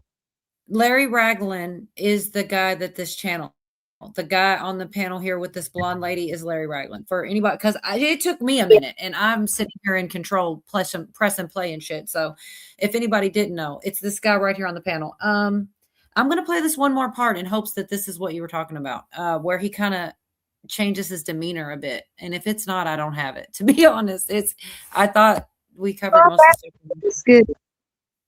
All right. 3D craft when I was 8 in 1963. Up a portion, CE5. In the Middle East, Dr. Greer, I want to start by acknowledging something. Right now, bombs are falling in the Middle East, gas prices are spiking, people are scared. And into the middle of that, the Vice President of the United States just said UFOs are demons. The government registered aliens.gov, and you're about to hold a National Press Club event that could change everything. So before we get into any of that, I just want to ask one simple question. Is there anything to be afraid of here? Because my audience needs to know the answer to that first. Well, as you know, since the 90s, I've warned that if this issue comes out wrongly, it'd be catastrophic for the earth and humanity. There's no question. And we have been working very hard to get the correct information to leaders, but we have not met with Mr. Vance. We've met with a lot of senior people in the administration. And unfortunately, covert programs have always planned to portray the quote unquote aliens as a threat and or as the agents of the devil. And that started in the 70s and 80s. And it's very much the stock and trade covertly of the UFO research community. People like Linda Moulton Howe, Lou Elizondo, they all believe that. And so there's a juggernaut being released now that is going to be official that this is coming out, since the president ordered it, to try to be sure that these key people are deceived with disinformation and then portray it in the incorrect way. Now, okay. I want you to hear what he just said. Right. Will be deceived with misinformation. And then he says, the plan has always been to portray these beings as working for the devil. And that was instituted. I heard him on another program basically go ahead and say that it was a CIA psyop to begin to sow this misinformation that these aliens are demons and from the demonic. Okay, so he's saying that's the deception. But what if the deception is exactly the opposite of that? What if the deception is, oh, they're just aliens from another planet, that they're not demons? So he's got a good point about the War of the Witnesses. I've got another one if you guys want to hear him. Just that guy, that pastor, explaining what he sees. And I think he's got a good point. And I don't know. I just think if you're making a decision between whether you believe these are evil spirits versus aliens, I feel like you should just be more lean on the caution side. Like, you know, don't go. I would just go with the worst case scenario on that one and assume that they're evil. And if they can prove me wrong, you know, then we'll go from there. But if I'm going to use the Jesus test, I'm saying in the name of Jesus, I'm pleading the blood of Jesus over me. And if they disappear or run away, then I'm going to go, yeah, that's not an alien, that's a demon. But it is interesting that this is like coming to a head. They're all trying to do these different dates and beat each other. And his is coming first. His is in 2 days. And that's why I thought about, I don't know, if nothing else, maybe we'll do a live stream for Green Aliens for after the fact, like after it happens or something like that. Pray on it is a good point, Karen. Let me see what's next. If we do the War of the Witnesses, I think this was really good, Hit Gal. I mean, I can't look at every single thing ever, but I'm really glad I did look at this because I watched it earlier. I feel like it was halfway through the week or something, which is always, that's good too. You know, I got plenty of time. I watched it. I was interested. I saved it in a playlist. Then I watched it again and got the timestamps. It was well worth it. It's definitely paid off. And I love sharing good information with people. And I wouldn't have seen this. This wasn't in my, you know, in my algorithm, as in yours. This is where he talks about the spiritual deception, evil aliens versus evil spirits. I'm going to let him do it. It's just like real short clip here. You might as well. Well, it's right here anyway. Want to have the War of the Witnesses led by this man right here and a few others with him are going to bring forth people that are going to testify, and they're going to produce supposed documents or whatever. Who knows if they're real or AI generated, that are going to say, if anyone says to you that has any credibility that's speaking about disclosure and calls it demonic, right, and calls it spiritual and calls it biblical and tells you to go back to the book of Enoch, tells you to go back to the Watchers and Nephilim. If you hear any of that, that is a psyop to confuse you from the truth that if these dudes were like that, they would have wiped us out already because they're all powerful from another planet. That is what this man is saying. So he's felt this way all along for decades. Yes. But I've not heard him come out with that blatant a strong statement like this. I don't. Yeah. Oh, he's back. Good. Good to see you, girl. I'm so happy you came back. See, she only came back because you got here, Cujo. I'm telling you. She said that shit. I heard her. Oh, I'm sure. He doesn't believe me, but I really do think that's what she said. How you doing, girl? Yeah. Audio yet? Okay, I'm still messing with this behind the scenes. I think I got 1 more minute. Oh, she bounced out. She's right here though. Hi, bye, hi, D. Hi, bye, hi. Hello, goodbye. Hello, goodbye. I'm so happy you're back. Yeah, it was glitching out, so I left. But then when I came back, you were talking to me, and I was like, oh. But I'm back. Y'all been warned.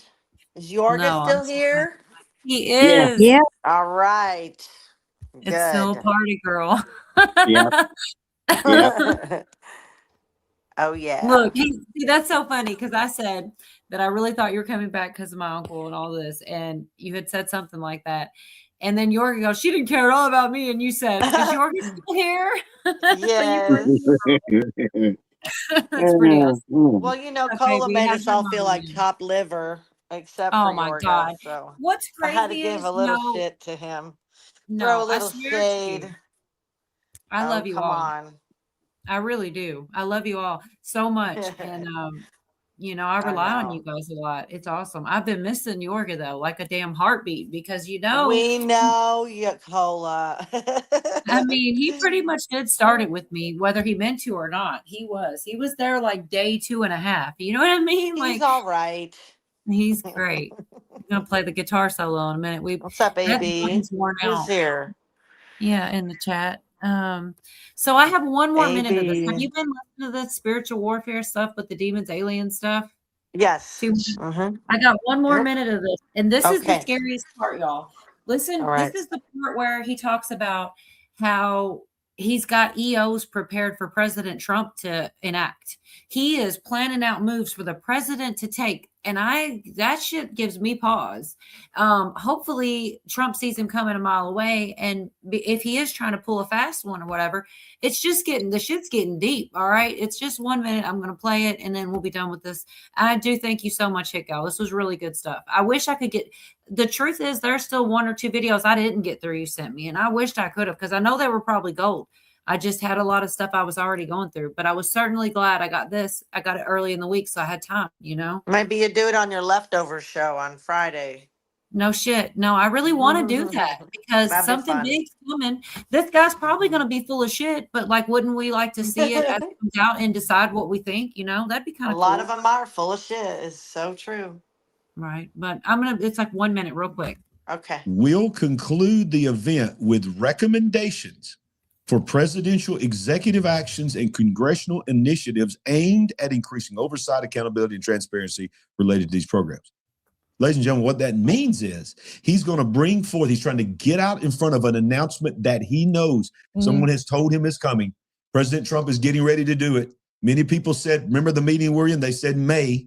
And all of a sudden he's having his thing in May. Right. He's trying to get out in front of that and put the pressure and try to bring some kind of so-called receipts to say to the president, if you really want to be the guy, do you want to be the guy that fell for this lie, that fell for this psyop called demonic, fell for this psyop called fallen angels? If you want to really be the disclosure president, I'm calling on you, Donald Trump, is what Greer's going to say in some way, shape, or form, to use your power of the executive pen to stop this demonic narrative misinformation campaign. Sure. That's what this is all about.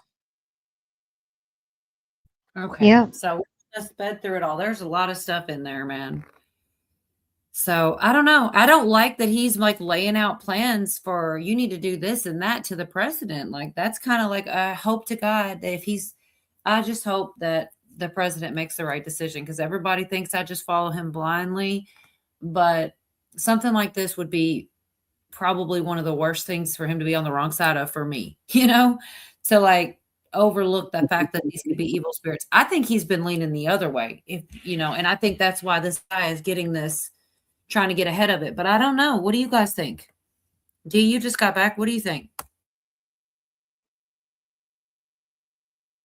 Well, damn, that didn't work. Oh shit! I was talking. I thought I was unmuted. I'm sorry. There you I are. think sometimes, I think sometimes Trump does and says things just to control the narrative. He'll say something really buffoonish sometimes.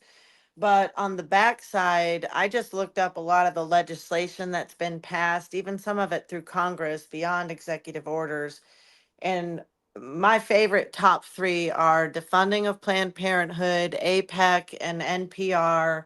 A lot of media, it's just defunded. Those are big, big things that I think if they were more announced, we did this thing, it was all done pretty, the Supreme Court and this and that. And I don't know if you're following what I'm saying, but I think No, that for sure. There's he a lot of does- shit that's not being yeah. said loud. He says stuff that's, I think he's not as dumb as he can sound on purpose, is what I'm saying. To control the narrative and to be, look over here, not over there. So a lot of it is so we're not at civil war with each other. That's what I think. I yield. Letting people think you're stupid is one of the most powerful positions that you can have. Yep. Mm-hmm. Sure is. use it. Tell us how you know about that. For me? I Oh, feel like Julia. you were speaking like you've used that tactic before, the way you said that shit. Oh yeah. Oh, it's a good one too. Oh, yes. Yeah, it's like Very Sun good. Tzu, man. Let people think you're dumb, man, when you're not. Little reverse psychology, little Hey, Oh, yeah. manipulation. On to jail.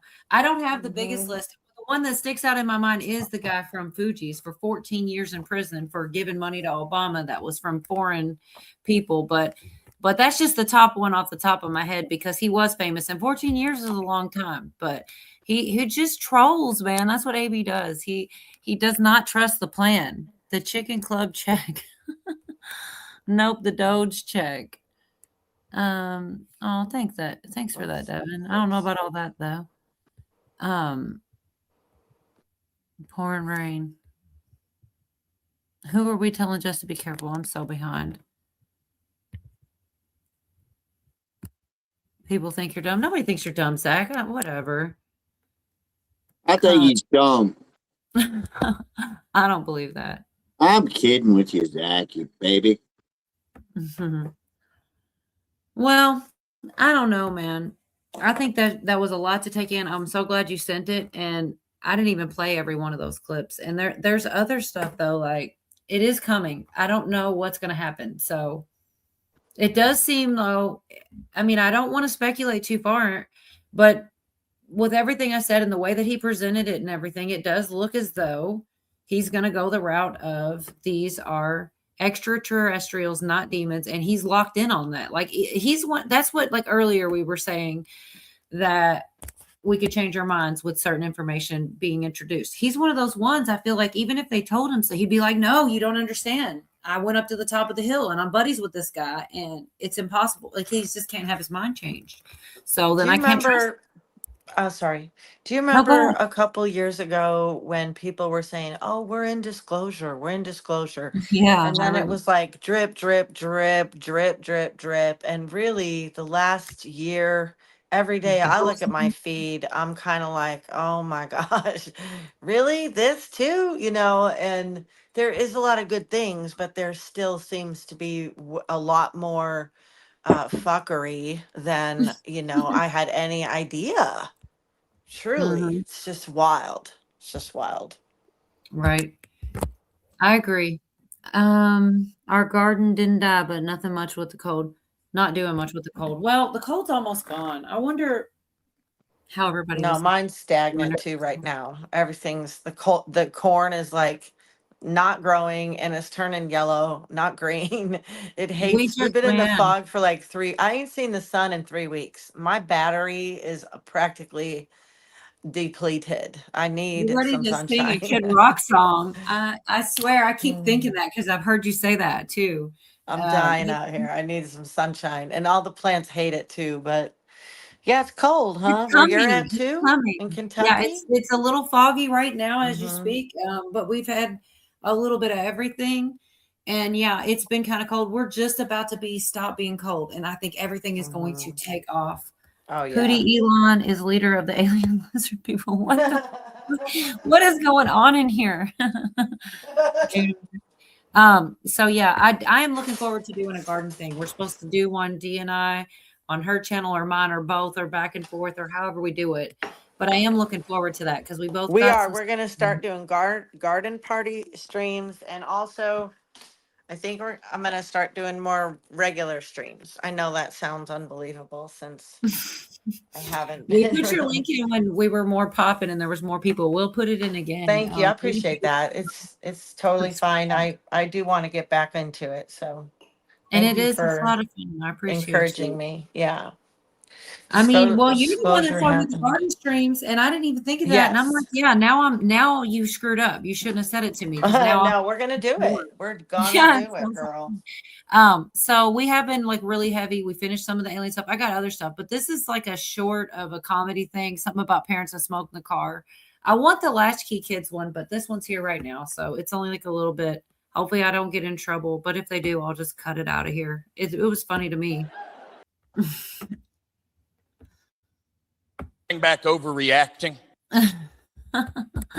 Bring back over. I couldn't remember how to play that one more second.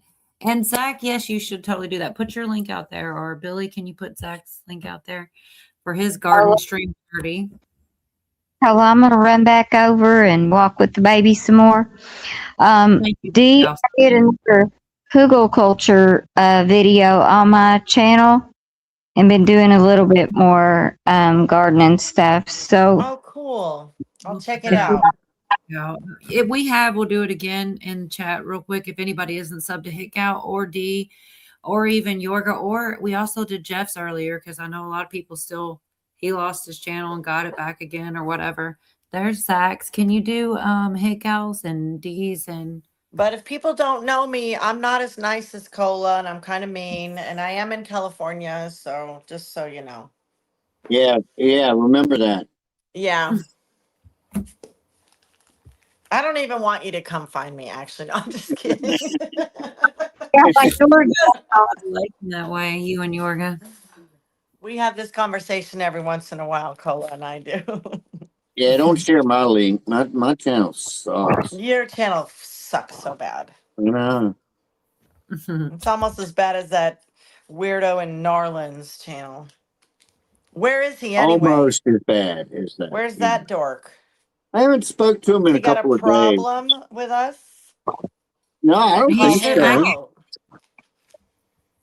I'm gonna Not call that him I know out. of. He knows. What did you say? I'm gonna call him out. Huh. What happened? Is Hickout gone? Oh gosh, I lost something. I didn't know. Sure. Thank you, Miss Minder Sue. I didn't know you loved me. That's good to know. I really thought she didn't like me at all, actually. No, you always think that but people do. People recognize people that are just the same reason you think people don't like you is the reason they do like you, because you're not fake and you're just like, it is what it is. And they're like, yeah, I like her. That's exactly what it is. I could be better. I'm working on it. At least I'll work on her myself. Yeah. I've changed my mind a lot the last few years. I mean, if you didn't change your mind a little bit the last couple of years, I don't think you could be authentic. That's true. I've been meaning to play this one. It's another short. It's only like a minute. It's about latchkey kids. And this is the one I really wanted to, but I didn't see. I've been meaning to play this like 2 or 3 weeks in a row, and I put it in the playlist and I never get there. So I actually do have something from the Met Gala. Was the last thing I was going to share. Nothing else politics. I mean, it almost takes something out of me. We go straight through politics, through aliens, and then it's like Hollywood. And I'm like, okay, it's time for a nap. Like we go through a lot of stuff, but I do like the funny stuff. And I really have. I think this is just like funny. It hits like a roller coaster ride. No, but this one is going to hit home. A latchkey kid. Do y'all know what latchkey kids are? I think I was the last generation though before the government was like, this should be illegal. We're losing a lot of good ones.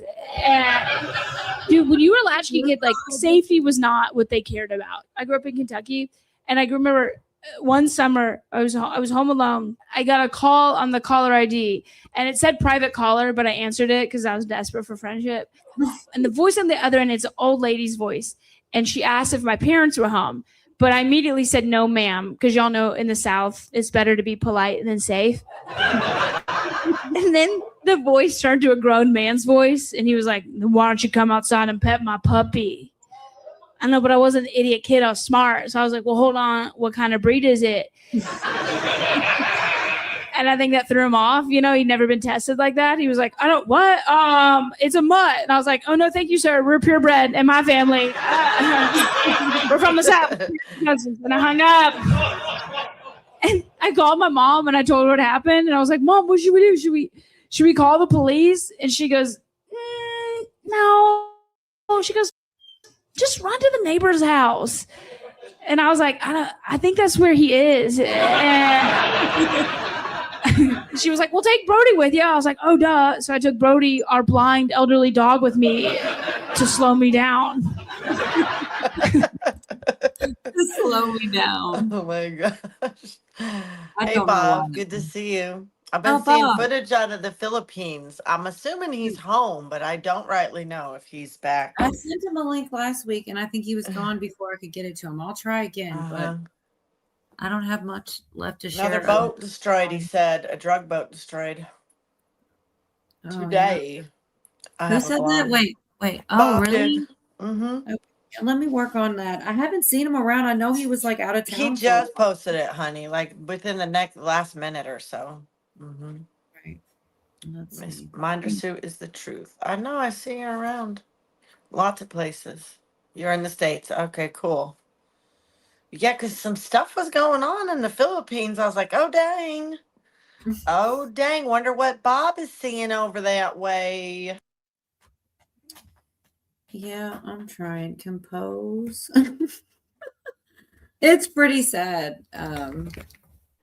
Chessboard True says you have love. a blonde complex.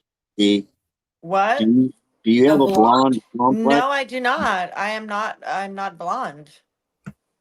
Oh, I don't know well, why people think I'm blonde. I'm white haired.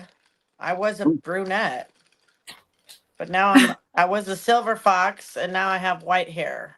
And I'm Your not hair that looks old. I different. just have white hair. But I well, guess it looks blonde on the TV because I'm famous on the TV and all. Yeah, I think looking blonde isn't. I think that's not an insult. I think it's a compliment. I think that No, yeah, it's all right. But I don't want them to think that I'm like a dumb blonde. No offense to blondes, but I'm not. So I'm not taking that one. Just like I don't take the senior discount yet. No, thank oh, you. I Yeah, do. holding out for that senior discount I'm like, yet. no, not yet. Uh-uh. I'll take the fuck out of that senior Yeah, discount. me too. That's all I was saying. Yeah, I'm all over that shit, man. I'm gonna this month. I'm a double Yeah, nickels this month, actually. I've always looked old. I'd be a lying motherfucker. Yeah, I'm 72. Give me that free meal. You do not even look that old. You do not look 72. You're lying anyways. He's not 72. No, he's saying I he knew would. it. He would He's just full of, Yeah. I knew that was a lie. D, I Yes. never lie. I said I look 70. Oh, okay. That's true. It was a matter of the right word, verbiage there. You got me. Touche. I look young for my age. I'm actually 617. Okay. Oh my God, he never heard Yorga say that. Yorga does the same thing with the Count Yorga. He said shit like that. He's like hundreds of years old. 437. Johnny Poderosa 4. What up? Johnny Poderosa 4. Mary says your hair is pretty. Is he wondering? Thank you. Is he wondering? I Me, think that's right, bro. That's absolutely just turned it too. I'm just kidding. just turned it better than 20. blue hair. I mean, No, I do I'm put not. that purple shampoo in because otherwise my hair gets The yellow. toner or something. Yeah, You know, it man, gets I yellow. think it was pretty no matter what. You've got long, healthy hair. That's all that matters, you know? It doesn't matter what color. Well, I guess it does. I think your hair is pretty though, the color it is. Cola's only I would have probably 21. said blonde She's too, though. P.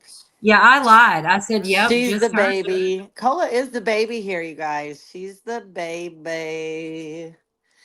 We're I all mean, older I than ain't gonna her. all be mad at me if I say, then you should all feel old if I'm the baby. You are. Baby's ass. That's all I got to say. Man, I used to always, I remember when there was this, I don't know what age, probably in my 30s, where it started to be like he could hit me with old shit too. Because, like, when you're under 30 years old, you get to like make your elders feel old, like your uncles, your aunts. But once you like hit 30 and over, then they Yep. get to get that shit right back. And they're like, Oh, oh, yeah. well, Yeah. whatever, woman, you need a knee And brace. that's the thing. See, I was already feeling old at 30. And you and all the other little fuckers are hitting me with old jokes. But by the time I hit 40, I had already accepted the fact that I was old and didn't So give you a was fuck like, anymore. So yeah. then I could just start drilling you when you started hitting 30. And I'm like, heh. Yeah. And that's what you got. And that's the way it was. We're changing, baby. I'm lost on that one.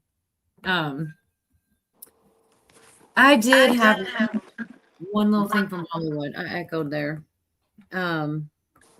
This Play it. whole I forgot. Shoot, I'm telling you, there's just too many apps. There's more than one actually. One's just a short clip, and one is the guy I like to follow called Black Balloons that does all the Hollywood stuff. Black balloons. I'll show you. He's awesome. Yeah, that's true too, Devin. Why not 35? It's closer than 21 is. But yeah, I mean, I don't know. It's crazy to think that, and the truth is, I know there are actually younger people here in chat and stuff because of my algorithms. I've seen it, and I'm like, damn. Is Because when I Garrett first, here? Garrett's the yeah, baby. Garrett's so young. But when I first started, like my algorithms were like really higher, but then like 25 through 35, that number started to grow after the channel started to grow. At first, it was empty. It was like all older people. Oh, And was so it? way, yeah, it's weird. I don't know how it all works, but this is about Beyonce, and they all dress weird at the Met Gala. And actually, the other one I've got, there's alien stuff and all kind of weird shit. But this one's just most Post about Beyonce on how she seemed very nervous when she was yeah, talking about her daughter, her of course. and Blue, her daughter, right? Her daughter was Why does her daughter look like the mom? Her daughter looked like she's 45 or something with her shades on and everything. And she's in this white, like they say it's like a wedding dress, and Beyonce's like wearing a skeleton. There's some weird shit here, but there's also a lot. Everybody that went was a weirdo, as usual. But I just wanted to share a little bit because sometimes we do. I skipped over. I'm actually saving some stuff for Virginia because there is certain stuff that I just know she's going to want to dig into. And it's like, it's, it's different than news. It's never really too old when it's hot, just stuff like this. It's just gossip, whatever. But this one I did want to share because this just happened and there's so much. It's so weird how they tie in. But anyway, it's just a little bit. That gala was awful. I saw a video last night or this morning. No, it was last night. And I think I shared it. I did. I shared it on my ex, and it was of somebody breaking down that Jay-Z in one of his videos that he sacrificed Beyonce and that they swapped her out in the video. And Beyonce was like laying on the floor in the scene, and then there's a car crash and it burns up. I mean, he broke the whole thing down. I was like, this is crazy, but they are that evil. Yeah, And well, then, this is yeah. He talks about the consciousness and stuff and how she's like, he does. I've got a couple of it. She's like a skeleton. She's like a bride. It's been 10 years since Beyonce. I'm not going to say it all because it's probably in here somewhere. She hadn't been there in 10 years. She brought her daughter's not even 18 years old, but she's bringing her. It's really freaking weird in Hollywood, but actually in attendance. Although she is not of age, she's not 18 years or older, but obviously she's Beyonce's daughter. It doesn't matter. Beyonce hasn't been to the Met Gala in 10 years. And so her showing up to this one, says a lot, right? So this theory check this out. I thought this was interesting. Wait, I want to see this. I missed that. I missed that. Somebody else always does it, and it's like it's not the same. What's the name? I'm like, it's not the same. Oh my god, they just double, triple hit me. But yeah, it's just like somebody else is doing it. It's not the same. Maybe I'm thinking too deep into it, but let's talk about it. The Met Gala look. With her whole family practicing witchcraft heavily, that look is speaking volumes to me. You came in as skeletal remains. You came in as decadent skeletal remains, and your daughter came in a wedding dress? Because keep it real, Blue Ivy's Met Gala look, it looks like a wedding dress to me. The all white, it's just giving, I'm done in the game. 10 years marks a very big number spiritually. I came back to now show you guys the person that is going to consume my flesh and take my part. And I know it sounds crazy, but the way that she's been training that girl, the way that she's been doing so much with that girl, this look tonight was symbolic. She's speaking nervously. She's shaking. She's uneasy. Mm-hmm. It's like she's not even prepared to let go or go through the process of giving Blue the ropes. I think something bigger than what we see is happening, and I think it's foretold in their outfits, because wasn't the theme fashion is art? Skeletal remains?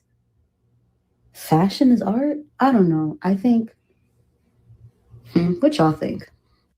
Oh, and as someone, like, I'm a Haitian girl, I know about Wu. I know about Wu. We the creators of Wu. White is symbolic. That's what you practice Wu in. You can't wear any other color but that to practice. I'm just saying, y'all know who she is. That made me start thinking about her outfit and Blue Ivy in a completely different way. See, I don't know much about Woo, but that reminds me like the Diddy had the all white parties and stuff, and she's like, you can't do Woo in anything but white. I didn't even know about that. I think they mean voodoo. Yeah, something That's like their what they call it. that's their witchcraft freaking religion in Haiti and New Orleans. A lot of it's down there too, because there's a lot of that came from Haiti there. Yeah. I'm sorry, I'm just catching up. Remember the Okay, Brady Bunch with the freaking voodoo doll? The tiki idol. The what? The tiki idol. Yeah, the tiki. Yes. Oh That man. was my favorite episode. That Peter was the one that screwed everything up, right? Who made their own voodoo doll after that shit? I know I did. I was like out there making a freaking voodoo doll for some teacher or something. I don't remember who, but some asshole was getting a voodoo doll. Oh my gosh. Pork chops and applesauce. Yeah, pork chops and applesauce. I have a question. Dude, are tarantulas native of the Hawaiian Islands? I don't know. I think they are.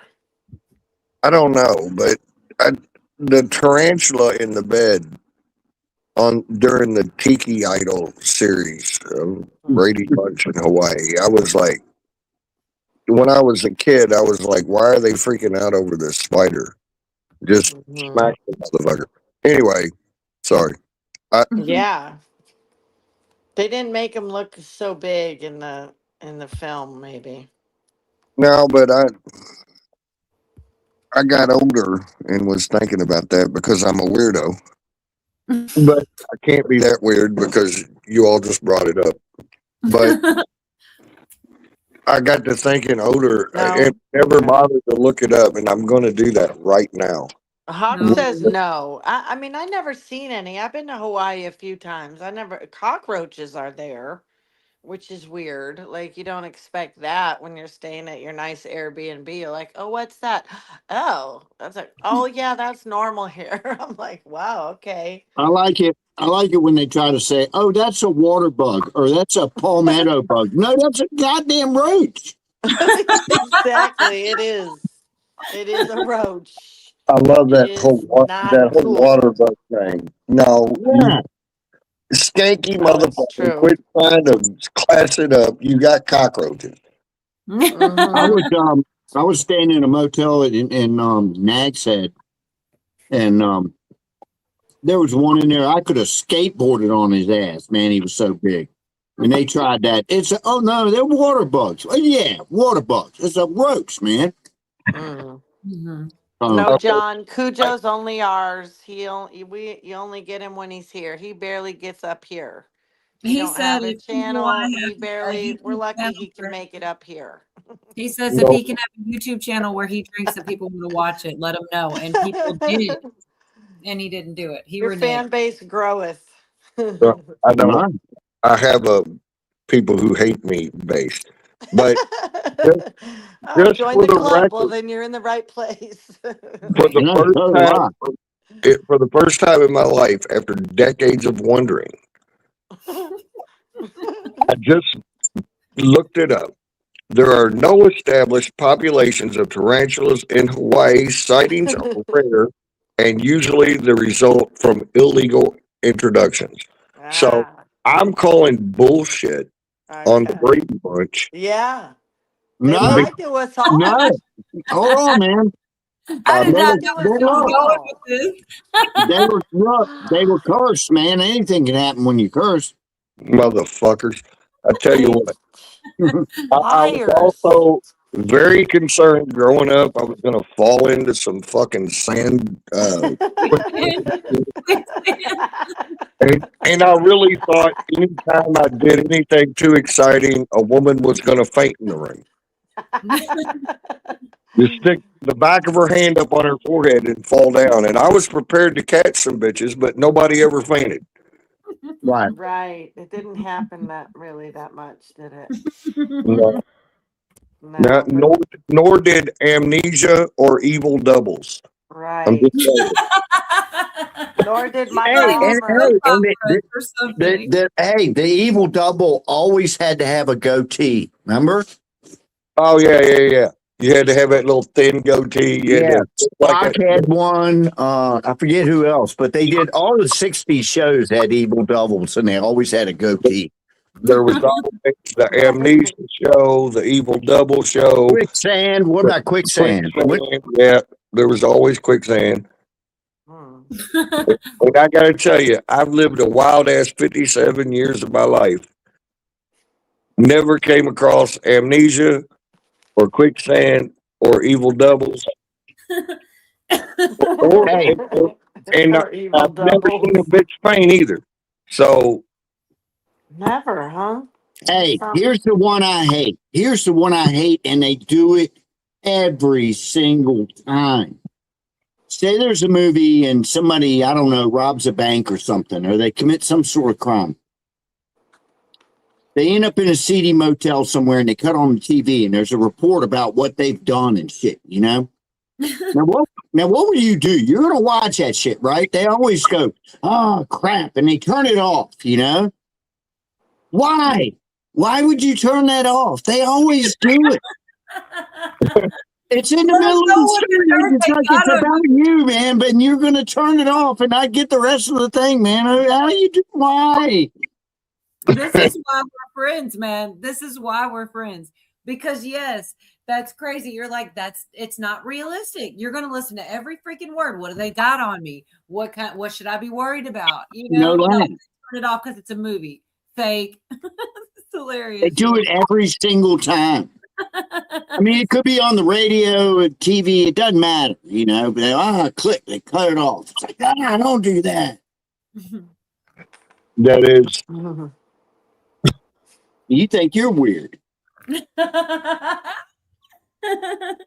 we're all kind of crazy, man. There's no doubt. But we're not as crazy as Hollywood. Do y'all want to see any more of the? Did you have something to say, Cucho? No, nothing that's fit for other things. I was just gonna, if y'all wanted to, a lot of these weirdo outfits at the Met Gala. There's another one too. It was through Facebook, and I usually don't, but I'm gonna try to share it just because it was so. It's crazy, like the clothes and outfits and stuff, and like I'm pretty like one of them said she had 6 fingers and the other one didn't at all. That's not even in this one. But like, come on, you're trolling us at this point. If you're pretending to dress as an alien, you have 6 fingers. Like, I'm just saying, Hollywood. It reminds me of when Dave Chappelle said Hollywood finds out about things before we do. He was referring to Kanye. He said, "Why the long face, Kanye?" And he said, Kanye was like, "You'll find out." And then Bruce Jenner came out as Caitlyn because that was his mother-in-law. I mean, his father-in-law who became his mother-in-law. And I'm just saying, like, when these people are dressing and all that, they're trolling us, man. They really are. You know what's a great line? Not to change the subject, but you just said, "Why the long face?" There used to be a guy at work that was going bald, and his hairline went on. He had one of those horseshoe looking things on his head, and I'd always ask him. I go, "His name was Hugh." I'd say, "Hugh, why the long face?" I mean, think about it. He hated that shit. Yeah, because his face went to the back of his head. It's supposed to be funny, but I guess. Well, I mean, I get it, but I don't know what to say. You were an asshole, okay? Oh yes, oh yes. I'm proud of it. All right. I know you are. No, you guys are. Cola. No, like, Yorga. Not my Yorga's an asshole. Yes, he is. He's an asshole. No, I categorize it as more like a prick. Okay. Okay. Yeah. Total prick. Absolutely works for me too. I'm a prick. I'll say that. I gotta stop just to get just for two. I'm gonna play this in a second, but I have to say, it is different if you're funny, and Yorga can thank that guy right there for that too, because he is such an asshole, but he's funny. And that's what gets him away. I mean, the best joke anyone ever told on me was pretty hilarious. And it was back when you still developed film. Like you still took the roll of film to, wherever and said, I want these pictures, give me double prints. And they give you physical pictures back then. We didn't even have that shit on our phones yet.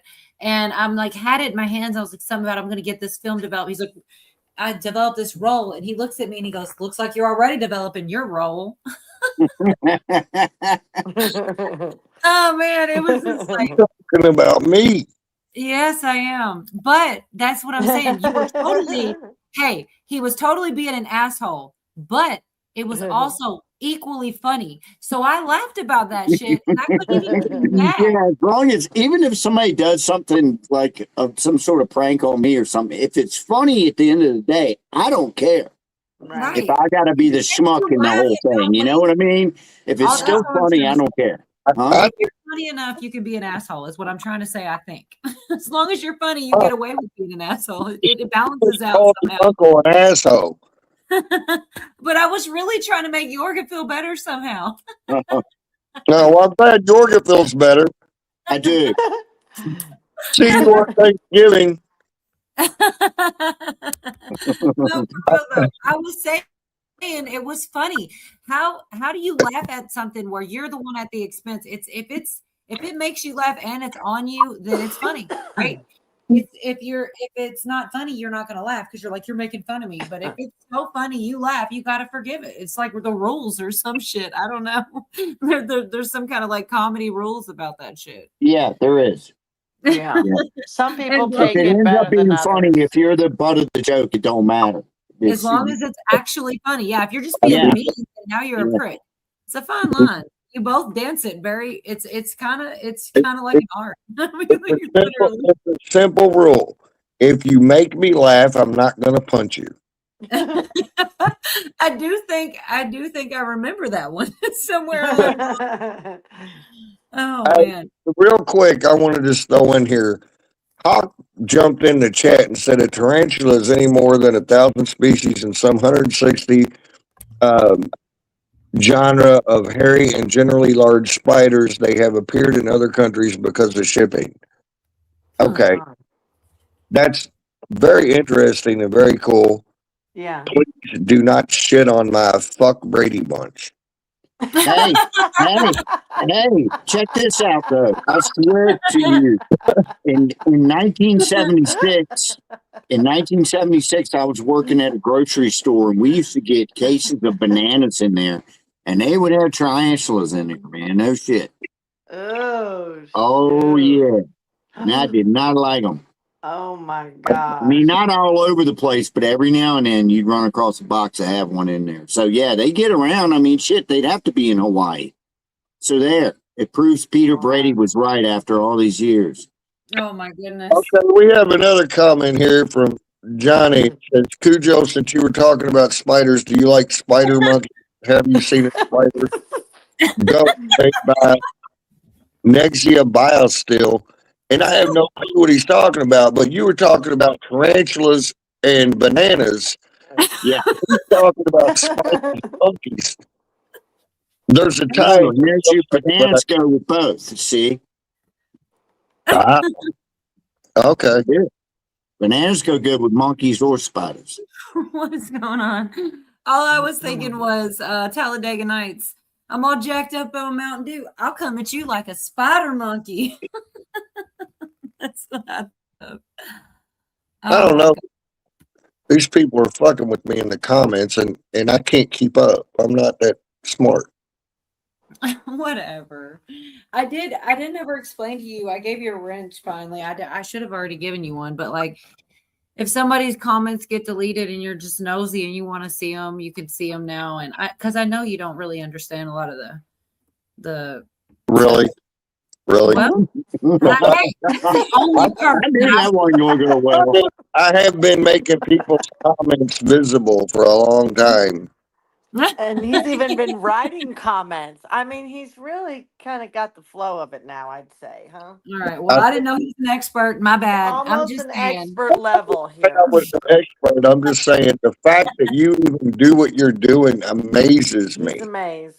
Oh, And for well, like how you to Hawk come back said on that. me who worked in IT for 15 years and say, "Oh my God, I can't believe you picked that up." Hey, did Okay. you see Hawk said that was your story? Here's the thing. You're right. You're absolutely right. That just lets you know how extremely easy it is to stream to YouTube and share your screen, because if it weren't, I wouldn't be doing it. You're absolutely I am right. not going. There's nothing for me to stream. I come in here late, and I think by the time I'm done talking, all of your people are like, you're probably losing subscribers because I come in here and jack. That's not true. Anywho, No. done talking. Been talking way too much. Peanut butter, jelly, and banana. Well, what's better than that is honey, banana, and peanut butter.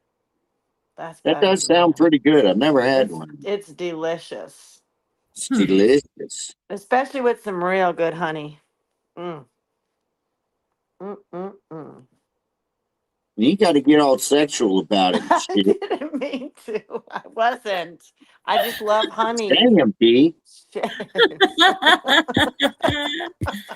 Oh my God. I was Nancy's thinking of gonna that start going. Bible verse. Nancy's gonna Actually, start going. I was thinking of a Bible verse.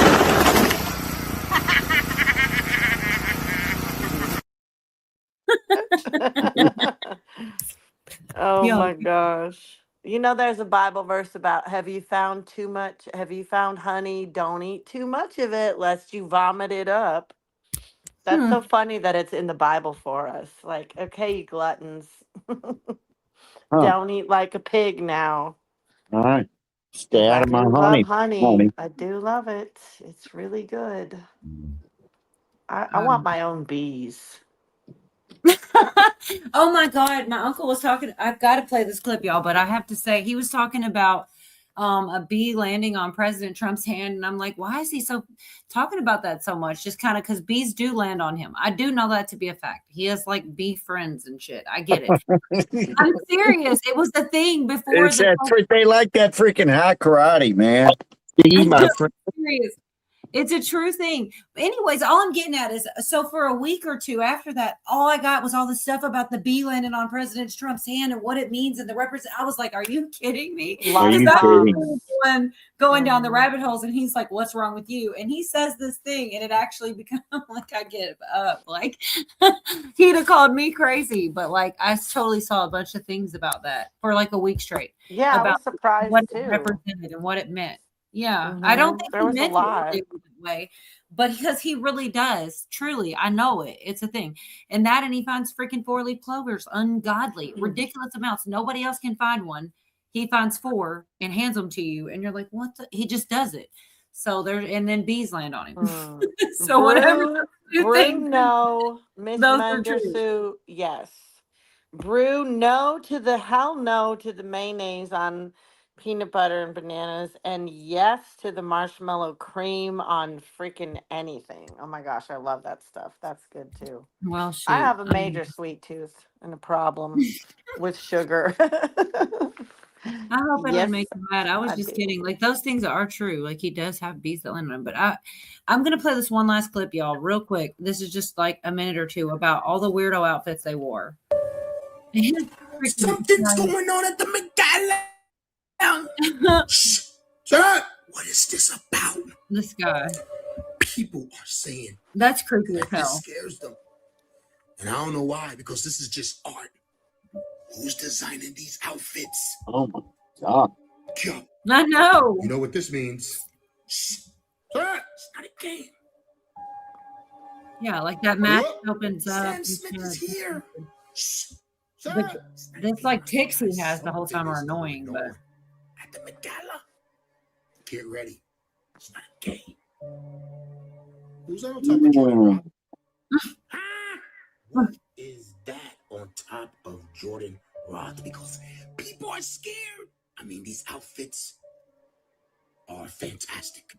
Sir, but this one right here, Whose hand is that? There is an extra hand. It's like who can out goofy everybody else, man. Go down like this is about to be the best Met Gala ever. This is what people are saying. I wouldn't know, and I don't believe it. He does that the whole time. Only. Shout out to all these amazing people at the Met Gala. This outfit is official, ain't? Nah, this is actually crazy. That's basically a demon on her shoulder. And it's placed on the right shoulder. It ain't on the left shoulder above the heart. That's a demon right there. I see that as a spirit hanging right on top of whoever this person is. I don't know who this is. Y'all let me know who they are. That is definitely a demon. Look at the face. The face looks demonic. It really Totally. Oh my gosh, totally.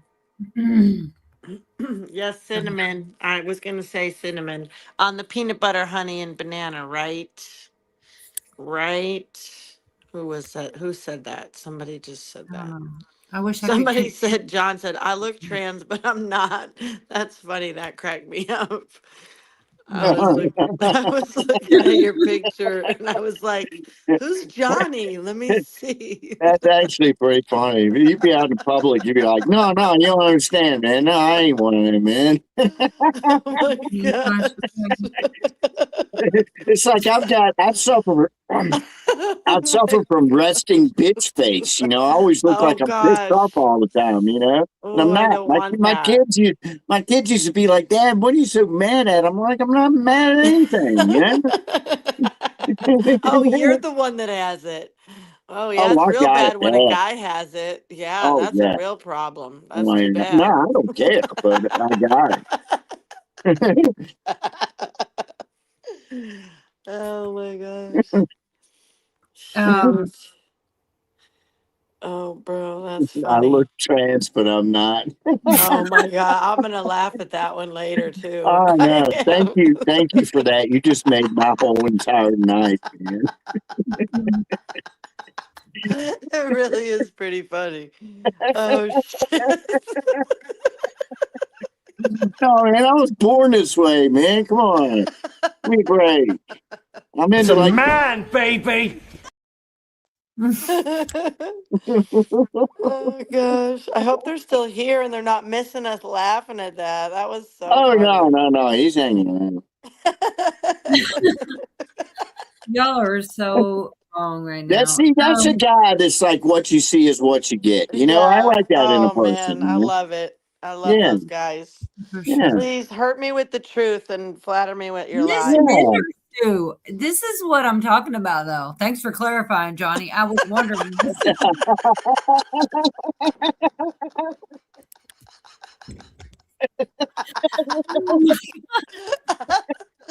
I don't know. No. Oh shoot. Oh,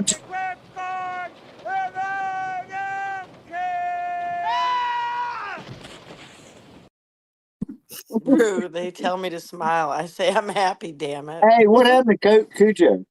Oh yeah, what happened to Cujo? I hope I didn't piss him off talking about the bees landing on him. I hope he comes back. Let's I see. hardly think he'd get mad at you for much. I don't either, but I don't know. I was gonna Pick looks play. like a girl. If I could play it, I would. What happened? Oh my God, I didn't read it. Yeah, I'll get the one he wants me to play, but I'm not good at English. You guys are terrible. The funniest part is, but I'm not. Oh my gosh. I'm gonna play this video of Hawk wants me to play this one. I've got to try to get it from my phone and send an email to myself or something. I can't get it out of that chat. You guys are terrible. I don't even know. There's not a clip. Oh no. There's looking this one.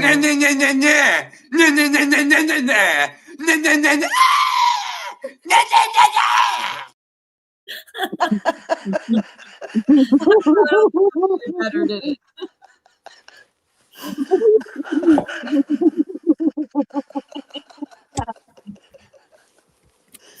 Oh shit. Ow. Ow. Miss Miss Menderson was the undercover troll. I'm telling y'all, she she knows what she's doing out there. Y'all can't even catch your breath. She knows what she's doing. Oh my God, what is going on in here, That was Johnny? the best thing that happened to me all day, man. Oh my God, y'all. Oh no. I had one of them days where everything turned to shit, man. Everything I touched just fell apart or broke or some shit, man. And you just made my entire day, sir. Oh shit. Thank you. You That have an looks like a average madam. woodpecker. I've seen a meme. I think I saved it on my computer. Somebody had an old picture, like an old Marie Antoinette person, and it said, "Fetch me my." Said, "Fetch me my dick guillotine, the small one." What?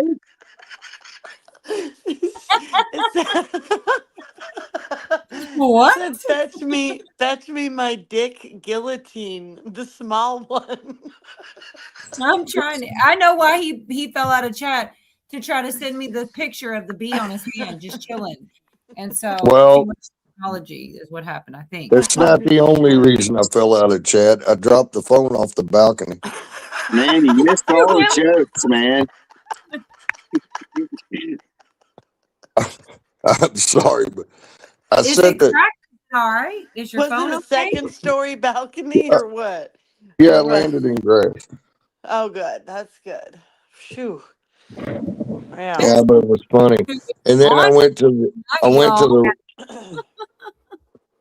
You know how when you're getting ready to enter, and you have the choice to you're getting ready to enter studio, and you have the choice to mute or put your video on. Yeah.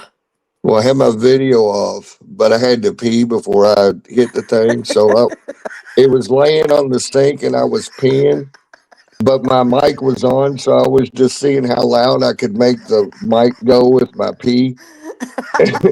I got it up there pretty high. I was impressed with both my pee stream and the phone. Anyway, I'm That's sorry. It was awesome. probably way TMI, but it was funny to me. So I I shared mean, it. we all gotta pee, so it's all right. Apparently, I had to pee pretty bad because that mic was going pretty good. Yeah, that mic going all the way up. I didn't get all the way to the top, but by hell, next time I'm gonna. I miss the old equalizers, when you used to be able to adjust. My husband always had the coolest stereo equipment. Car stereo, the Alpine or the Kenwood with the big bass speakers and shit. Oh yeah. Yep. Everything came out all right, Cujo. Bruce happy for That's all you. that is. Thanks everybody for caring so much about my urinary process. Oh my gosh. I haven't laughed in a couple weeks. I fell and I hurt my ribs so bad. And they just been jacked up. I was going to ask you, Cujo, because I figured, you may have had your ribs messed with at time in your life. I don't know. There's nothing they can do for ribs, right? Right. No. I had my ribs. I had two of my ribs broken. Yeah. Right at my what do you call that plate in the middle of your ribs? Uh-huh. Oh, your sternum. Yeah, right there by it. And long story, but I was driving a truck and I went into a concrete wall. Oh shit. Yeah, but I wasn't going all that fast, but still, there's a sudden stop. And the seatbelt was caught in the door when I had shut it, so it wasn't all the way taut. So I hit the wall, I slammed into the steering wheel. Anyway, that doesn't matter. Point is, I broke two ribs, and when my then wife I was laying on the couch, and you know how it is. You break ribs. You can't laugh. You can't sneeze. You can't cough. You don't want to talk. Don't want to move. I'm just laying there. I asked her for water, and she was so pissed off at me. She said, "Go get your own water." And I was like, and that was the beginning of the end.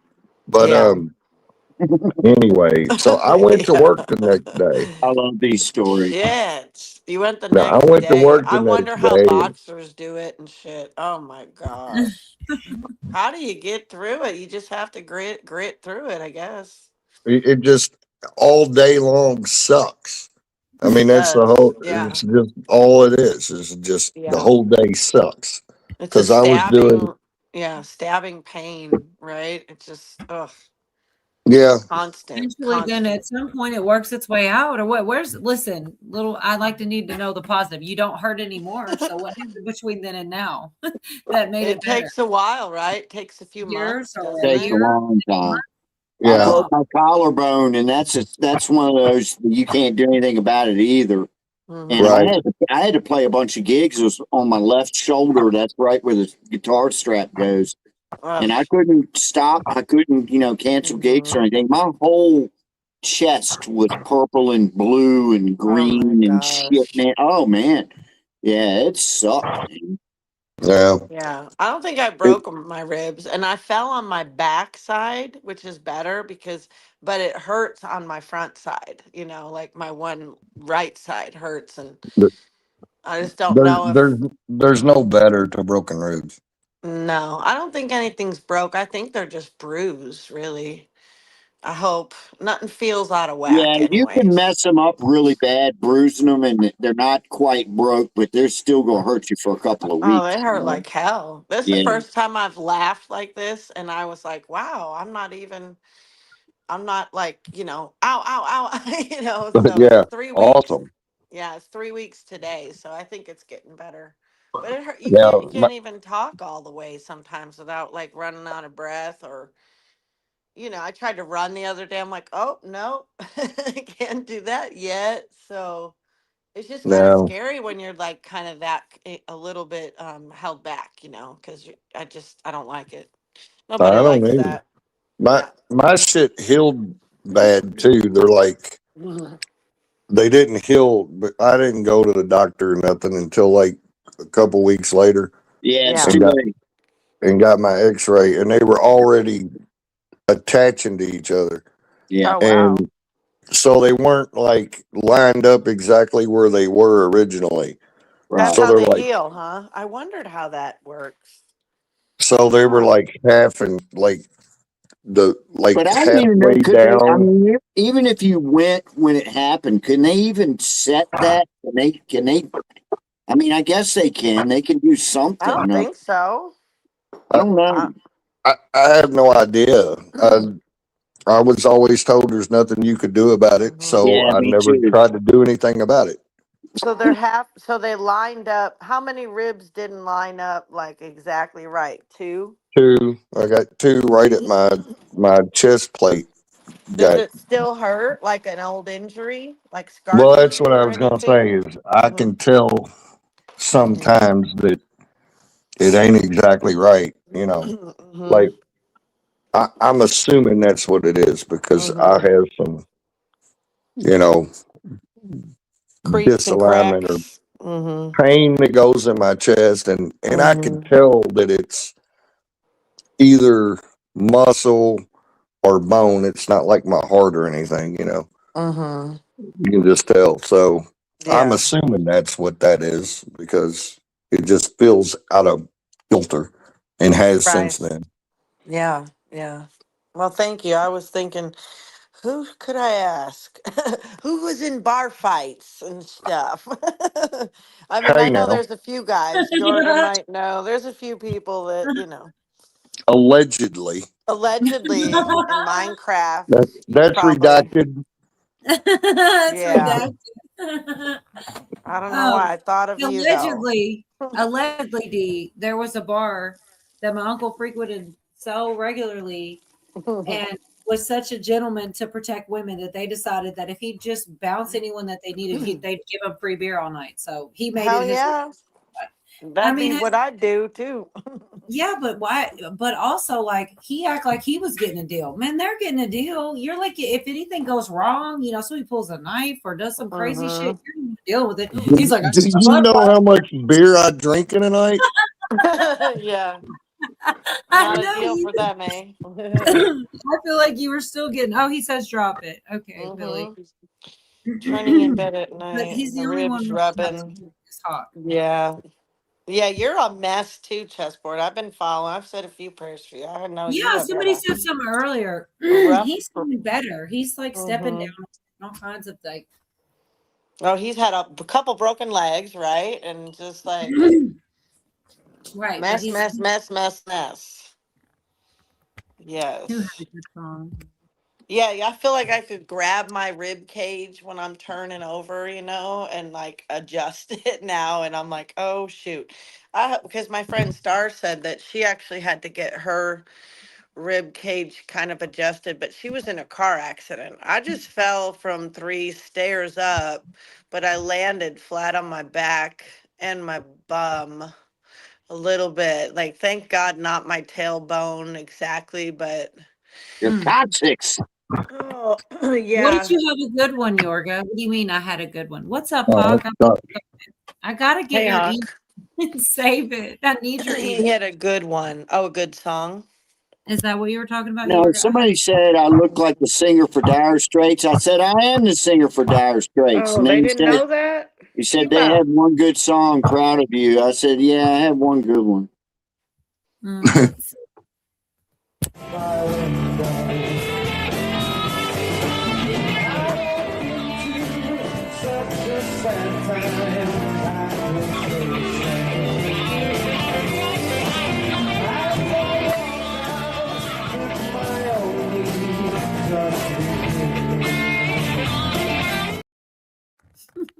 I do love that. I play that even when you're not here. You don't. He's gonna sue me for likeness one day when he's not here, and I'm still playing the guitar. Like, bitch, I took the day off. Put my Oh, I've been counting. I've been adding up the royalties. I got a notebook too. He's got That ain't even your song. What What's is up, this Hawk? He's How got do you know that? What is that, Hawk? I did a screen share. Oh, What is yeah. it? Oh, hey, Hawk.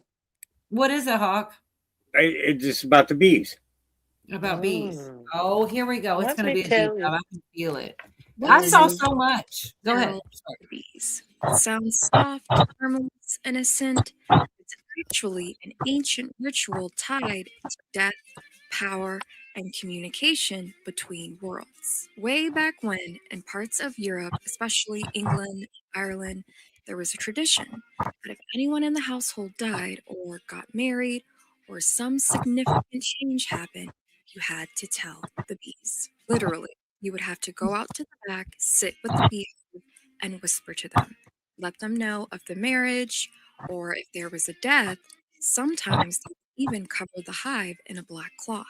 Because the belief was that bees weren't just insects, they were witnesses, they were messengers, they were part of the divine order.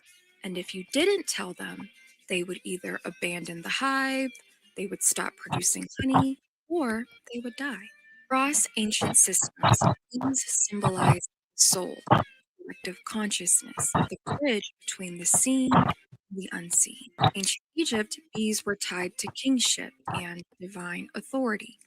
In ancient Greece, high priestesses were known as Melissae, which means bees. Fleur de lis, which has long been associated with royalty, was believed to once have been a bee, symbol of sacred bloodlines and divine inheritance.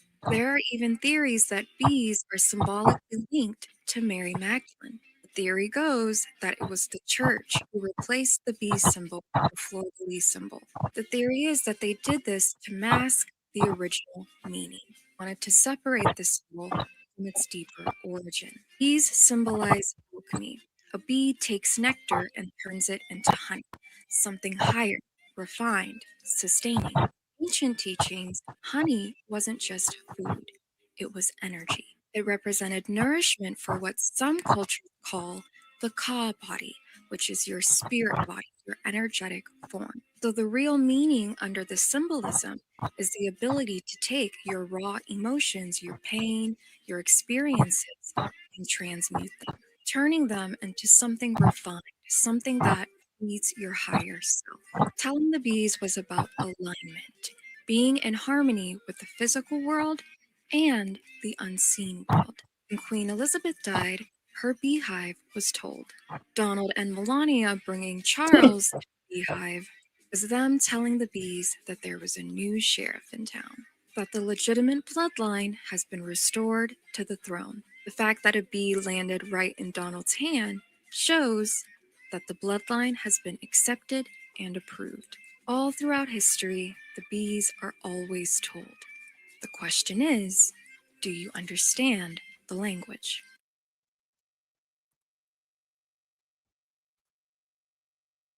Does that answer your question, Cola? Oh shoot, I meant to push. Yeah, that was very interesting. I didn't come back, Hawk. My bad. I was trying to make the screen go away, not Hawk. I pushed the wrong button.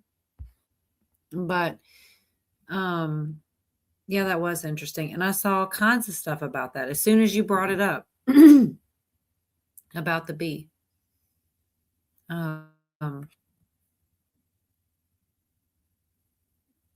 I'm also trying to pull this up again because now what did he say? It was accepting of the bloodline. So hopefully I am hopefully I am related to you then. You're accepted by the bees.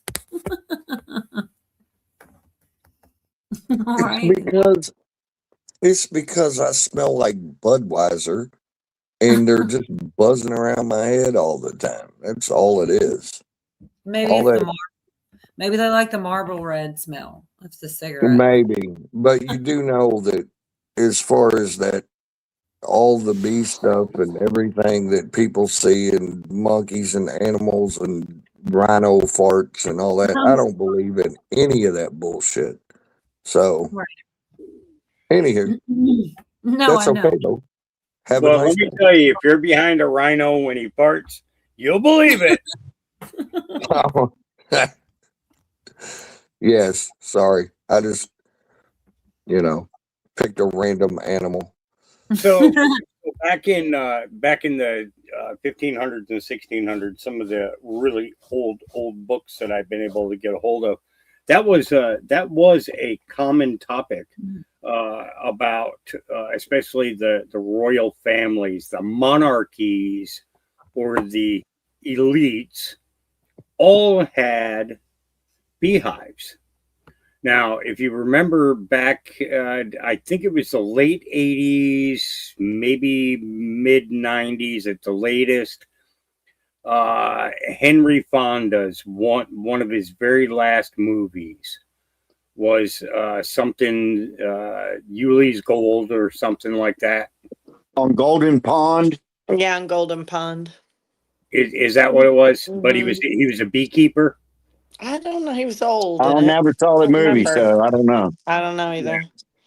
So, so it was talking, and then you think about the biblical references, the land of milk and honey. Okay. Yeah. So the lands that had milk and honey were the vibrant lands on Earth, as what we know as Earth. God only knows what they knew it of as back then. So when you cross reference and you correlate, this girl is probably the closest that I have seen in an understanding concept of what the beehives were brought to the White House for to begin with. And it's kind of interesting, I wonder if he went out and talked to the bees before he dropped the first bomb on the White House, on Iran. I wonder if he did that before he went. There's just so many things that I have a lot of questions where it comes to this beehive that's at the White House. How long has that beehive been there? Is it just a recent thing, or is it something where other presidents had it there as well, but it gets removed by somebody who's not. Wasn't I know Ben Franklin wasn't the president, but wasn't he like big time into beekeeping? Well, he was known to hang out with the beekeepers when he was in France during the period of time that the Revolutionary War was just getting kicked off. And it was a bee that gave some type of a significant sign to the King of France at that time, and that's where the money came from in order to send French troops and French money here to help us win the Revolutionary War. Yeah, and you know what? Every time people hoot on the French, man, hey, they helped us win our independence, man. Lafayette. Well, that's true, but if it wasn't for us in World War I and World War II, they'd all be speaking German. Oh, God, very true. But they did help us, you know. Without them, you know, we'd be speaking English. Yeah, well, props to them. You know what I mean? Speaking English. But they've still been bitches. Yeah. Ever since their little Menage no line bullshit. Yeah, they've been bitches ever since then. Yeah. So they're bitches now. yes. And my mother's maiden name was Pruitt, and it's French as fuck. And I hate half of myself. Because I think the French are little bitches. I can't stand Canadians, and well, never mind. I'm gonna shut up. I was told all my life that I was French. I was told that all my life, and my daughter did one of these DNA things, and it says that from so my DNA somehow or another, I don't know. Anyway, it says that mine was all British, every bit British, every bit. Nothing else. There were a lot of very prominent Pruitts from the early 1800s all the way through the 1900s that were some of the most successful in medical and also in education. And that was before the Rockefeller system came into play. So it's a name that could carry quite a bit of pride if you. I'll tell you another Pruitt story. What the hell is going on? There's a little island out in the Chesapeake Bay called Tangier Island, and it's crazy. I've been there. It was settled by Revolutionary War deserters. Okay. And they got on this island, and to this day, it's not very big. You can walk it, in a couple of hours, which I have. But it's crazy. There's only a couple of actual vehicles on the island. Everybody else uses golf carts, and they crab. That's their industry, is crabbing. And man, when they speak, you can't understand what they're saying, but they're speaking English. It's like it's been that way for so long, man. And we walked down the street, and every mailbox was either a Crockett or a Pruitt. I mean, it was Pruitt, Crockett, Pruitt, Crockett, Pruitt, Crockett. They were all Pruitts and Crockett's there. Yeah, it's a weird. I mean, it's a pretty cool place. You go over there for a day and you get the hell out. And the first thing I wanted was a beer when I got there, man. Yeah, give me a beer. Oh, it's a dry island. There's no. Yeah, I know. Me too. Me too, man. That was the first thing I wanted, man. Yeah, I got dirty looks for asking for a beer in a restaurant. Yeah, well, those Pruitts could not have possibly been related to me because there's no way they'd have been on a dry island. Oh, gotcha. So there's no way. If you guys don't want to see this, that's fine. But I did have the interview of Beyonce talking at the Met Gala and her skeleton thing. It's just a couple minutes long. Talking about, there's some weird shit to it. I think she is kind of giving up her child, and that sucks. But that's how they do things. But it is also like still going on. It's like a bunch of things at the same time. And like I hope to find this one video before I close out that shows a couple more of these outfits at this Met Gala. It's like they're laughing at us, like with their costumes. Like, what was the name of the band that she sang with? What's that? Her Destiny's Child? Mm-hmm. Yeah. What's her child's name? Oh gosh, I knew it till you asked me.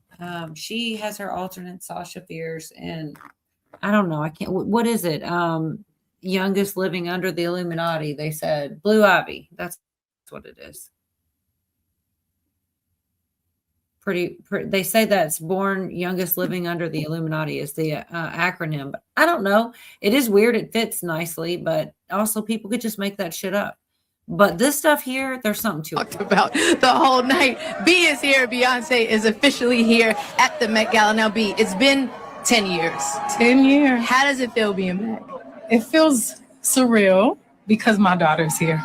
And Blue looks so beautiful. She looks. Okay, I want to say it before I play it. Because when I watched it, I had watched it twice. The second time I did notice how shaky and trembly she sounds. Yeah, she could be nervous, whatever. But she's hella famous. She should be over. Maybe she's on Ritalin. Maybe she is, Yorga. Listen, though, how jittery. I didn't notice it. When I focused in, I go, oh, shit, there is something to that. She doesn't. Yeah. At the Met Gala. Now, B, it's been 10 years. 10 years. How does it feel being back? It feels surreal because my daughter's here. And Blue looks so beautiful. She looks so beautiful. This is it's incredible to be able to share it with her. And I think she looks so incredible. She looks so beautiful. I'm like, we could learn some red carpet tips from Blue. Absolutely. The way she's posing, I'm like, she was ready. She was ready. She is ready. Absolutely. So, B, what are you looking forward to most from tonight? I think it's really just experiencing this through the eyes of Blue and being able to relax. And I think for me, I'm wearing Olivier Rousteing, who is so good. Someone that's been so loyal to me. And I've done so many incredible, iconic looks with him. So it's really about representing him. And celebrating bodies, just celebrating all bodies, all the different bodies. Different, juicy, curvy, I love thin, tall, whatever. Just celebrating whatever God gave you. Absolutely. Well, you know how much I love you, B. Thanks for stopping by and thanks for being here. Everyone is so happy. So this the interview where I was talking about how she just kind of looked, just a little flustered in her face. Obviously, her voice was shaky as well. And I mean, if I'm reaching, you could say she was nervous, and this is just normal, or you could say something was just a little off. Now, let's see if we can get a little bit closer to the entire skeleton outfit. That's the family, of course. What's it like to be the first family of New York? And that is what the creator was talking about as far as Blue having on all white. I mean, in a sense, it's like a really long, how like wedding dresses are. It's like really long in the back. You can't. So I know it's just like up to your own interpretation, but it did seem like there was he went into the whole consciousness switching and she was younger and she was the skeleton and he went kind of far, but I don't know. I could kind of see it. There is some symbolism when it comes to Hollywood, but I feel sorry for the little girl. Like, it does feel off. Like, why was she shaky? She's freaking Beyonce. She shouldn't be that nervous to just speak to someone. I don't know. What do you guys think? I don't know if that's even her. I mean, I don't know Beyonce, honestly. Be caught, and, that her and Jay-Z are about to get caught. And I think that's, I really think that's probably more of what's going on than anything else. And they were supposed to have like a party too. Like, how would you have a party right now?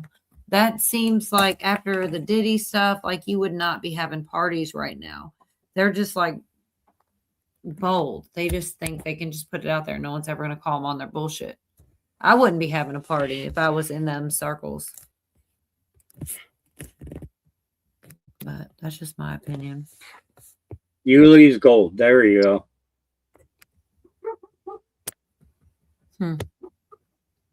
Looks like a snake on her face. Yeah. But if you go back and watch that movie, Yuli's Gold, there's a lot of connection to lot of connection with the bees there, and that Beekeeper movie with Jason Statham. That's an intelligence movie, and it would definitely, you wouldn't be wasting time watching it.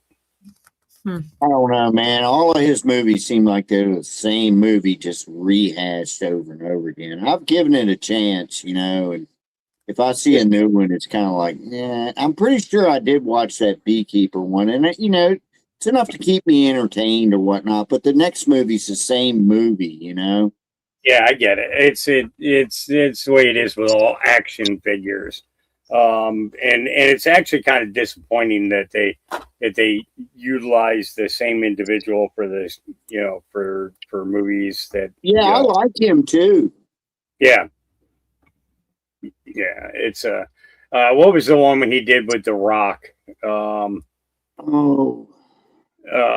He did one with The Rock, and it's like there's a whole mesh of stars in there. Untouchable or no? The Expendables. Expendables. Yeah. Joe, are you still here, Cujo? Yeah, I like Dolph Lundgren, man. I've always liked this stuff. It's funny because Adam Sandler in a movie uses the fake name Dolph Lundgren just as a joke, and it's so stupid. It's a movie called Just Go With It, but I don't know. Cujo, are you here? Yes, I am. I'm sorry. This comment is about your mom. Sounds so Wait, I'm sorry. I came outside to smoke, so I can't see the comments. What does it say about my mama? It says, does anyone get SHOT? Because I told him before that my grandmother, when you would tell her about that, she wouldn't even consider watching that movie without asking that question. Does anybody get SHOT? And if you said no, she didn't have any interest. But if you said yeah, she'd be listening. Okay, tell me about it. Like, it's just, I'm more of a comedy. Like, I like lightweight, kind of funny, like just relax and not be. She liked movies. She would say, "Does anyone get shot?" If you remember that, you tell her about a movie. She would always ask me to when I would back in the day when you'd get blockbuster movies and shit. She would always say, "Get me a shoot 'em up." Yeah. Oh my God.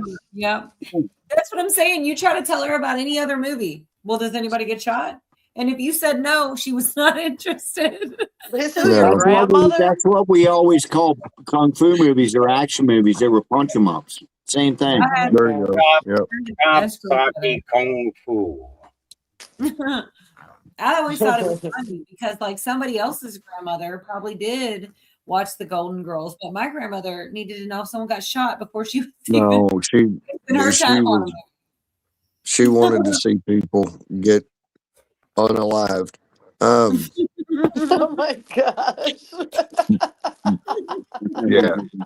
But there was actually a movie that came out. I don't think it did too good, but it was called Shoot 'Em Up or something to that effect. And I've seen it, and I was laughing my ass off when I brought it home. I said, "Look, if this one doesn't do it for you, I don't know what to tell you." Because that's all that did. There was no plot or no nothing. It was just a bunch of people shooting each other, basically. Yeah, but she liked like Columbo, and she liked Murder, She Wrote. She liked the mystery type. She liked that kind of stuff. But she couldn't be interested in just something to make you laugh. She'd be like, "Oh, this is ridiculous. What is this? No one gets shot? Get it out of here." Yeah. I'm like, no, we're gonna just laugh at this. No, we're not. What's going on? No, I got things to do. All this violence and death talk. I need to have a safety meeting. Oh my gosh, I never found something for that. It would be so much fun to have that. This guy right here, he actually did one, and I was like, I don't want to get rid of this one, so I want to find something else. But he does one with a like gravity bong. This guy, I don't have it. I have him with alcohol. Man, cheers.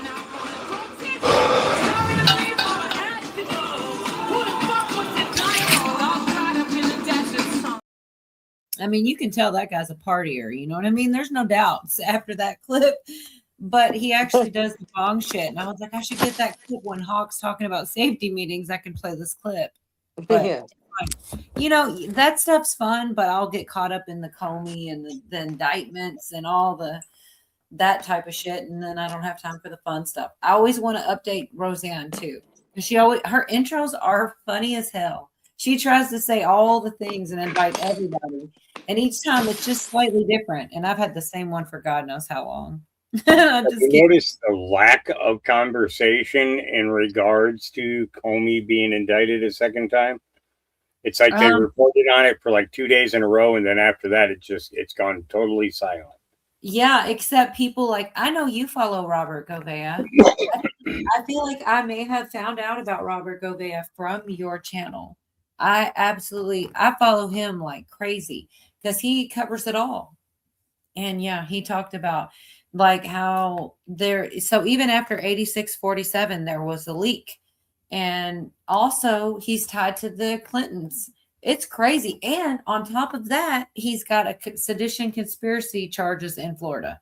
So like, like whichever way you go, buddy, you're getting in trouble somewhere. They're coming for you. You know, it's the level of exposure and the level of crime. How do you introduce evidence? And the court of public opinion is a lot bigger than a grand jury. The court of public opinion is bigger than your local courthouse or state courthouse, your federal courthouse, or even the U.S. Supreme Court. The court of a public opinion is can literally be worldwide conviction. It's what's holding up the Obama stuff, right? But probably not for long. Yeah, well, Comey and Brennan have to be removed. When Comey and Brennan get removed, at that point there, everything else falls into place.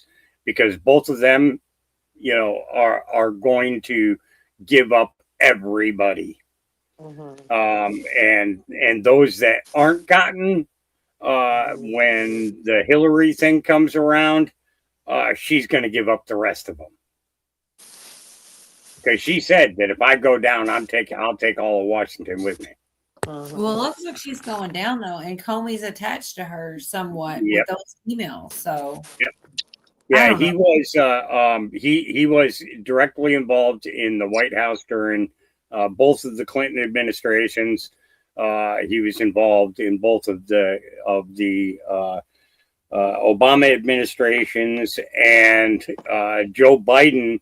The only reason that he was not able to bring Comey back in was the way that Comey was released under Trump.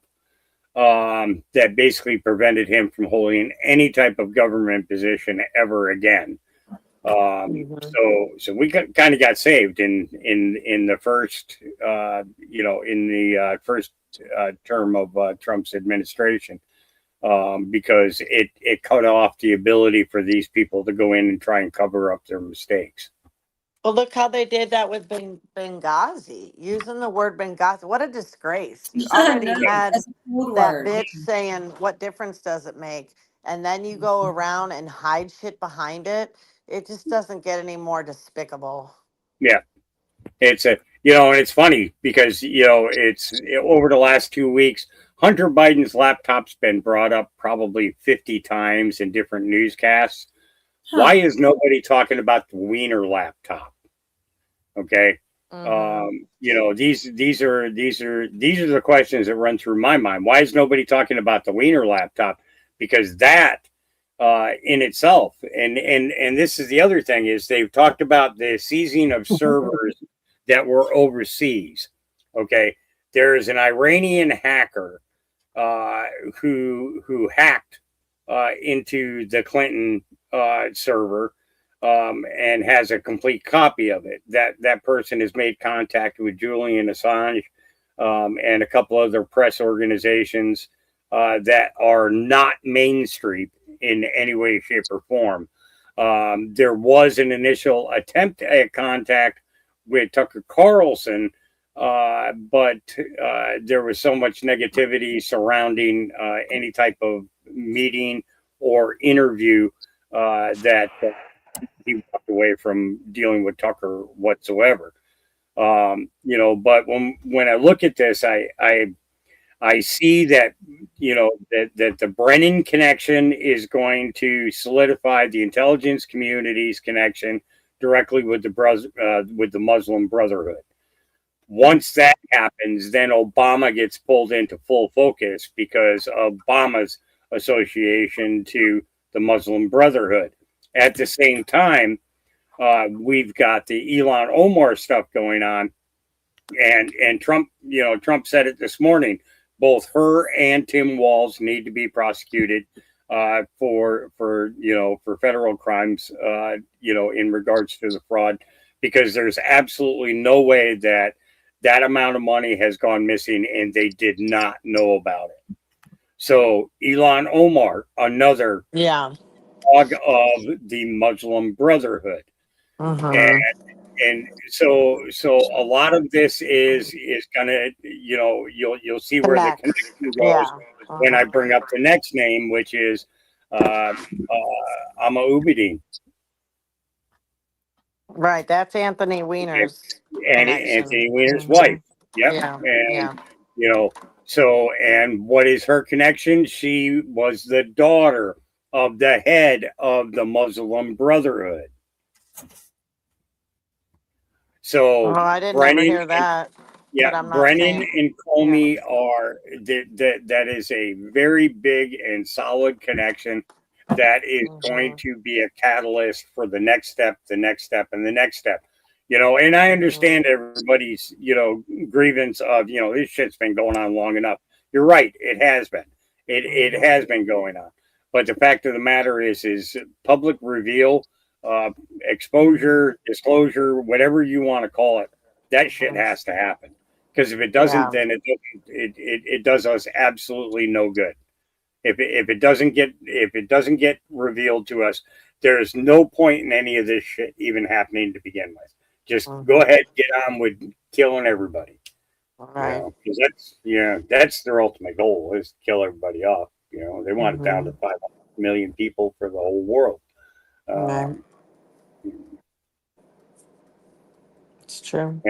And with all the robots that Elon's building, well, that 500 million, everybody's going to have a couple of robots take care of all their work.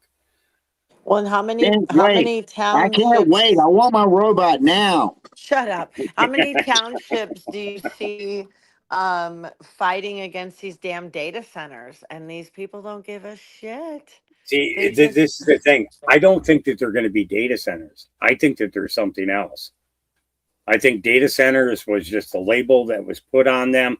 The investments, I believe, are, I think it has something to do with energy. I don't think it has anything to do with AI data servers. Well, there are real places that, like, entire townships have gotten eminent domain, and you'll see pictures of data centers all lit up at night and hear videos of how it sounds. I mean, there's definitely some already out there. Well, you think about it. If you get one of those little memory cards, you can put your whole freaking life on one of those little memory cards. It doesn't require data centers the size of football fields in order to maintain that information. Well, what do you think they're going to be? I think they're building free energy devices. Well, good. I'm not kidding. I think I think that they're developing and they're going to be developing and building all the inventions that have been kept from us for the last more than 125 years at least. Or they're going to be building spaceships for us to go fuck around with the aliens in space. I do think there's something coming with the like I said, with the stars and their costumes and shit at the Met Gala. It was like they're mocking us. They know shit we don't know. Some kind of disclosure's coming. I just wonder which one's true. So I know you were really into the Stephen Greer thing, but don't you believe also though that these entities are more than likely demonic than that they are from another planet? I think that when Okay, so it was Archangel Michael who was sent down to deal with the fallen. He had special places pre-selected in order to place them.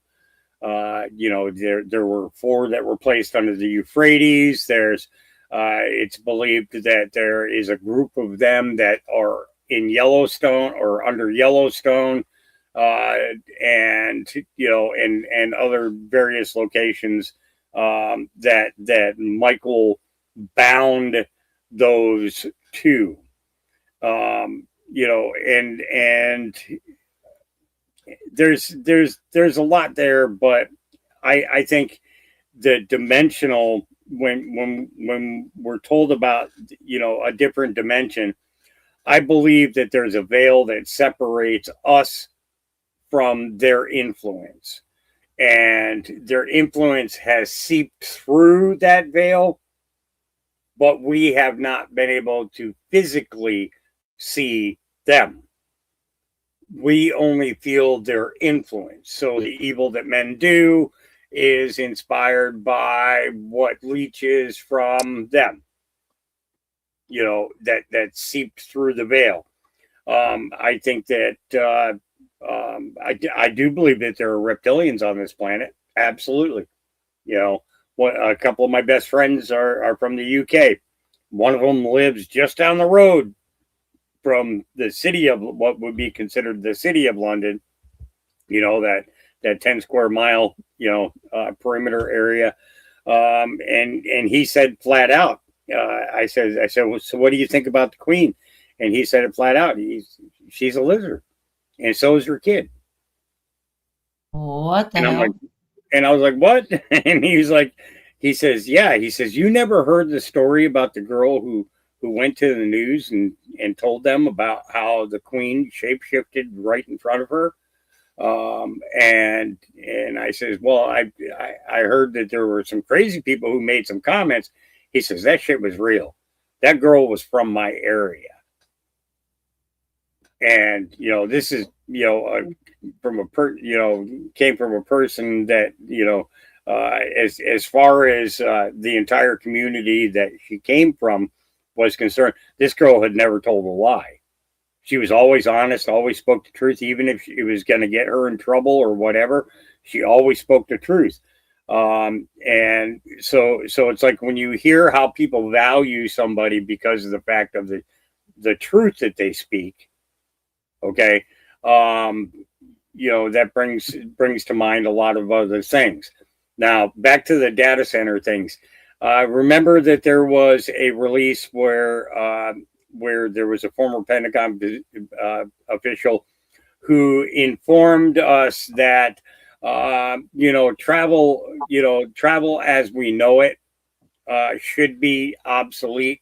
That basically they have the means of transportation that you could be anywhere in the world within 45 minutes. Mm-hmm. What if they're building those devices? For travel, things like that, and these are the kind of things that, that I wanted to bring out because, you turn around and you look at shows like Star Trek, Battlestar Galactica, things like that, replicators, even Stargate, the series, they had replicators, not the same type of replicators, but replicators nonetheless. One was providing whatever your needs were while you were on the ship, whereas the replicators of the Stargate would consume all the metal and electronics of ships and turn into more robots, and until they met another ship, and then they would go over there and do the exact same damn thing. But looking at this and understanding that, why would this kind of technology be constantly thrown into our face? Okay. Doctor Who. Okay. I don't know how many of you guys have ever watched any of the series. Oh God, all of us had to have. Okay. My kids made me. Okay. This guy could travel through different time periods in a telephone booth, Mm-hmm. while Superman would transform in a telephone booth. Mm-hmm. I mean, really, I seriously. got how many lucky in a people- phone booth one time. What's that? I got lucky in a phone booth. I did too. I got lucky Oh my twice God. on the same night.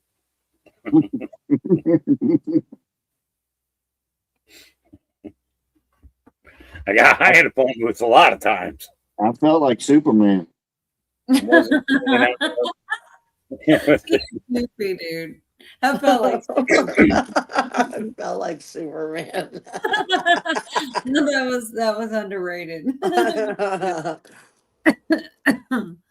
I don't know. I remember the Goodyear blimps when I was a kid growing up in Chicago. We used to see the Goodyear blimp all the time, and they whited them out in a lot of the photos they didn't want us to see. And I've just kind of stopped thinking and believing that we're going to see any of the old world. I feel like they've just been destroying the shit out of it for the last couple hundred years.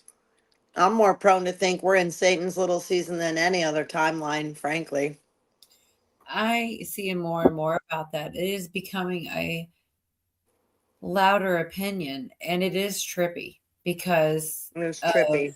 where we are right now, and because of like when they talk about the different monuments and how far humanity has come, what we're able to do now, what we were, what I mean, like what we were able to do then. It is kind of a lot to take in.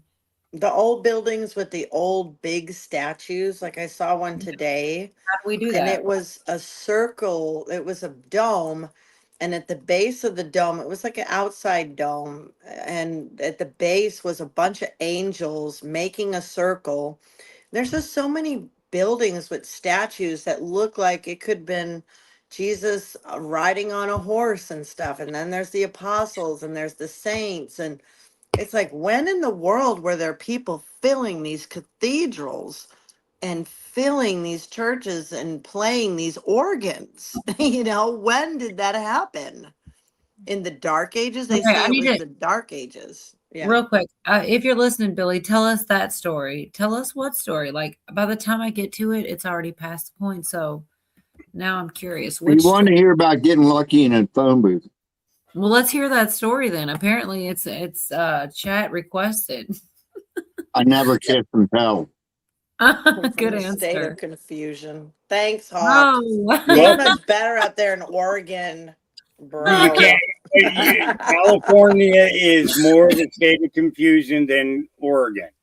Oregon is by a very close second, though. Yeah, that's right. Wow. well, I don't know. I know that Cujo's do one backstage story. Now I think yours is too. We're gonna hear that phone book shit. Backstage too. If we're gonna at least try. I don't know if we're gonna get it. Moonchild's here. Damn it. Come up. Do we have to close it out to have you up, Moonchild? Just tell the truth. What do we got to do to get Moonchild? I did want to share a little bit more about the Met Gala. Like, Yeah, one share more- it, girl. Go for it. I'm looking. This is just the different dresses. I think there's only this and one more from Facebook, which I never share, but it's like a minute and it had things this one didn't. I was like, dude, I need to share both of these just because it's weird. It's crazy. Hold on. Here we go. So Train moms. she's dressed like It's a not walking dead. obviously this is right here in the skeleton of the dress. Like this is what's making that eye. But me, when I can How about see them? a face, like a demonic looking face manifest, it doesn't matter. It doesn't matter where it's coming from. Like it's just the fact that it manifests into something. Like, all right, if I'm looking too deep, whatever. So this will pretty much wrap it up. Oh yeah, I forgot about Heidi Klum. And it isn't Klum. Isn't she the one that does like the crazy ass type of costumes for Met Gala? Doesn't she like always do something super wild every time? Hers look kind of scary, I'm not gonna lie. And of course they had to, sneak some one-eye symbolism in there with who who's this? Katy Perry. Of course, they had to sneak that in there. So she was basically like an alien. What? I guess kind of like a robo girl, future looking, whatever you want to call it. This will be nice for a little bit of thumbnail with Beyonce. Y'all already know they was going to put that one eye in there. You'll never not see this. That's what I was saying in the beginning. They're always going to sneak that symbolism in there at the end of the day, using their biggest puppets. So with that being said, y'all, I just want to. That's pretty much it. On this other video, that's how they kind of tied into each other. This other one said she had 6 fingers, like Nephilim, like, because that's what Enoch says, right? They're giant. Yeah, in the outfit, right? In like the gloves. Fingers, same outfit we just saw, but it was like this, and I'm never sure if oh god, no, I don't. Hedonistic freaks is right, Kim. They're such freaks. Well, you know what? You know when Michael was sent down to deal with the fallen angels, what he did with the females, right? That were shacking up with the Nephilim. What? He turned them all into mermaids, cast them into the ocean. Well, where do you come across that? Yeah, where's that come from? It's in the book of Enoch. Is that? Yeah.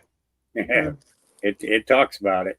Yeah, that the female angels that came down were basically made sirens, while the women who gave birth to the Nephilim were turned to mermaids.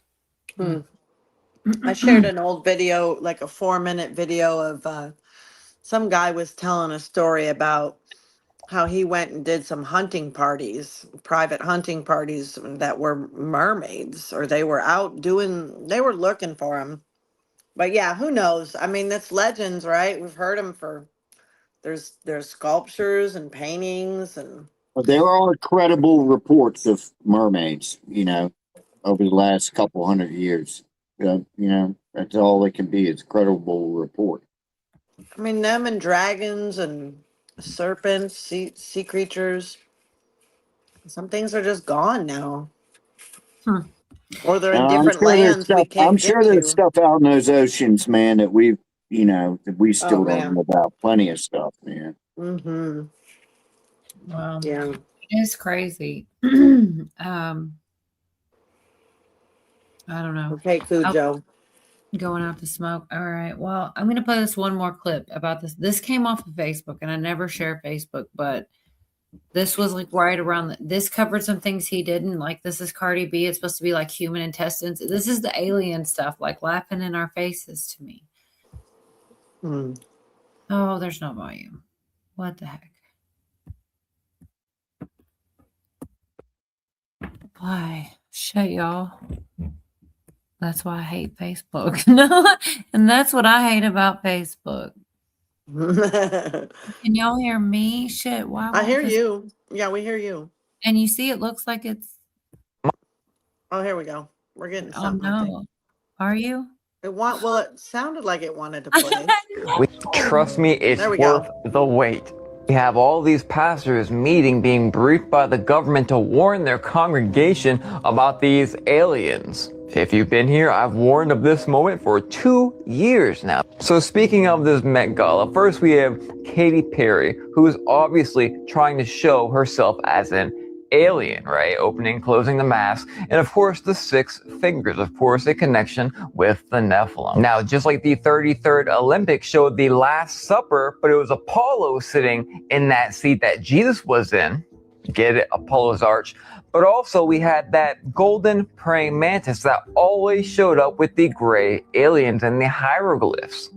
Okay, now why is Cardi B dressed up like human intestines? Don't freak out on me. Completely unrelated. You remember when I made that video on why she's talking about the human harvest that came from an insider, that, we're going to be invaded, attacked by grays and a harvest? Yeah, it's rough.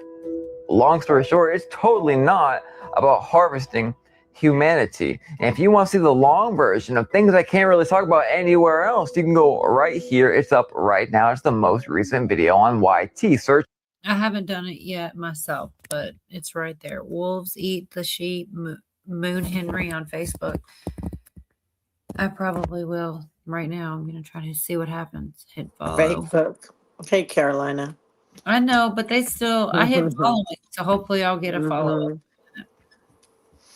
Anyway, there's just was a lot of stuff with the Met Gala that looked like they were joking and laughing in our faces. Like, oh, look, I'm intestines. I'm an alien with 6 fingers. And like, it does remind me of Dave Chappelle saying that they know it before we do. They find out stuff before. How about that guy's humiliation ritual? The black Which guy one? with the big plume on his head. He looked like such a fucking dork. Did you see that one? Oh my gosh. Well, You hey didn't y'all, see I'm gonna have to go Betty bye. What? You're such a loser. I've been here for 6 hours. You have. I missed Yeah, you. if you were Love you younger, you too. could have lasted longer, though. We know.